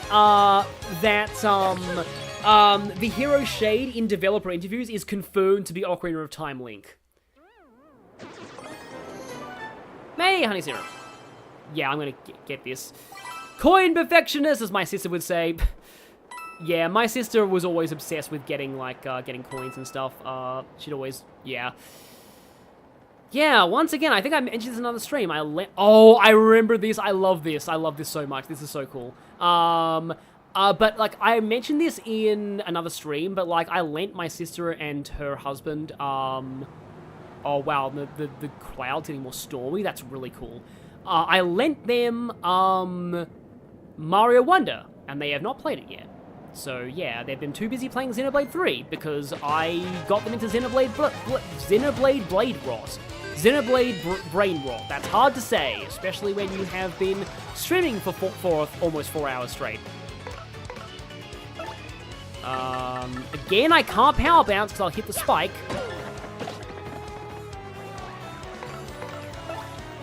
Yeah, a Princess Shade for, like, Zelda would be cool.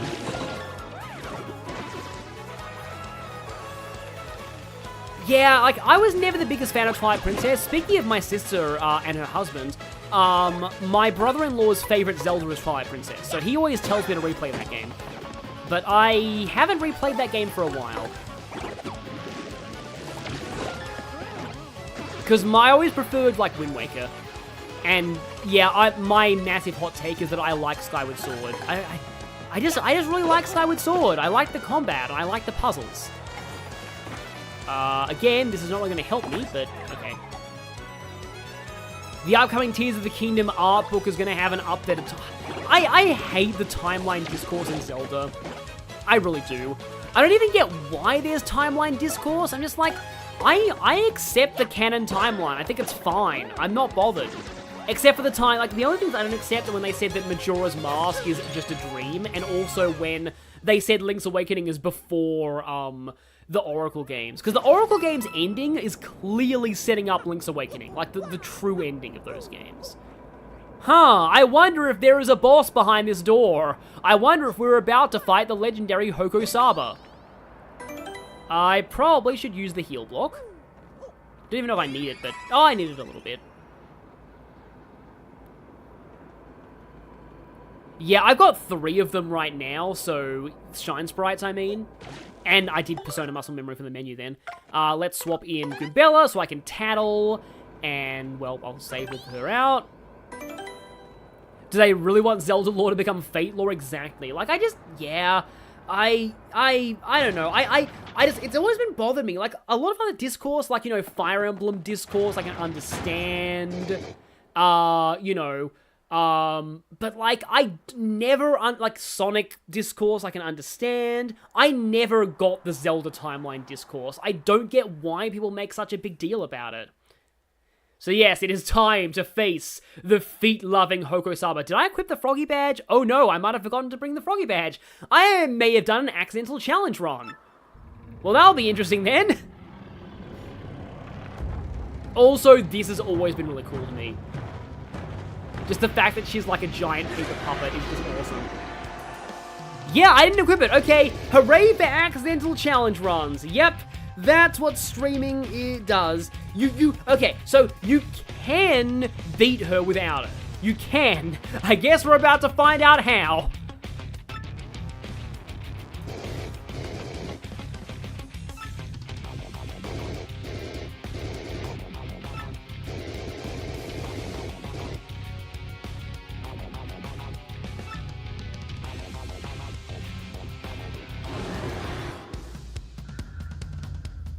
Yep, this is gonna be fun, everyone. Accidental challenge run time. I was tempted to do this anyway. So now, here's something that I also really, really like about Paper Mario. every end of chapter boss has a unique boss theme. This is another thing where if I made an RPG, I would actually do this. So honestly, like, my idea for my own RPG is it's kind of like inspired by both. Also, look at Goombella. It's kind of inspired by both PS2 RPGs like SNT Nocturne and Persona 3 in terms of overall style, but Paper Mario in terms of the chapter structure and every end of chapter boss having its own boss theme. Yes, this battle is inevitable, and our death may be inevitable too, we'll see. So okay then, we are potentially gonna die horribly. I don't know how much I'm gonna power jump just in case. Okay, I did 3 damage. Let's see. Yeah, see, this music is really cool.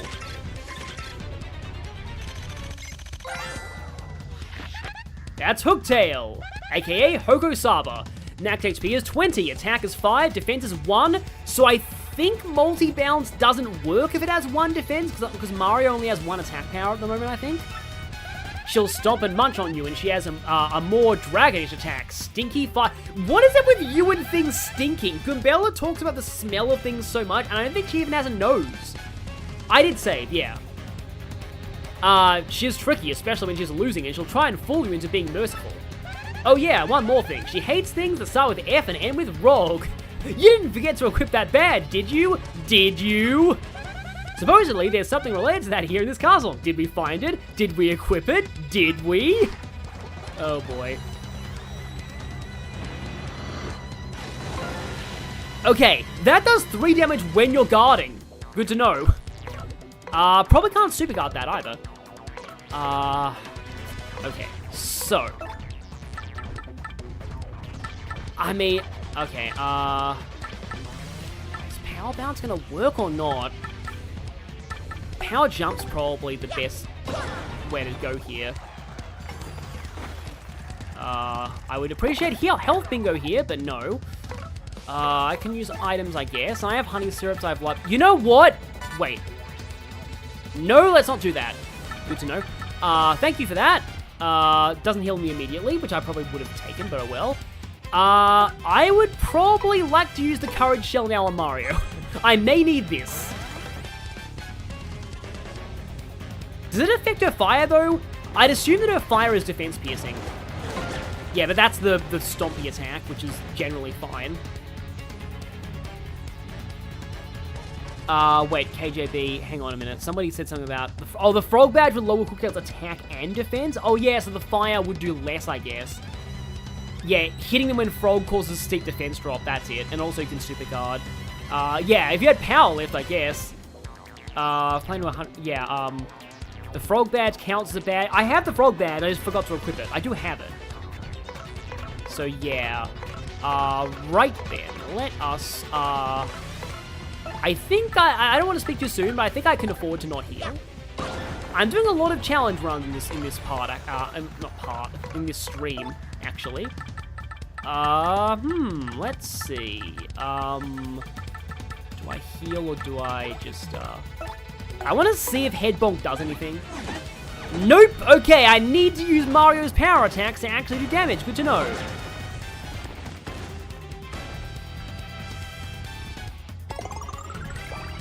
Okay, I have 6 with the heal. I probably should use this now just so that I'll get more sweet treats later. Hooktail's bite is not guardable, so yeah, there's a whole bunch of weird attacks that are just like, oh hey, this is just not super guardable, but some of them are super guardable in the Japanese version. Like I said earlier, in the Japanese version, they actually changed with like which attacks were super guardable and which weren't sometimes. It's bizarre. Oh yeah, Koops though. Yeah, I want to switch to Koops, obviously, because I've scanned her. So now Koops should avenge his father, rather than end his father. Tactics, swap partner, because Koops needs to get in here. There we go. Yeah, that pierces defense, because that still did 3 damage. And that was before my thing just wore off. Okay, so power jump. Probably should be going for stylish now, actually, but oh well. Power shell.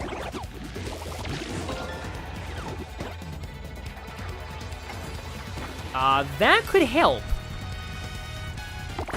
Hey, got it. Good. You kind of got to just watch it carefully and wait for, like, the red to pass to get the mushroom. I don't know if Hooktail had an older brother. No, if Hooktail's older brother had I know Hooktail has a brother, spoilers, but I don't know if Hooktail's brother had a weakness in the original. I forget. Okay, 4. Fly the shell to all enemies on Earth. Is she gonna do the thing now? Nope, fire. Okay. I probably need to heal it, because I think a non-guarded fire will... Oh, wait a minute. Will I actually beat her with the power jump? Am I gonna beat her before she eats the audience? Spoilers. I might actually, yeah. Yeah, I don't think Gloomtail has a weakness. Oh, here we go. Oh, she is gonna eat the audience. I think it is scripted.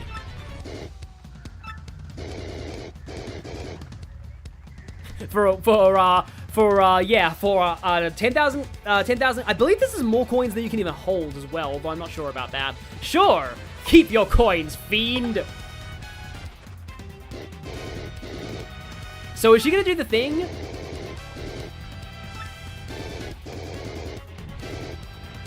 I mean, completionists might fall for this, but I don't think this is real. Oh yeah, she always eats the audience, yeah. Yeah, here we go. Here it is. Here's the infamous line. The infamous line. Cue jokes in the chat. I believe if you accept any of these, she just hits you. Like, it's not really bad. I was afraid this would be an instant game over if you accepted. Because when I was a kid, like, instant, like, death situations always terrified me. But I believe she just gets a free attack on you.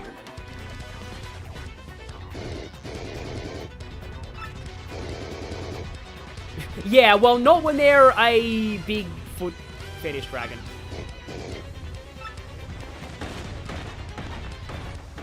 Whole new generation gonna be exposed to this, exactly. Oh, she only heals 10, thankfully, yeah.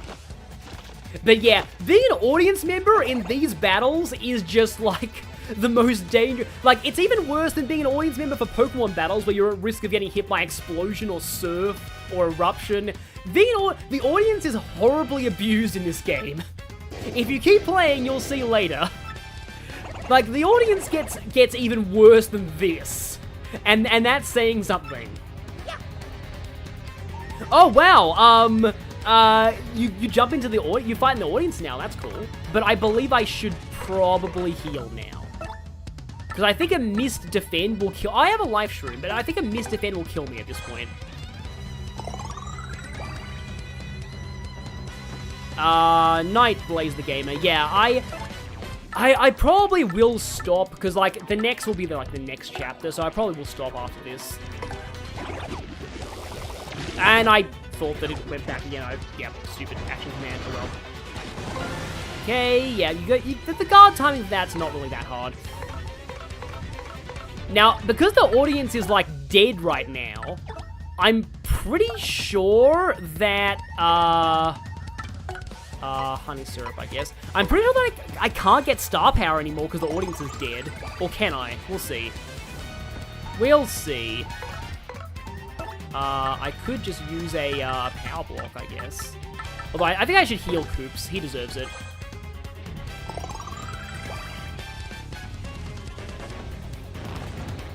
Okay, basic attack. Still took 3 damage from that. I think Mario takes 4, so I think Koops does have 1 defense. I like how there's some slight uniqueness to the party members in that way. You are going to use another honey syrup. Doesn't really matter who you use it on, because we all share FP. The whole, like, shared, like, MP system, it kind of exists in most Mario RPGs, and I'll accept Mario and Luigi. I think the brothers have separate pools of BP in that game.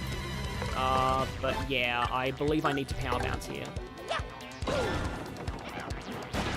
Oh, right, you free the audience by attacking her, so I think you might be able to get star power by freeing enough of them. It is gonna... Oh, ow, okay. It's an interesting handicap, though, the fact that, like, you lose the audience, so you lose access to that mechanic, kind of. Power block and power jump might get me there. Yeah, probably. Let's just use this as a power block.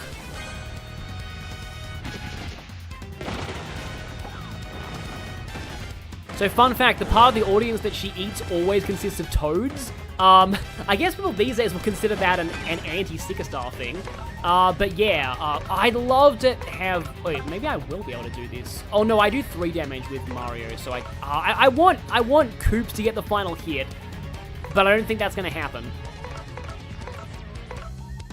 And let's have another power block. No.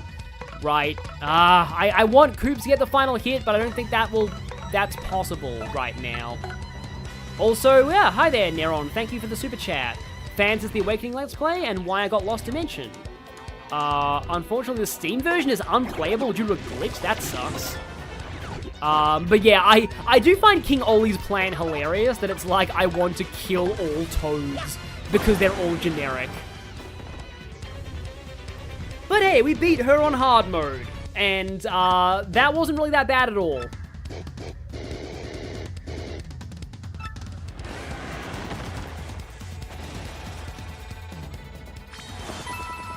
So I believe after this fight, there's a really cool, like, falling over animation for her.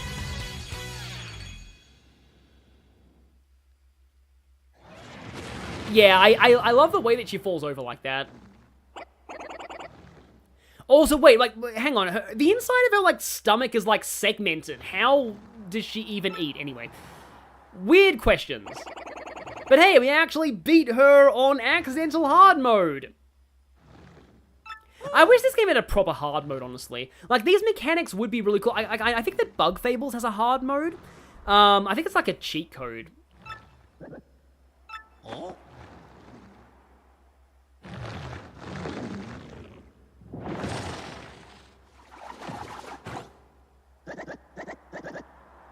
So if this was the badly Google translated version, this would be out of the frying pan into the fire because, you know, Hoko Saba probably wants to murder him less than Koops does in that version. But this is Koops, not his evil twin brother Carbon.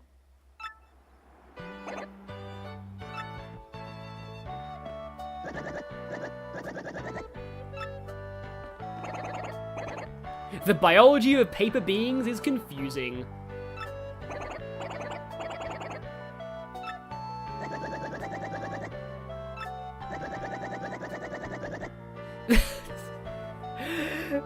So, yep, Koops is dead. Yeah.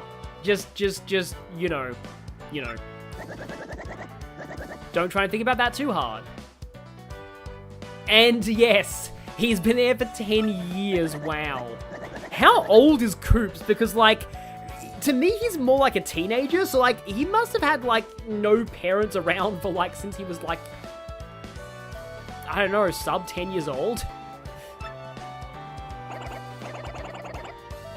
Oh yeah, this is when he reveals that he... Oh yeah, Carbon wanted to destroy Petalburg, didn't he, in the original? Not original. Why do I keep saying the original? I guess I'm mental muscle memory from, or just, you know, memory from, like, the original...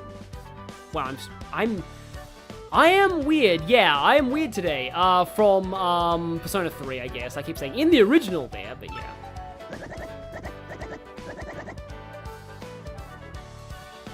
Color Splash established that color is their blood. Wait, was the foot thing not in the original? If so, then the new writers, okay then.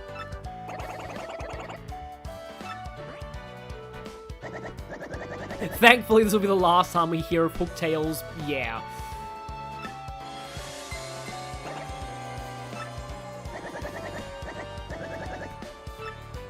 How'd you find that if you've been in your shell for 10 years? Huh? Oh, yeah. I mean, yeah, granted, turtles do live for a long time.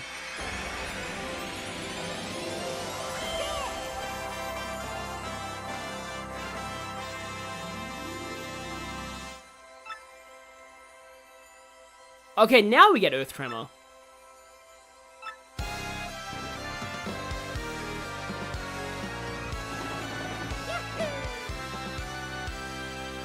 I've always loved the end of chapter screens in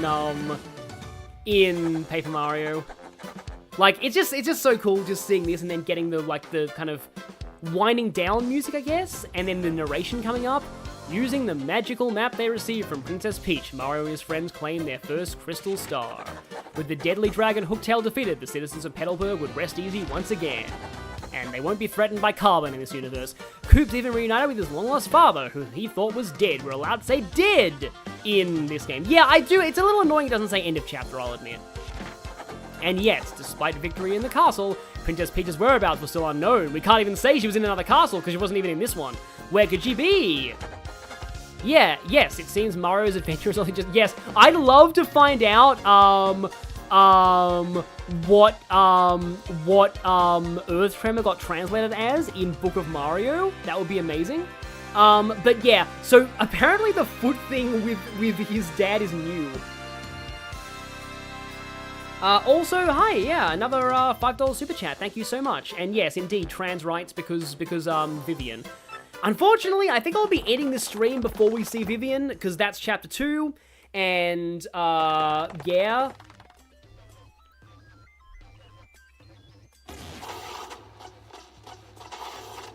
And now...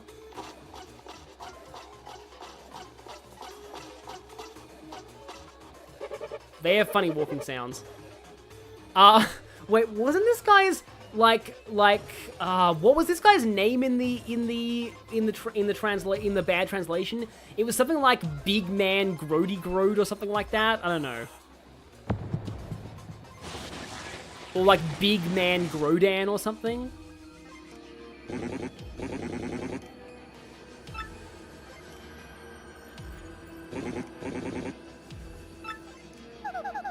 His bleeps are a lot deeper than I thought. I always pictured this guy with a high-pitched voice.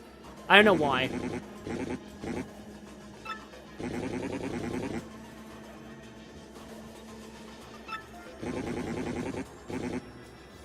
Yeah, so there's debate on whether this is pronounced X-Naughts or Cross-Naughts, and Goombella's Tattles gave conflicting information on this. So I don't know if they unified that in the remake, because if it was Cross-Naughts, then it's a pun on noughts and crosses.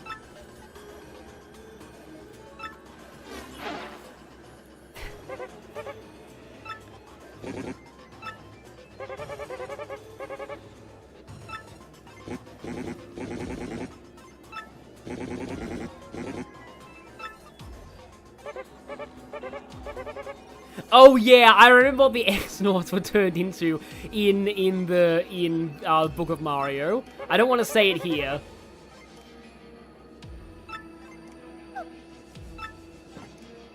Oh, Big High Grodan. That's it. Yeah. Somehow I like that name better than his name in the official game. Big High Grodan.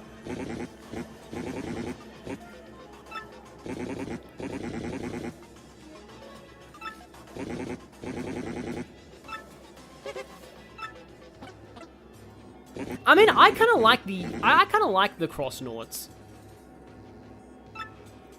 Some call them Kai-Naughts or Chi-Naughts, but the meaning is the same. I get that reference.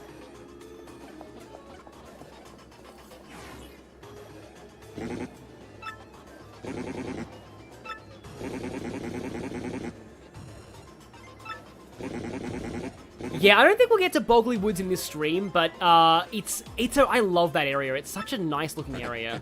It's really unique for a Mario game too. And with that, pow, I'm gone. Yeah, that's his catchphrase, isn't it? I think he breaks the fourth wall at one point as well. He is a bit out there.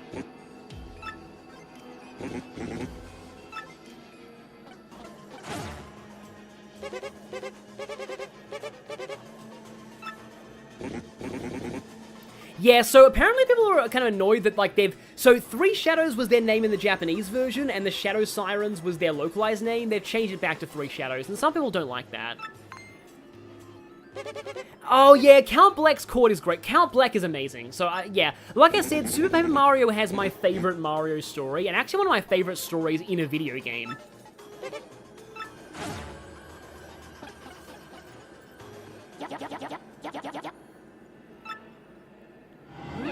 Oh wait, hey, we actually get to see Vivian in the stream. Yeah, we actually get to see her.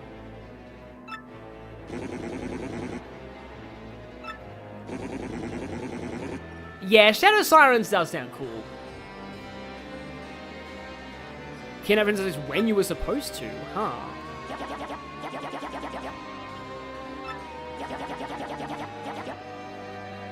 Yes, because clearly you couldn't overpower Toadsworth, considering that you have a ghost who can shoot fire and is, like, broken on your side. And yes, now everybody spams trans rights.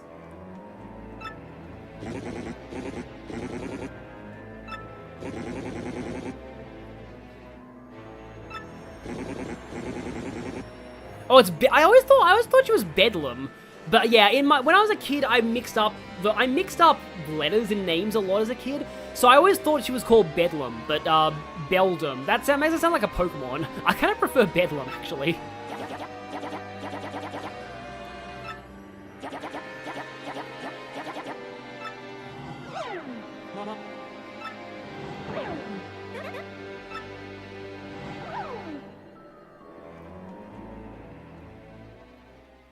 Yeah, Count Bleck, I can understand not finding Count Bleck sympathetic. He's an interesting character, though. And his music is good. And his dialogue is good.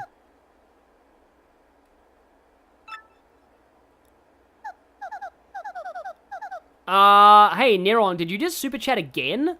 If so, well, thank you, but don't spend more than you can afford.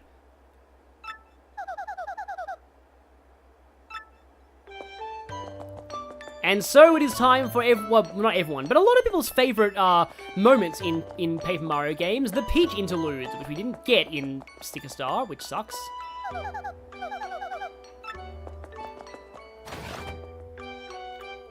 I wonder if Peach ever at this point, like, she probably has, like, you know what, Peach probably has, like a star rating system for all the places she's been captured at right now. She's like, okay, so this place, what does this get? This gets maybe like a 3.5 out of 5, and then like all the, like, it's like better than like some of Bowser's castles, but like some of the places Bowser's put me in are okay. Like, I don't know. Like, she's probably been kidnapped so much that she probably leaves reviews at this point. Oh, the other mother in Coraline is also called Beldam?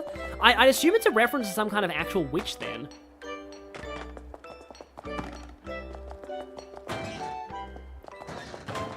I'm guessing we need these lockers later. Aha, we can hide in them. Yes, we'll definitely need these later. Makoto Kurusu, what do you miss so far? You missed me accidentally beating the first boss in a challenge run.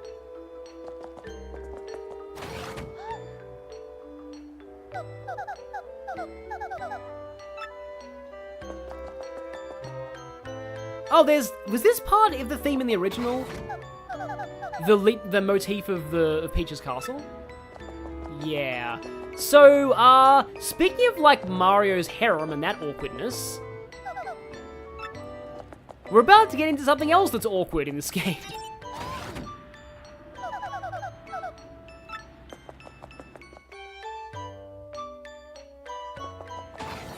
Yeah, these segments are very important for the story, so yeah, doing like joke headcanons for them, probably not the best summation.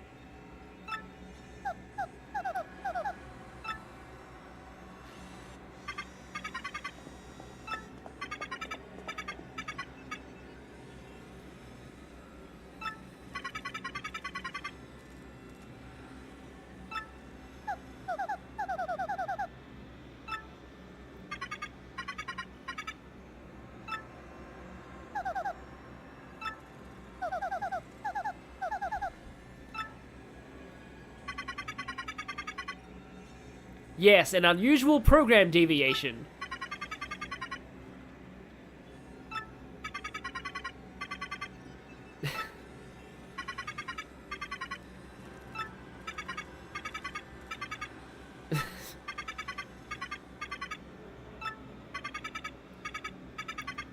So Mario has now been kissed by 2 people besides Peach, and now a computer is in love with Peach.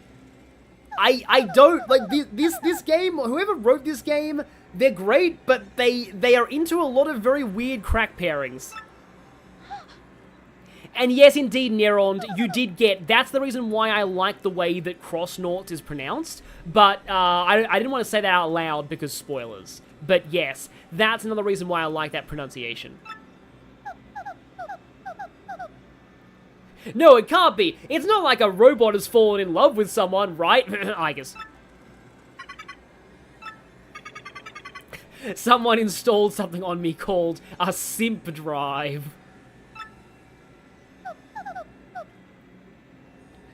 Some Asian was like, I legitimately managed to totally miss that this computer was supposed to be sympathetic. I thought there was supposed to be a creep, which, in my defense, SPM had Francis.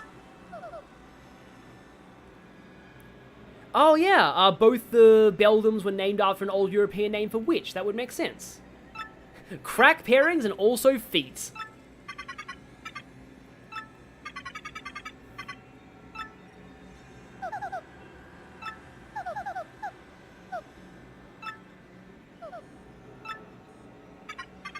I thought this wasn't revealed until later, though. I thought this was for a later... wow, I almost said the same thing twice in a row. Oh, okay. Originally fell in love while watching Peach in the shower. Yeah, I'm glad they changed that, if that's true.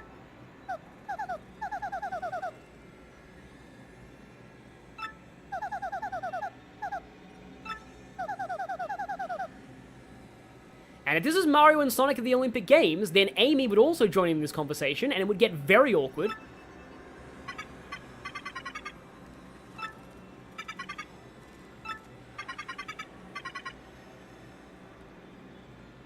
Didn't they change, like, didn't Tex I could be wrong about this, I thought the Tex I was different in Japanese, but yeah.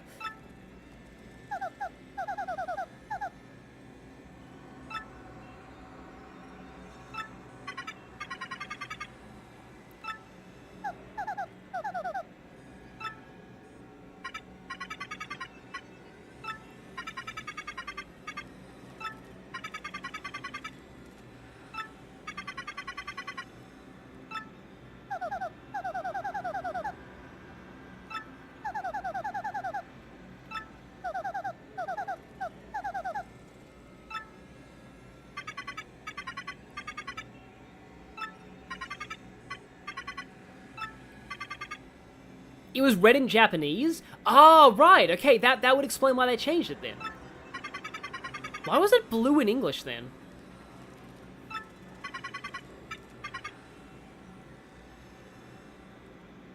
Virus detected, diagnosis found, file named iloveyou.exe. The thing is, there used to be a very infamous virus when I was a kid called the I Love You virus. And everyone warned us about it at school. They're like, don't open emails that say I love you, because it gives your computer the I love you virus. I don't know if that was actually real. But yes, this is a profound level of simping. He only, like, looked at her, like, once. Oh, wait, the camera glitching out was when Tech fell in love with Peach. It was never the shower scene. Good to know. Good to know.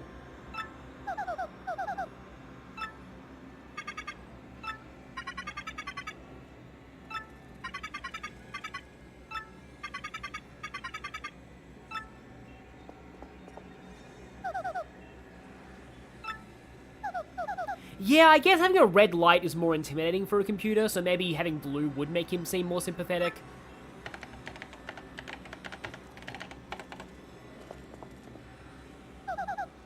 Yeah, this guy is basically a giant HAL 9000 reference. Oh yeah, the I love you virus was real. Yeah, good to know that I'm not deluding myself with that one.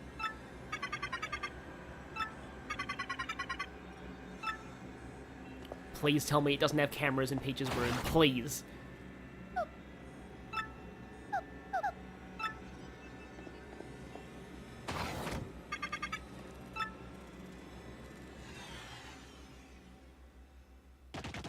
And now, for amazingness. So remember when I said that I was going to talk about Jack Black Bowser later? This is why. Oh, hey, the Koopa Trolls from the first game. I'm glad they're back. I hate how they didn't really use them in Sticker Star. I don't think they were in Sticker Star.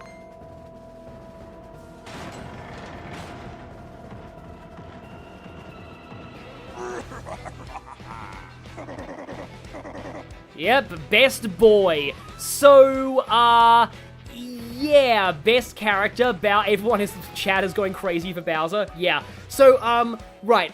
The moment that I heard Jack Black was playing Bowser in the movie, I was like, yes. Because Bowser's dialogue in Paper Mario is just perfect for Jack Black.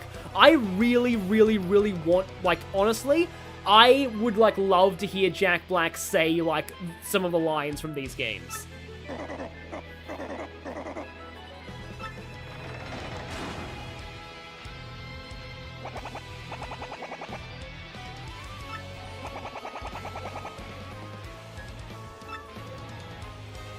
Oh, he's actually controllable. I didn't even know that.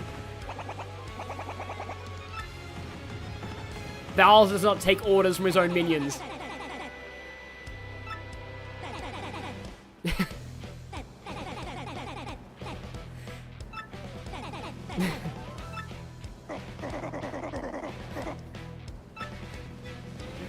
Yeah, at least you didn't overhear him singing about peaches.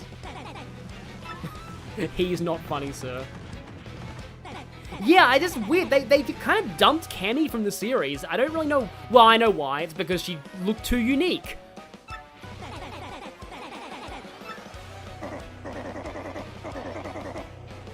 Until even your hammer has abs. Again, Bowser's dialogue is the best. Oh, right, the rear of the hall means the other side of the hall, right. Yeah, his Mario and Luigi dialogue was also incredible.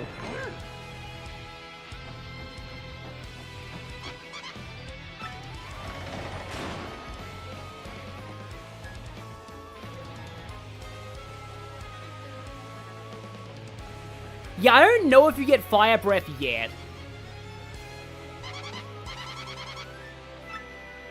The statues have have dialogue? Oh, dang it, sorry about that.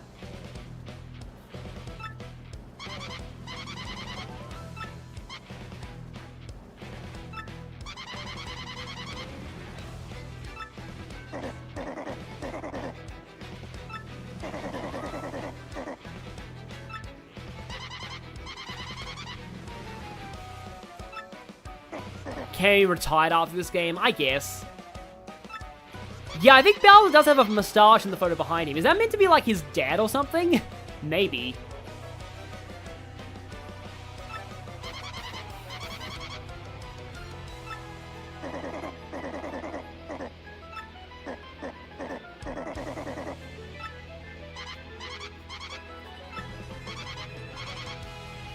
Oh, you actually do have fire breath during this interlude. Good to know.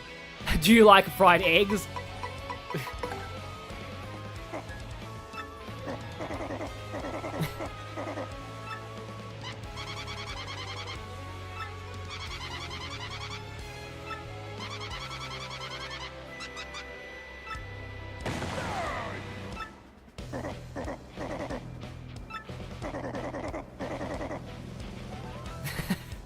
Yeah, that's why they always derail. That's why. Yeah, that picture behind him is implicitly the only time we've ever seen Bowser's father. But still, the question of who is Bowser Jr.'s mother probably is one we don't want to ask ever.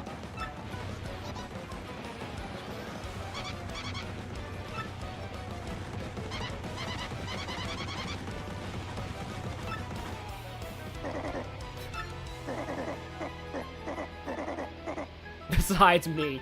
Yeah, Bowser always has that thing about nobody kidnaps the princess except me.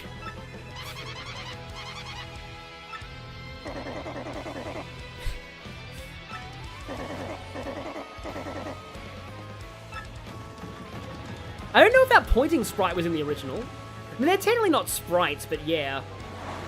I don't know if that's Kamek or a generic Magic Koopa. I knew he'd smash the wall.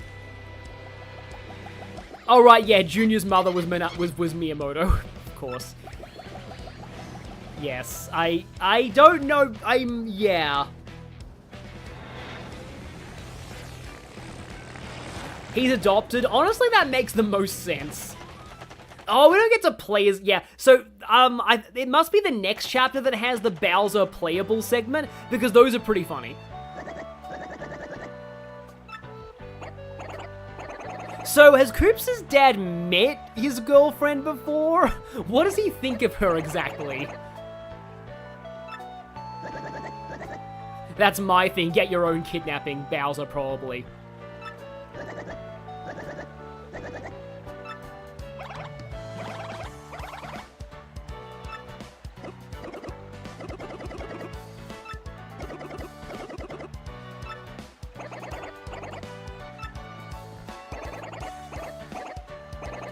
So hopefully she never finds out about the mouse that he slightly simped for.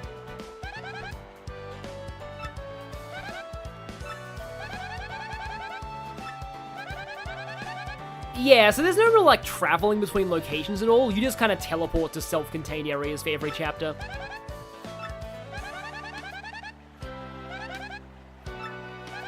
So that means if we take the crystal star we found, we get to the next chapter. Get to the next chapter, yeah. The next one is the fully playable Bowser thing. Yeah, I thought so.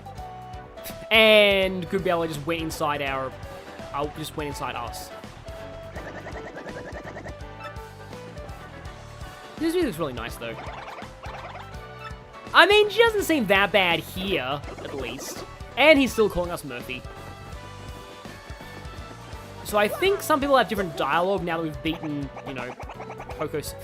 I'm so thankful you're smelling grass. There's been too many people smelling feet lately. Oh, hi, Brighty2007. I think I'm actually going to end this stream soon. Oh, Tattle Vivian with Goombella. The Tattle is exquisite. Okay, yeah. Apparently some people ship Koops with Vivian just because they don't want him with Koopy. Yeah. And you're going to kill our hopes and dreams one day. You will pay for that. You will pay for that. I must destroy you, General White. No, I don't jump on your head all the time. And yes. I must do that. Because, yeah. I really love my Nintendo GameCube. Yes, I love System Paradoxes. Anyway, I've saved it for your game. The sequel to Paper Mario! I just got started. That's a blast so far. Yep. Yep, he's now playing the game that we are in. And then reality imploded. But, oh, you know what? If nothing else happens between, like, once you get to Rogueport, I think I will upgrade my party members. Yes, all those emojis about General White are justified. Oh, I believe she's gonna email us right now.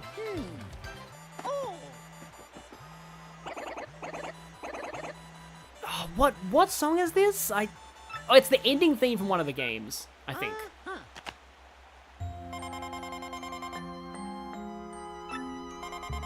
Yeah, the Fire Emblem reference is still there. We did it earlier in the stream. I'm being held against my will in a strange place. Also, a computer is simping for me. I don't know how to feel about this.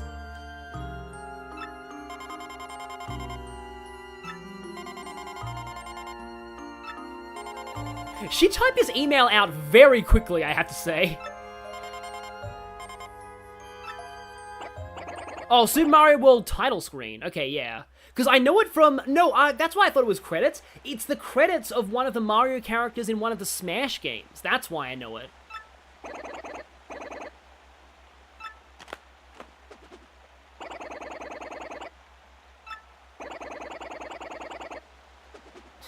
Yeah, Koops is just like, oh, hey, you got an email from a princess. That's so cool. I wish I was dating a princess instead of that one who keeps abusing me. Yeah, I thought it was an athletics theme at first, but it's not. Yes, the idea of robot simps. Robot simps are indeed terrifying. Yeah, computer GBA SP, exactly. And then there's the Game Boy Horror, like, they were really plugging the SP at this point. I don't blame them. I had a Game Boy Advance SP back in the day. And it's funny, I got the Game Boy Advance SP a week before Pokemon Ruby and Sapphire, my first game, or just Ruby, came out. And, yeah, I was just tortured by having this Game Boy in my house that I couldn't use because the game wasn't out yet. But I still love that day when I actually got taken by my dad to go and buy Pokemon Ruby. That was such a great day. In fact, it was the same toy store where I almost got this game. Almost. Because, actually, it was stylish. Wow, okay. I'm gonna try and super guard this. Nope, fail. Okay. But yeah, it was the same toy store where I almost got this game, but decided on getting Metroid Prime 2 instead, so connections. It was Toys R Us, and, Peach, AI is destroying our world faster than you know, exactly. Wow, yeah. Oh boy, how long is it before actual, like, ChatGPT starts simping for people? You know what, there have been AI, like AI dating apps before, so I'm sure it's happened. But anyway, I was saying, right, that's the wrong pipe. It's the wrong pipe, and Koops is gone. I was saying that that toy store was called Toys R Us. Actually, I think it exists in America because it was parodied in a lot of American media. And it went out of business. So yeah, that's where I got a lot of my games and consoles back in the day. Yeah, at the very least, Tech he doesn't understand love yet. So he's not intentionally simping, at least. That doesn't really sound much better, but still. Yeah, I'm sure we have AI simps by now. There's probably some stuff we can do. No, there was something we can do with Koops in here, I think. Let's see. Oh, we can do this now.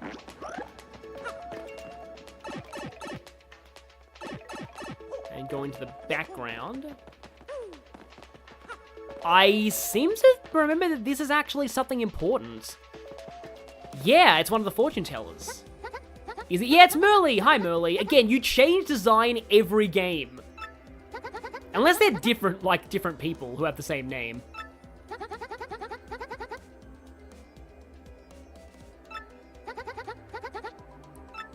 These rhymes aren't great, I'll say. Oh, right. This is the random, like... This is the one that randomly gives you double experience, isn't it?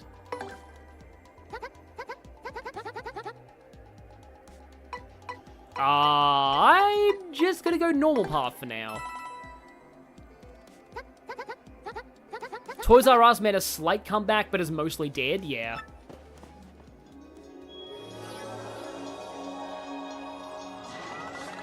And we're now a cube! Yeah, Merly from World 2 in Super Paper Mario is the one I mostly remember, because that was the one I played first. Yeah, I weirdly played, Super Paper Mario before any of the others. I don't even know when I got that. Like, was that something that I just randomly got in a game store one day? It might have been. I knew that would happen. Ow. I feel like I did randomly get that in a game store one day. I don't know.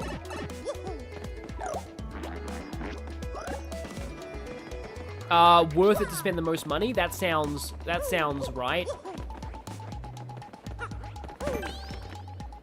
Cube! Wisp music plays. Yeah, exactly.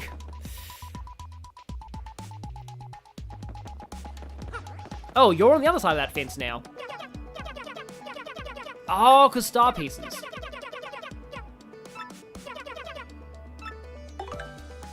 Attack FX makes Mario attack sound weirdy.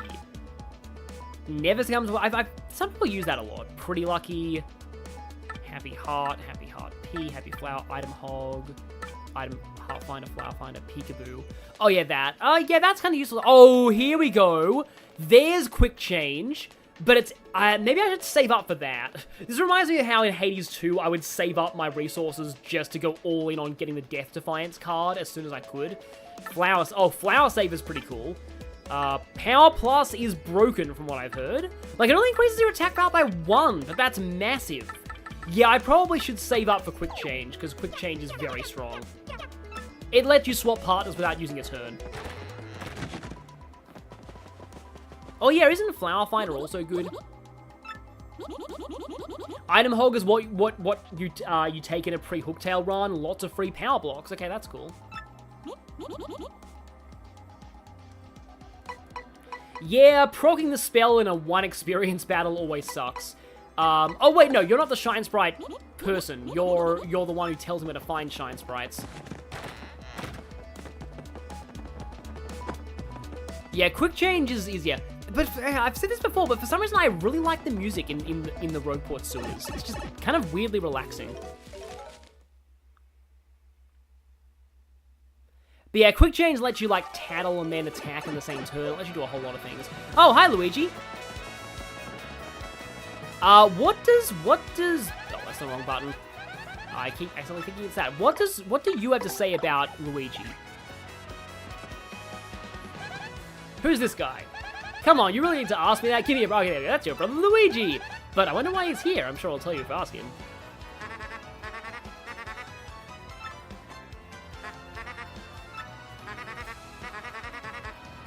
Yeah, so this thing, I don't think that, you know, that one Let's Player that I watched, I don't think he ever talked to Luigi, which is really weird.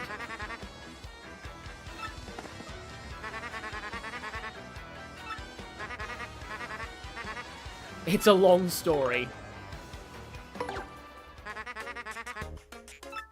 Here we go.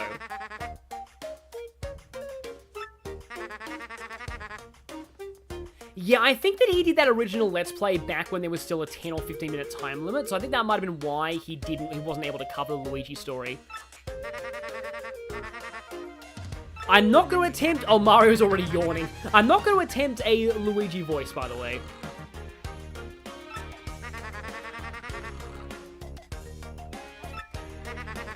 Mario is already going to sleep.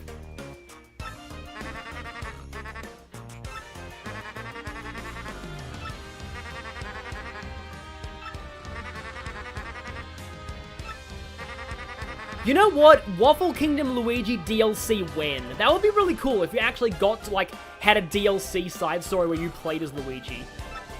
For this story. Yeah, the Chestnut King is the Goomba King from 64.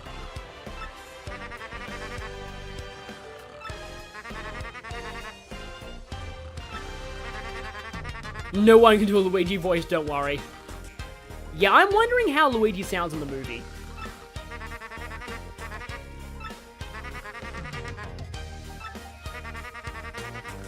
Yeah, again, Paper Luigi the Marvelous Compass, DLC or full game when, please?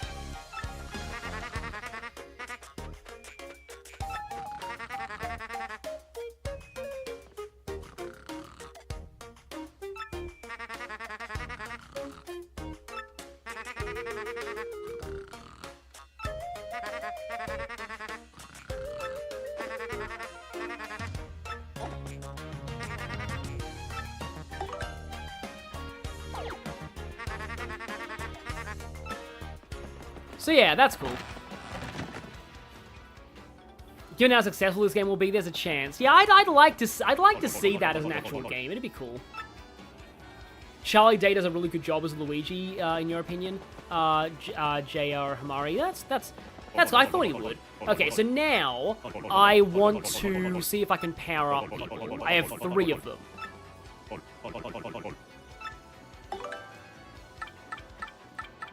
So the question is, oh, it costs 3 to power up one of them? Okay.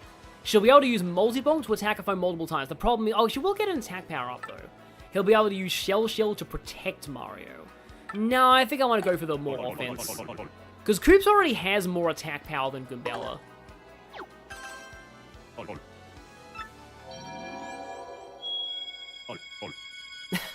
You'd like an inverted version of this where, Mario tells the story of Thousand Year Door with the context wrong? That'd be pretty great. Although that would just be Book of Mario Thousands of Doors. I like that little happy hop there. And I don't have enough to power up more, unfortunately. Oh, power up Koops so we can get closer to nuclear noise. Exactly. I want to see if this is open now. It is, okay. Infamous. This is like a pun on both Infamous and Infomouse, which he's saying here. A tip for a tip. Interesting. I guess he's like a hint system for the side quests. Yeah, apparently you meet Luigi's partners later and they tell like the real story of what happened. Also, we're going to be doing jobs for a person we don't know about behind a door. I remember that much later on, there's one that's from Goom Gooms, and it says looking for a gal, and that's the one where you find the Goombella simp. I'm saying simp a lot today. Oh, we have to pay to cancel, okay. That's interesting. Need a key, safe delivery, competitor research, Goombtha. Hit me, please. I'm hungry. Try to find me. Listen to me. Help me restock. I have to.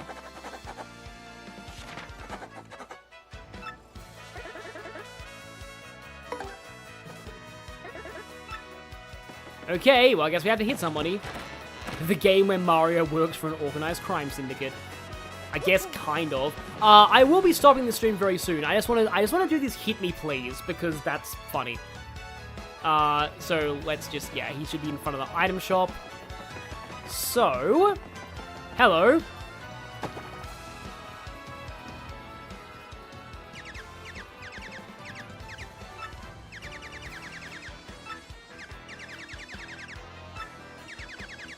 Just keep hitting me in the head with the hammer until I remember. Oh, if you hit me after I remember, I'll forget again. Just can't remember. Can't remember. Can't remember. Can't remember. Can't remember. Can't remember. Okay. There we go.